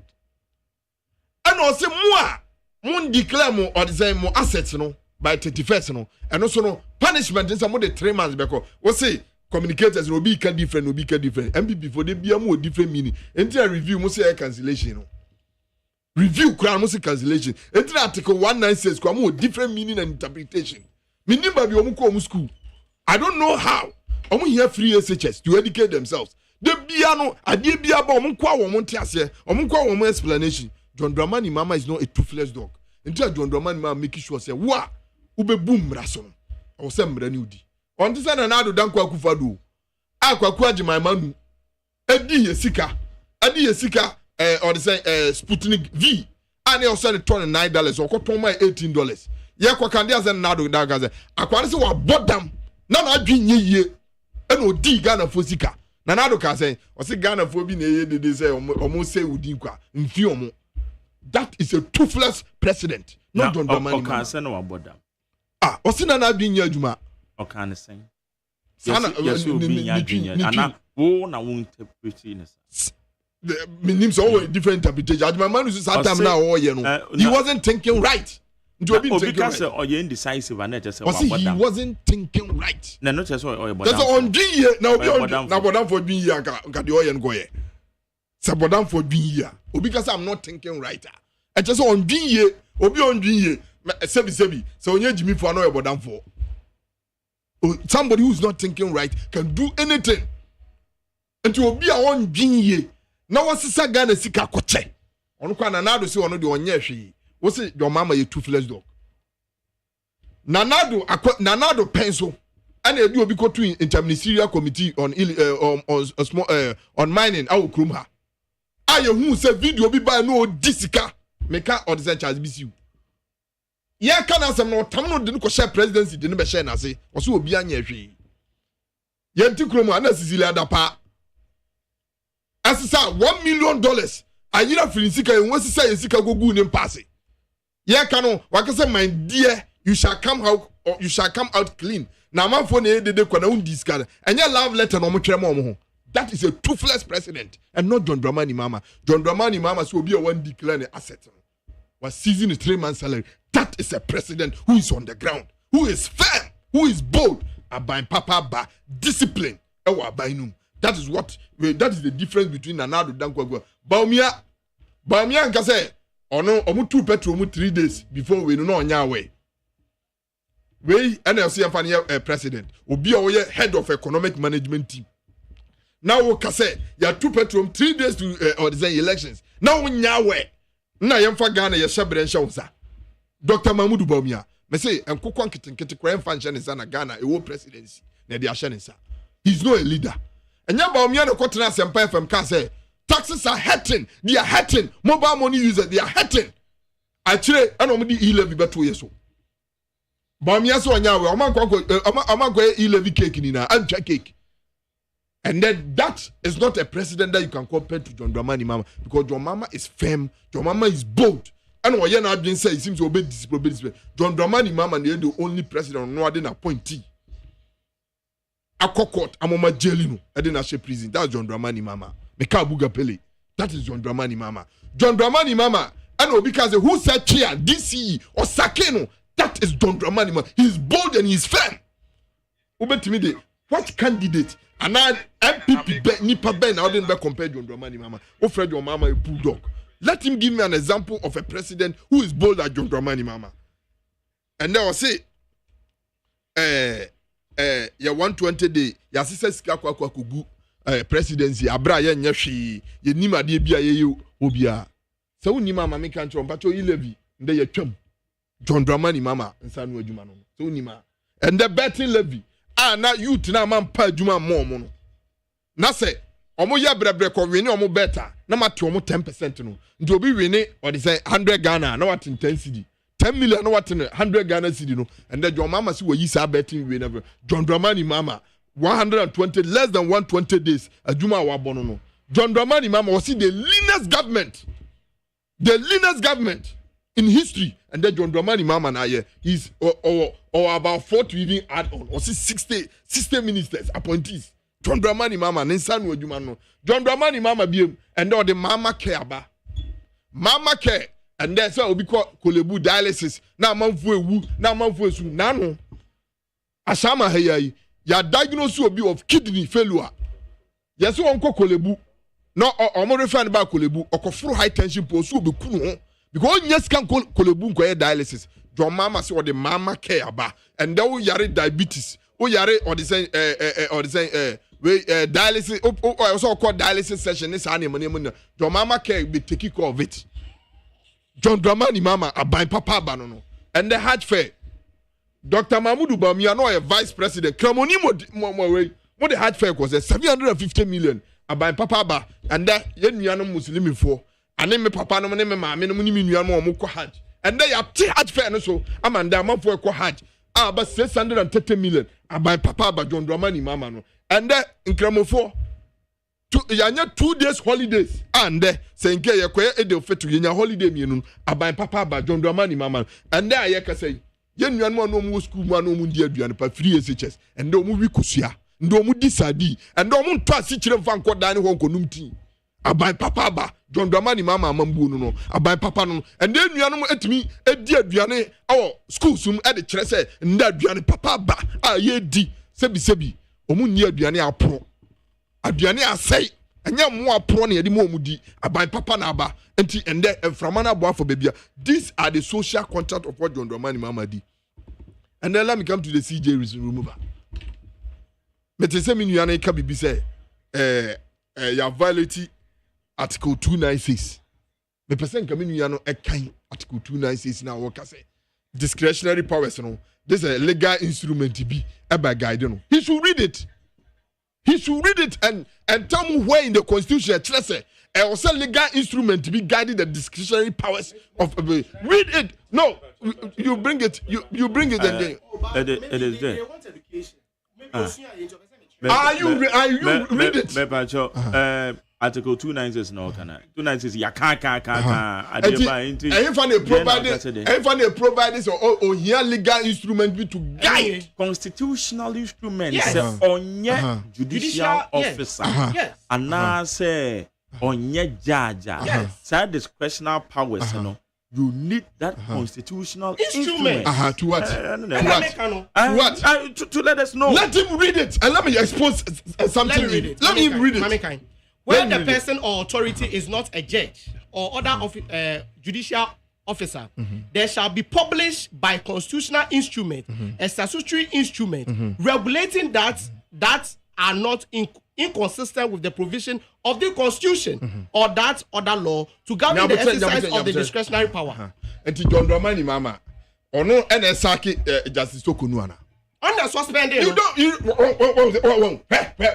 Once the Biamika say, Ube to Macan constitution, but I won't tell you, and I won't tell you. John Dramani Mama has he sacked Justice Tokunu. On Saki. On Saki. Mepacho, baby or can ye? The suspension usage of discretionary power. And your mama and the discretionary power were using in this state in a way. The suspension. How does it happen? According to Article 146, according to Article 146 of the 1992 Constitution, Article 146 says petition bar. Say petition bar. Or say petition or the other. What does it do with the petition? He forwarded it to the what? The Council of State. He forwarded it to the Council of State. Council of States, you know. Yes. Out of Council of States, this is no more than when a prima facie is established. Yes. By the Constitution, you know. Yes. A man 2 minutes or suspend. Nay. What discretionary. Learn. Read 146. What's already day? No, read 146. Read 146. Read 146. Also, the president may suspend. Read 146. Meaning the opposite. I'm reading 146. Okay, Martin. I'm reading 146. Maybe I catch you. I'm reading 146. 146. And now yet to Kroma. You won't yankas your baby, the Maya bin a baby. But yet to Kroma. I'm a Nanado Danko Kufado. Or Pomo 3 High Court judges. Oh, Kruma. And yes, I discretionary powers in or the Sacromo every away. So what happened? Paul Utaderi, Yan Pomo Kruma, DNC. 3 judges, ya Pomo free away. So, and DNC. BBNC, I didn't tell people before who almost say, Omono, and Yaman almost say BBN, we should go to court. Mammy, come on. And Yaman read. Or say, where a petition has been referred to a committee under the article, the president may discretionary in the case of the chief justice acting in accordance with the advice of the Council of State by warrant signed by him suspend the chief justice. So may here makes it a discretionary power. Common English. Common English. And I would debate NBC. Where nobody go my you. Where nobody go nothing there. And yet sacking no. This is not about sacking no. This is about the suspension. Why not so was sacking no? And just said, yeah, no musu say, yeah, kwako sacking no. UTMPP communicators in no mass one more can in say. Yeah, at the end of the day, I think it's only the end of the verdict. At the end of the NDC communicators being so and making conclusive statements. A chief justice in the end of Beko. Why are they saying? And the omo kalintina may kasachromo. Because Mama Young said, Mama who said, Mamma. Ayo party member. At the end of John Mahama or your campaign, or Coca said, you new chief justice with must sanitize the judiciary. Because and there's only chief justice or T Akunyaso. Naso no one Kasamu. Let me as selected judges or promenade the commander now to say, women are a person by Jumamaya. Unya chief justice. Chief justice Ben over to me say, well appointed judge. Chief justice. To me, Ben, you put on the appointed judge. And he said, only said to me now, the chief justice be no one selected some judges. And the commander now to say, women are the point, and now appointed. Oh, so appoint to so appoint. Oh, no. Yeah, argument. In a many times. Or the call, you know, Nanado, acte on South suggestion. And yes, or the call you, and yes, or the call you. Why you're not doing so the corner? Why you're not doing say, every Sabine a bunny team crash, let's say, oh, I've been. Sabine bunny team crash, one yes, I know. Abra and yet, now you say also, you know, it's even it's even tough to say.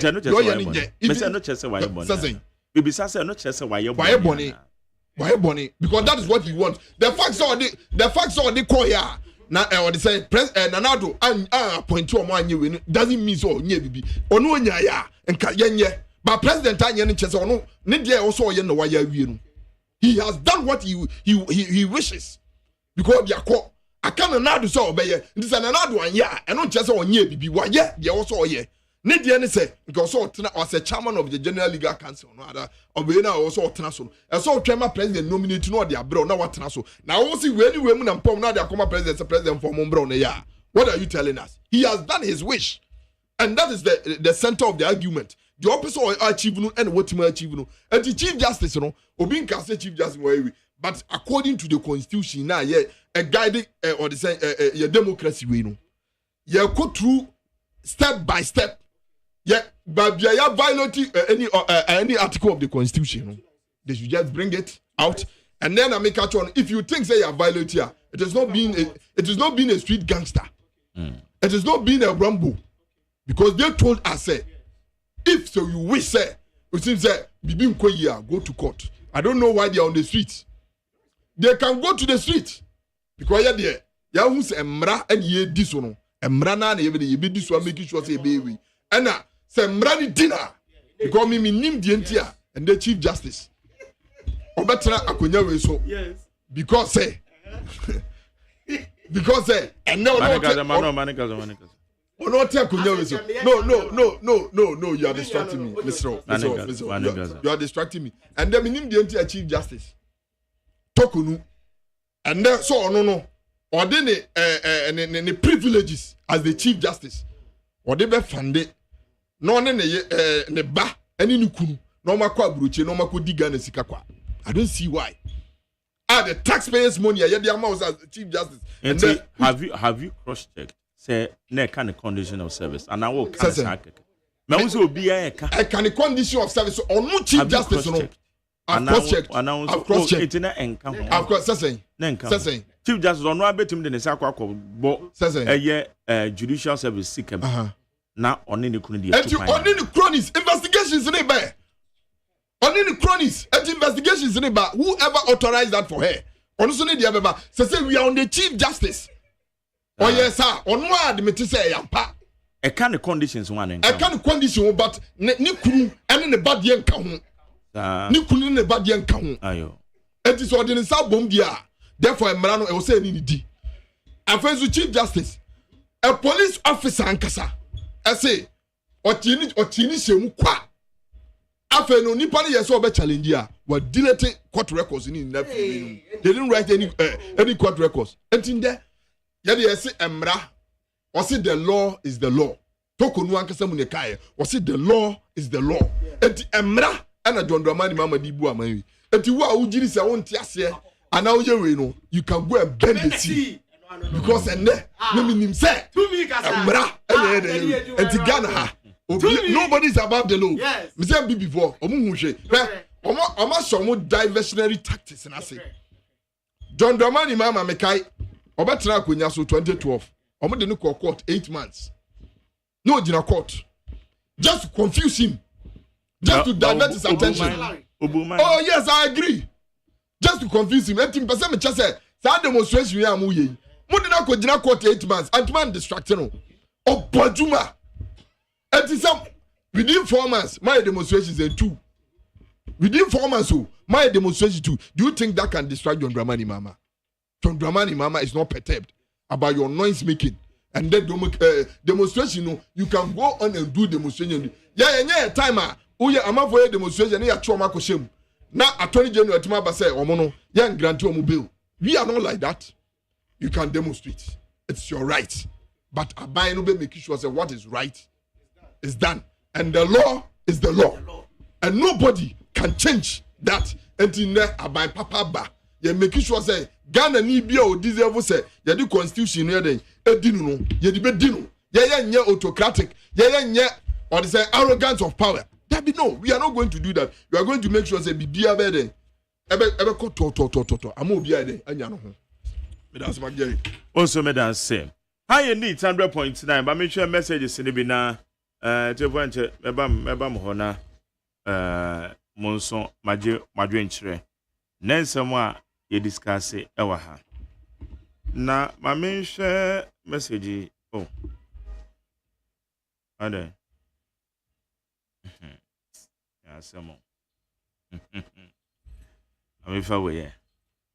When you say we've become our own enemies, working against our prosperity, security, neutral, then natural preservation, as well as your own health and safety. The fight against illegal mining is calling for a nationwide strike to ensure that this wickedness practice is brought to an end. Ghanaians are most grateful to Okatechi Afrifa.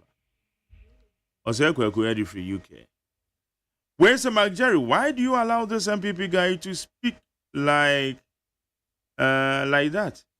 All what he's saying is just lies and low IQ. Low IQ thinking. And please ask if Mahama do not reverse the removal of the CJ, what will he and the MPPs do? Tony Edifree Ashaman. Okay. Where's Jerry? Politicians speak the truth when in opposition, but whenever they get a power, in Tronkwa, Papa Kremo, and na Odiabe. That's Where's Jerry? Seems you are being politicized. Now, what said what politicalization? You have politicized the show, but your show a political show. And the entertainment crowd than politics. But your show a political show. Please be genuine to the country, not to any political party, because you know very well of what happened at the previous 8 years ago. Please be fair. Farouk Edifria Masama my here. You know the actual said, thanks, bro. That's why Farouk. When you say Kwablevi Pokia say Benghazi, or say MPP minority caucus should blame former President Akufo-Addo for certain bad example by sacking former electoral commissioner. Mame Charlotte saying they should demonstrate against President Akufo-Addo for certain such a bad precedent. John Mahama has learned how to sack he has learned how to sack a top government appointee. And some message in Grammy. Who knows? Positive change say offender-making behavior is a slap in the face to every Ghanaian who takes the law seriously. The IGP's silence on his behavior is questionable. He needs to be arrested to face the full rigors of the law. Now, sir, IGP are trying to come to parliament. Say, woman here,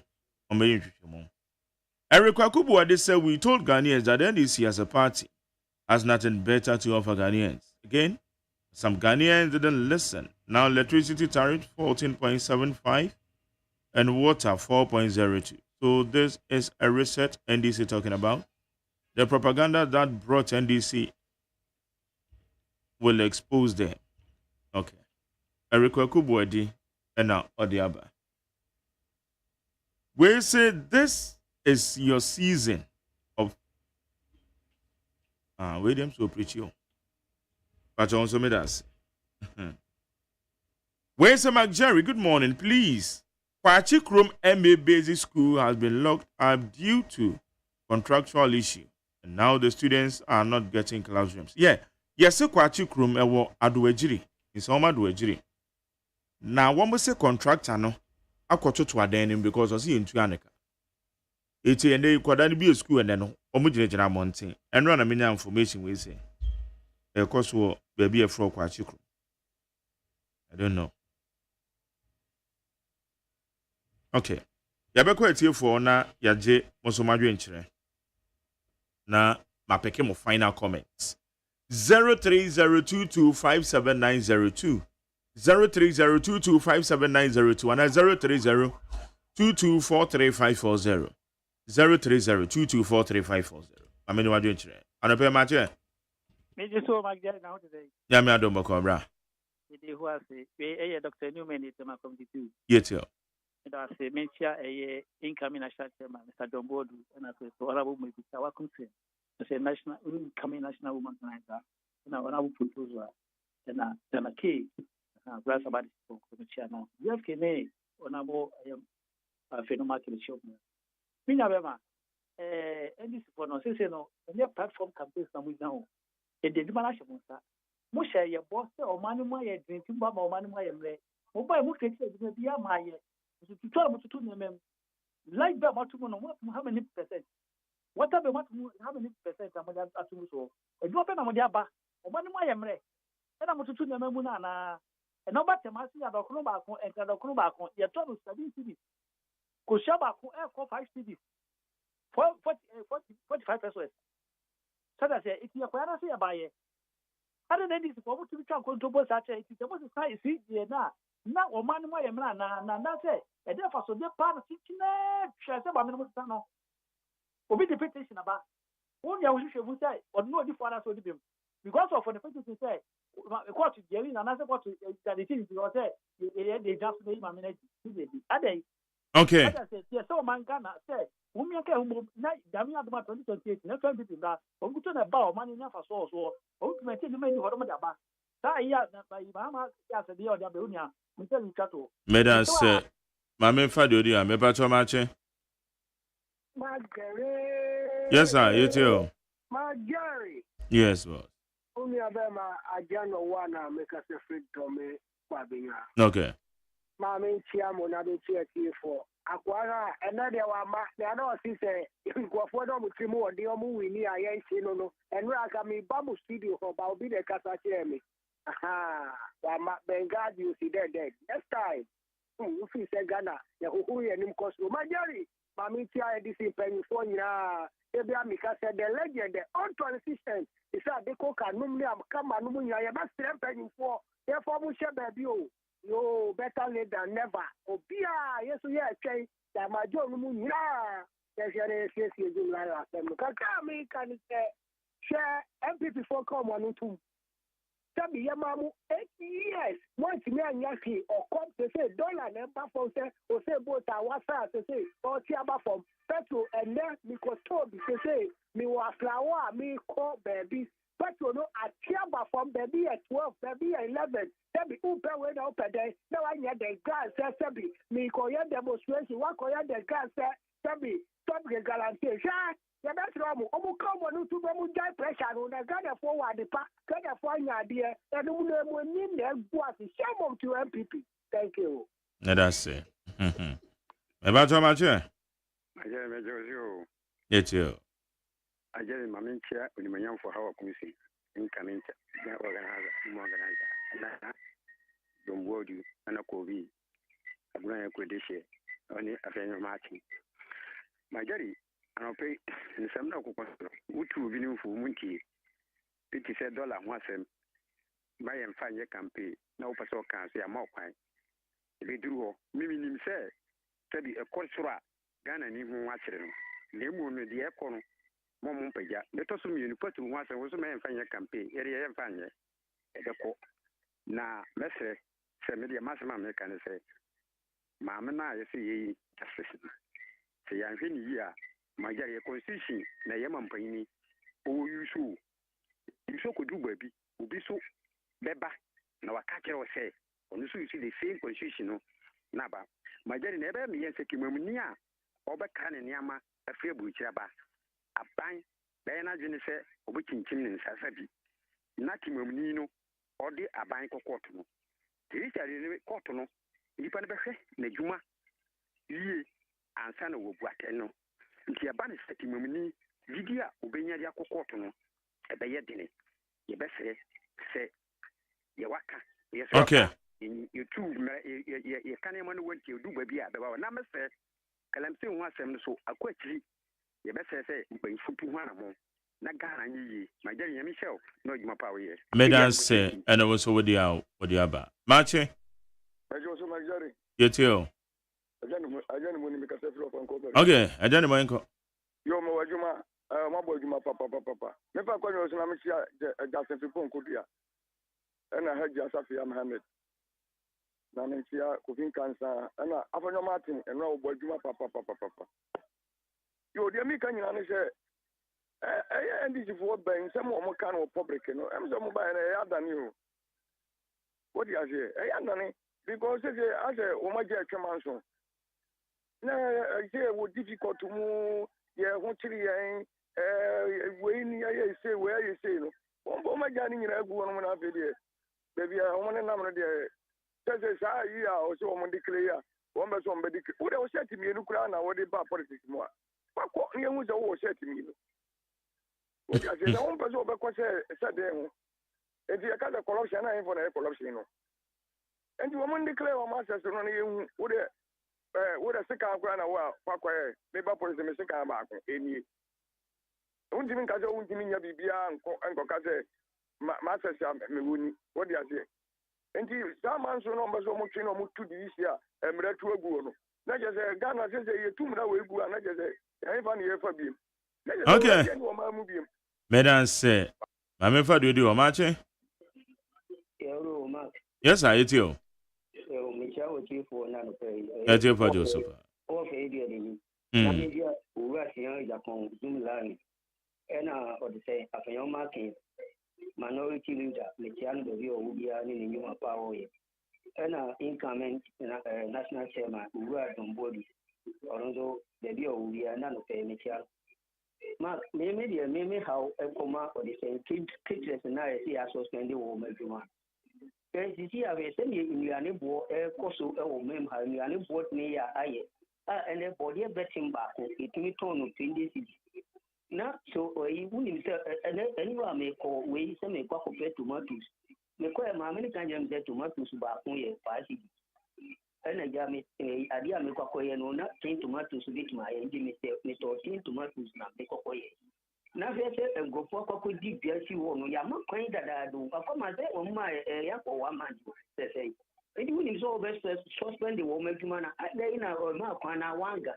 It is here, Jano Makapu dear, we go home. A man who with your Moka, and I said, oh, Manai or Moka. I did you home, my, and you know who you are not, you would say, who we are not, who we are, who would you? Tell the white one dinner and say, oh, Baba Bo, Mokapa. Oh, they will buy this people would them, you know, you will only take it, you know, who you are. When you saw where you are, can't get a woman. Now, won't go with Diano, not a Ghana Mamma or Moka. You decided to the miner and ye a man and gossip when you are abandoned by no, I won't be on your movie to make your music come home. I will be a man. Now, the Canadian yet. That's it. Mesdames, c'est. Mais va tu match? Also, Mr. McJerry, but I want to say. Namia do mako etio. Leaders, Mamincha, Namincha, Nebra, and this near studio. Mr. Nokrasa. Leaders, what would you need? When I saw what's it here, now the whole potato. Oh, there be on. So what's in Nokrasa noa? None the whole potato. Eh, de, Monsieur Kwanako campaign man no jina na o ye twatwa. Maybe your man now go, and you measure with the boom. There be me do go. It's you. So, the manager may wow, papa, and I miss my papa, Chamati, Swedari Bapa, the dear winner, Minka, when I'm in Chonabo for some people. Nemin says, Ura Ivan Samo, your best Roman penny, or the Noko Ghana gas a bebwa pa, into your best vessel one kind of Amincha chief for staff. Opening gets here. Your better excellency, gentleman, Mamma, who share Mamma K, Futua, Wabatoa, or my instructions say all the appointees will be in front of Muslim Akatia, and Fikushim, almost for more years of Rachia, or my Timian form, or Japadia, or more Antimian Fan Coma, the Auditor General, so a trauma for 3 months' salary, yet the Quakum, a year pound at the set effort, and also by the Siaga Ediam or Bibiara. Now, when the child says, on my penny 8 year, a good my gooses.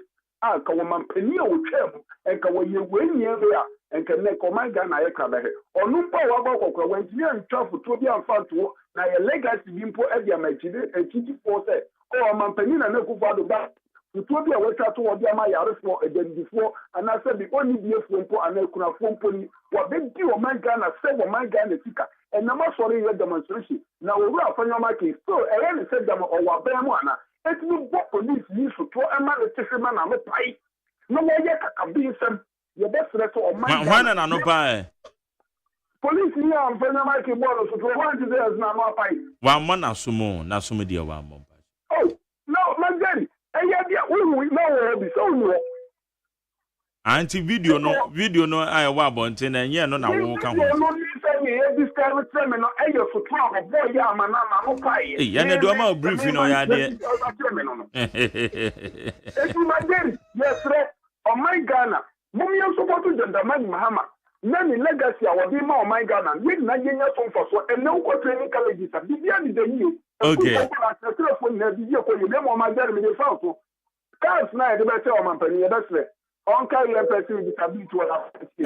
kasi kro de mamo kra me aban mu dia kra de. O de mamo persons with disability kra when this mu anka mebo na baso.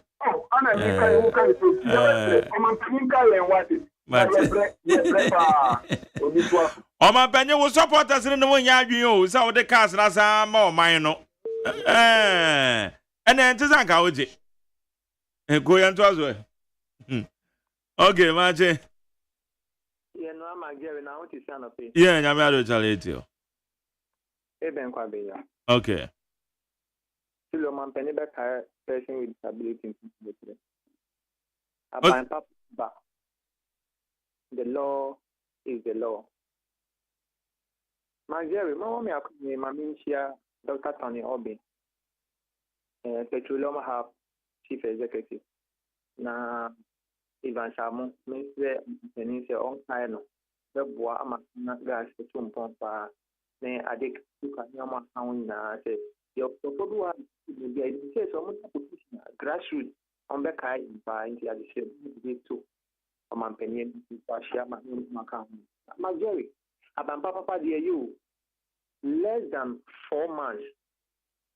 Opposition demonstration you to the extent craft the minority of the almost look at his behavior towards what a police officer in Canada maybe some are Jerry Anka a minute would because according to the rules that govern parliament when a member of parliament is proceeding to parliament.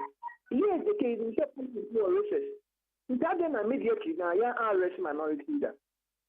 And then another up in your market is soon because John Mama our appointing was 7 people to the Supreme Court.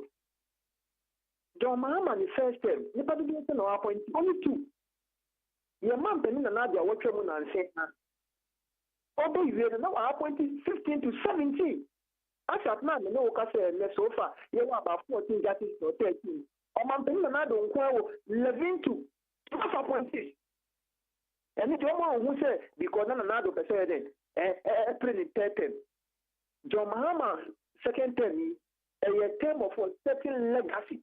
And you have one is open research or may senior or may make me a good jump and Pesubi. I'm a penita. And a grown audience and you. Dr. Mayet on the coast under the watch of Nanado. Okay.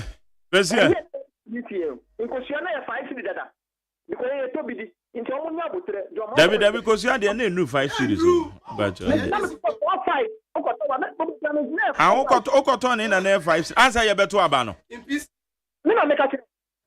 Oh, me no one I walk up in you. If I go to Guzia 5 cities. Wow, remember at the time I just have not advice it. Remember, was it went through the Taifa? Now, see, you know, the same constituency. Okay, remember so much. Yeah, I don't create you. Some make us a freedom. Okay.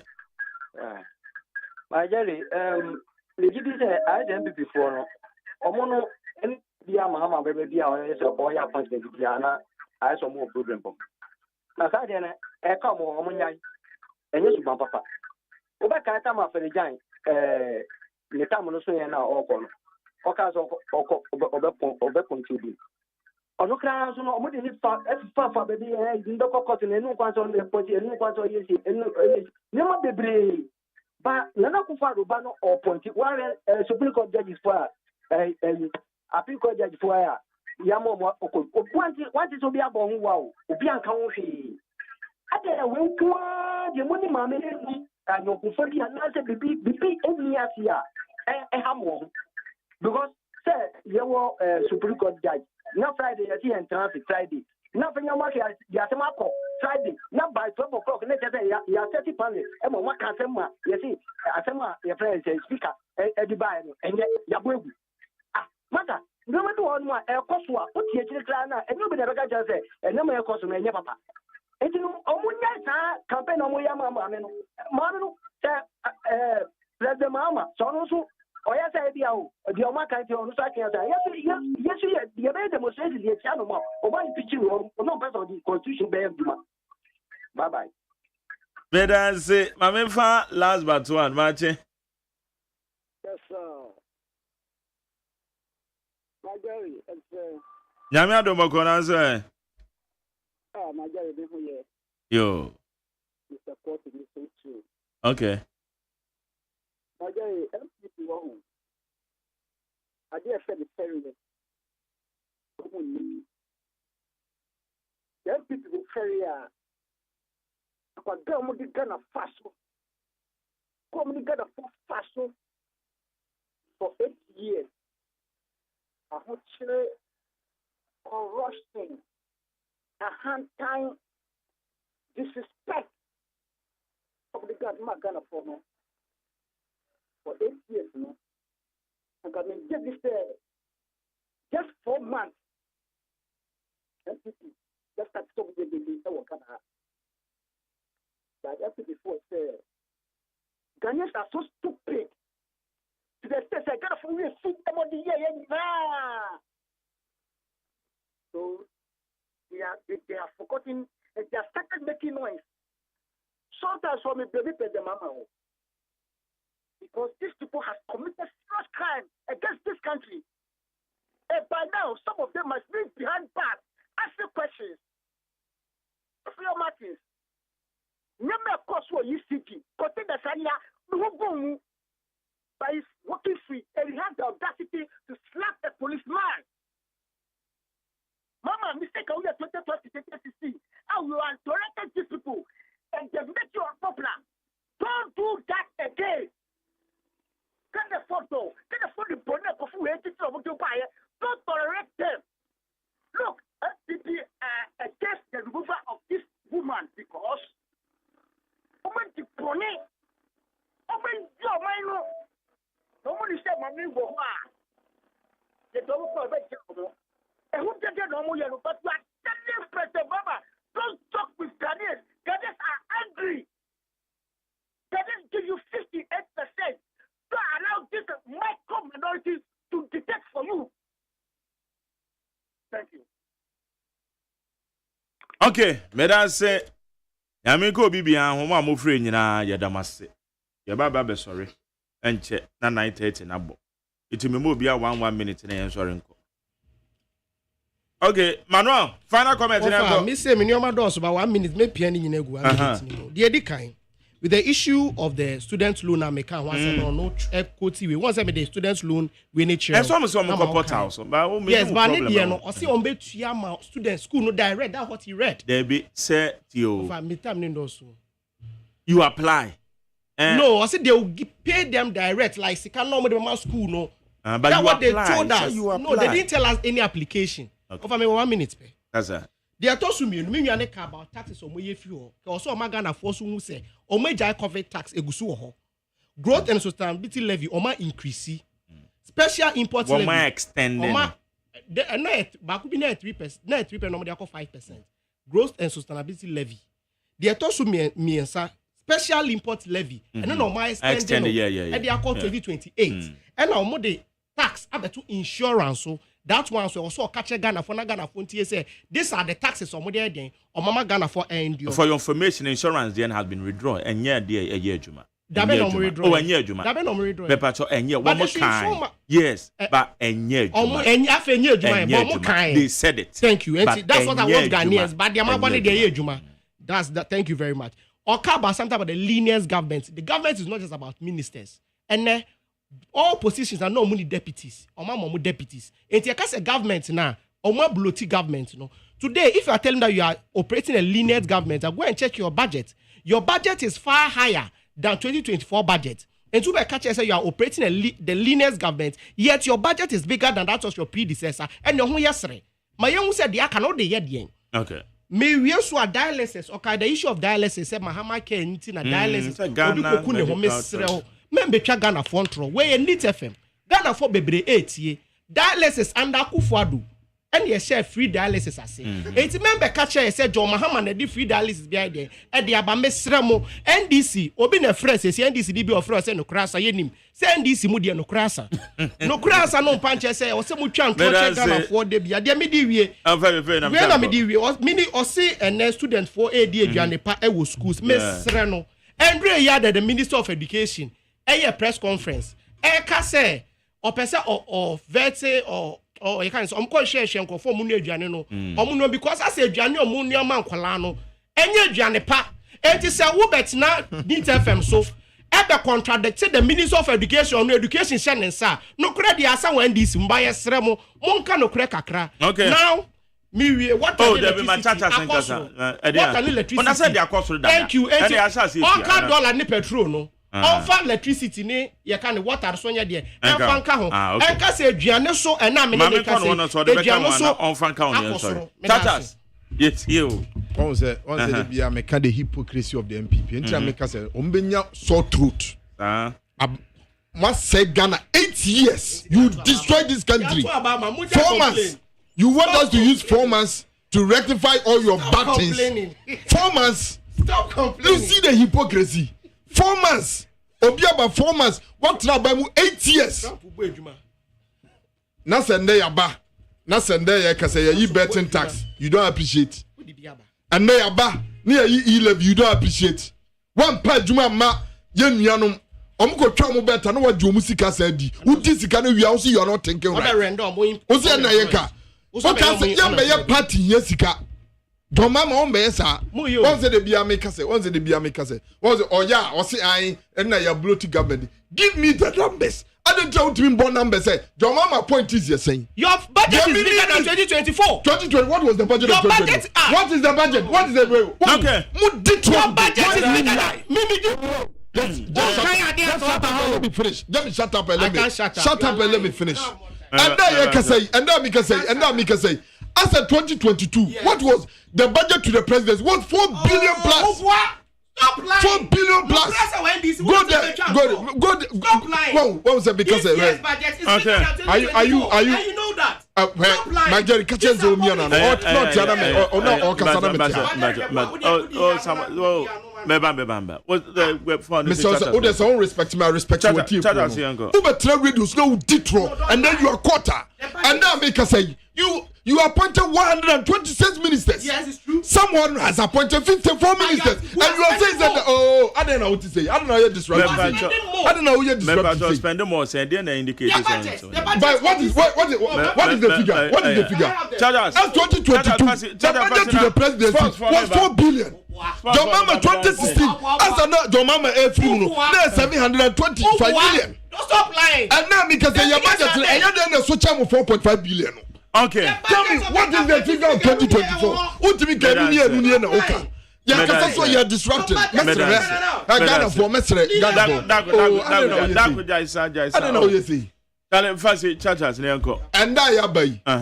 Yeah, mo biambe ditro enter Ghana for. All right. And I get yeah, no Ghana for it. Ghana for no show my system. And no system normally 1.7 million support to John Mama say John Mama mbra akunya so. And then John Mama ba and then you be go school and then the school fees and then John Mama mama odaruma ucha obeta yen jusika and then you the 1 million code saba ayen kotin you the national apprenticeship program aba aduma be bu enche ye baba lanche 24-hour economy no. That's right. The Bible lancha mo bianya adwuma. Okay. Higher needs 100.9 within the luxurious Agyeman. Manuel Dalcon, a member of the MPP communication team. Abdul Razak Chachas, a member of the NDC communication bureau. Media said Makodio Damia do me producer. Bena Frima Balcon and Elsafo, woman and social media administrators. Na media said Makwesi Abwadio am a boss. Media said Bema executive producer Dr. Faradek Senna. ɛna yɛ me general manager Kennedy Asantio say womo ɛna boy chidom edi dwumadi yɛ de brewo ɛna nwumre me no be share touch light dwumadi so nyame ka ho agodi emofo no Africa Joe daache hene Spanky womo de agodi emu nsem ebeto house nyame enko bibia.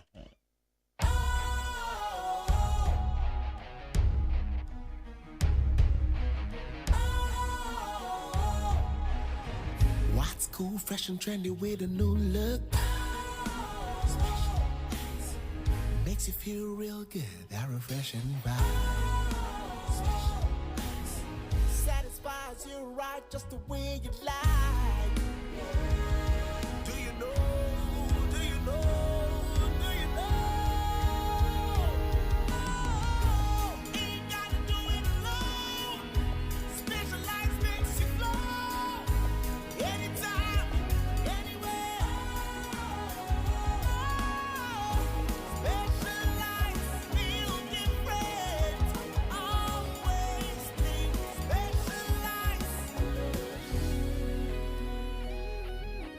Special Ice Natural Mineral Water. Feel different. Think special. This advertisement has been vetted and approved by the FDA. Hey, catch it. Listen in here. And you ma beto to dia me baba no hwade no. Hwem so betumi a. Hey, asew. Hey, now beka. Ya John to mami ensa duku portmanteau. This way chocolate drink. Na kan wo hwe afibian so beri ni waware ni a. This way chocolate drink. Na kan sia. Oh, asew. Wo den kan no ntumu ho. Me be mo anu nso hye kura dia ka ho. Wo hwade a wapi ho. O ka se batete e da fom ho. This way chocolate drink. Catch up a baba worry. Aso. Ye fear say this way chocolate drink ya sorry no pa no ne nom. Ye be chef fridge nom no se snack. Ye nya hoho a no ne de serve wo mo. Ye didi wie ne ye pe bibia bogu ya de so a. This way chocolate drink ne nom. And this way no ti anu a. He se kire wom, koko wom, brick wom, bibia wom. Ade wo hia ne so se. This way chocolate drink. De wo hia ani so se. FDA ahwehwe se adwede nkratoe mu agye atum se eye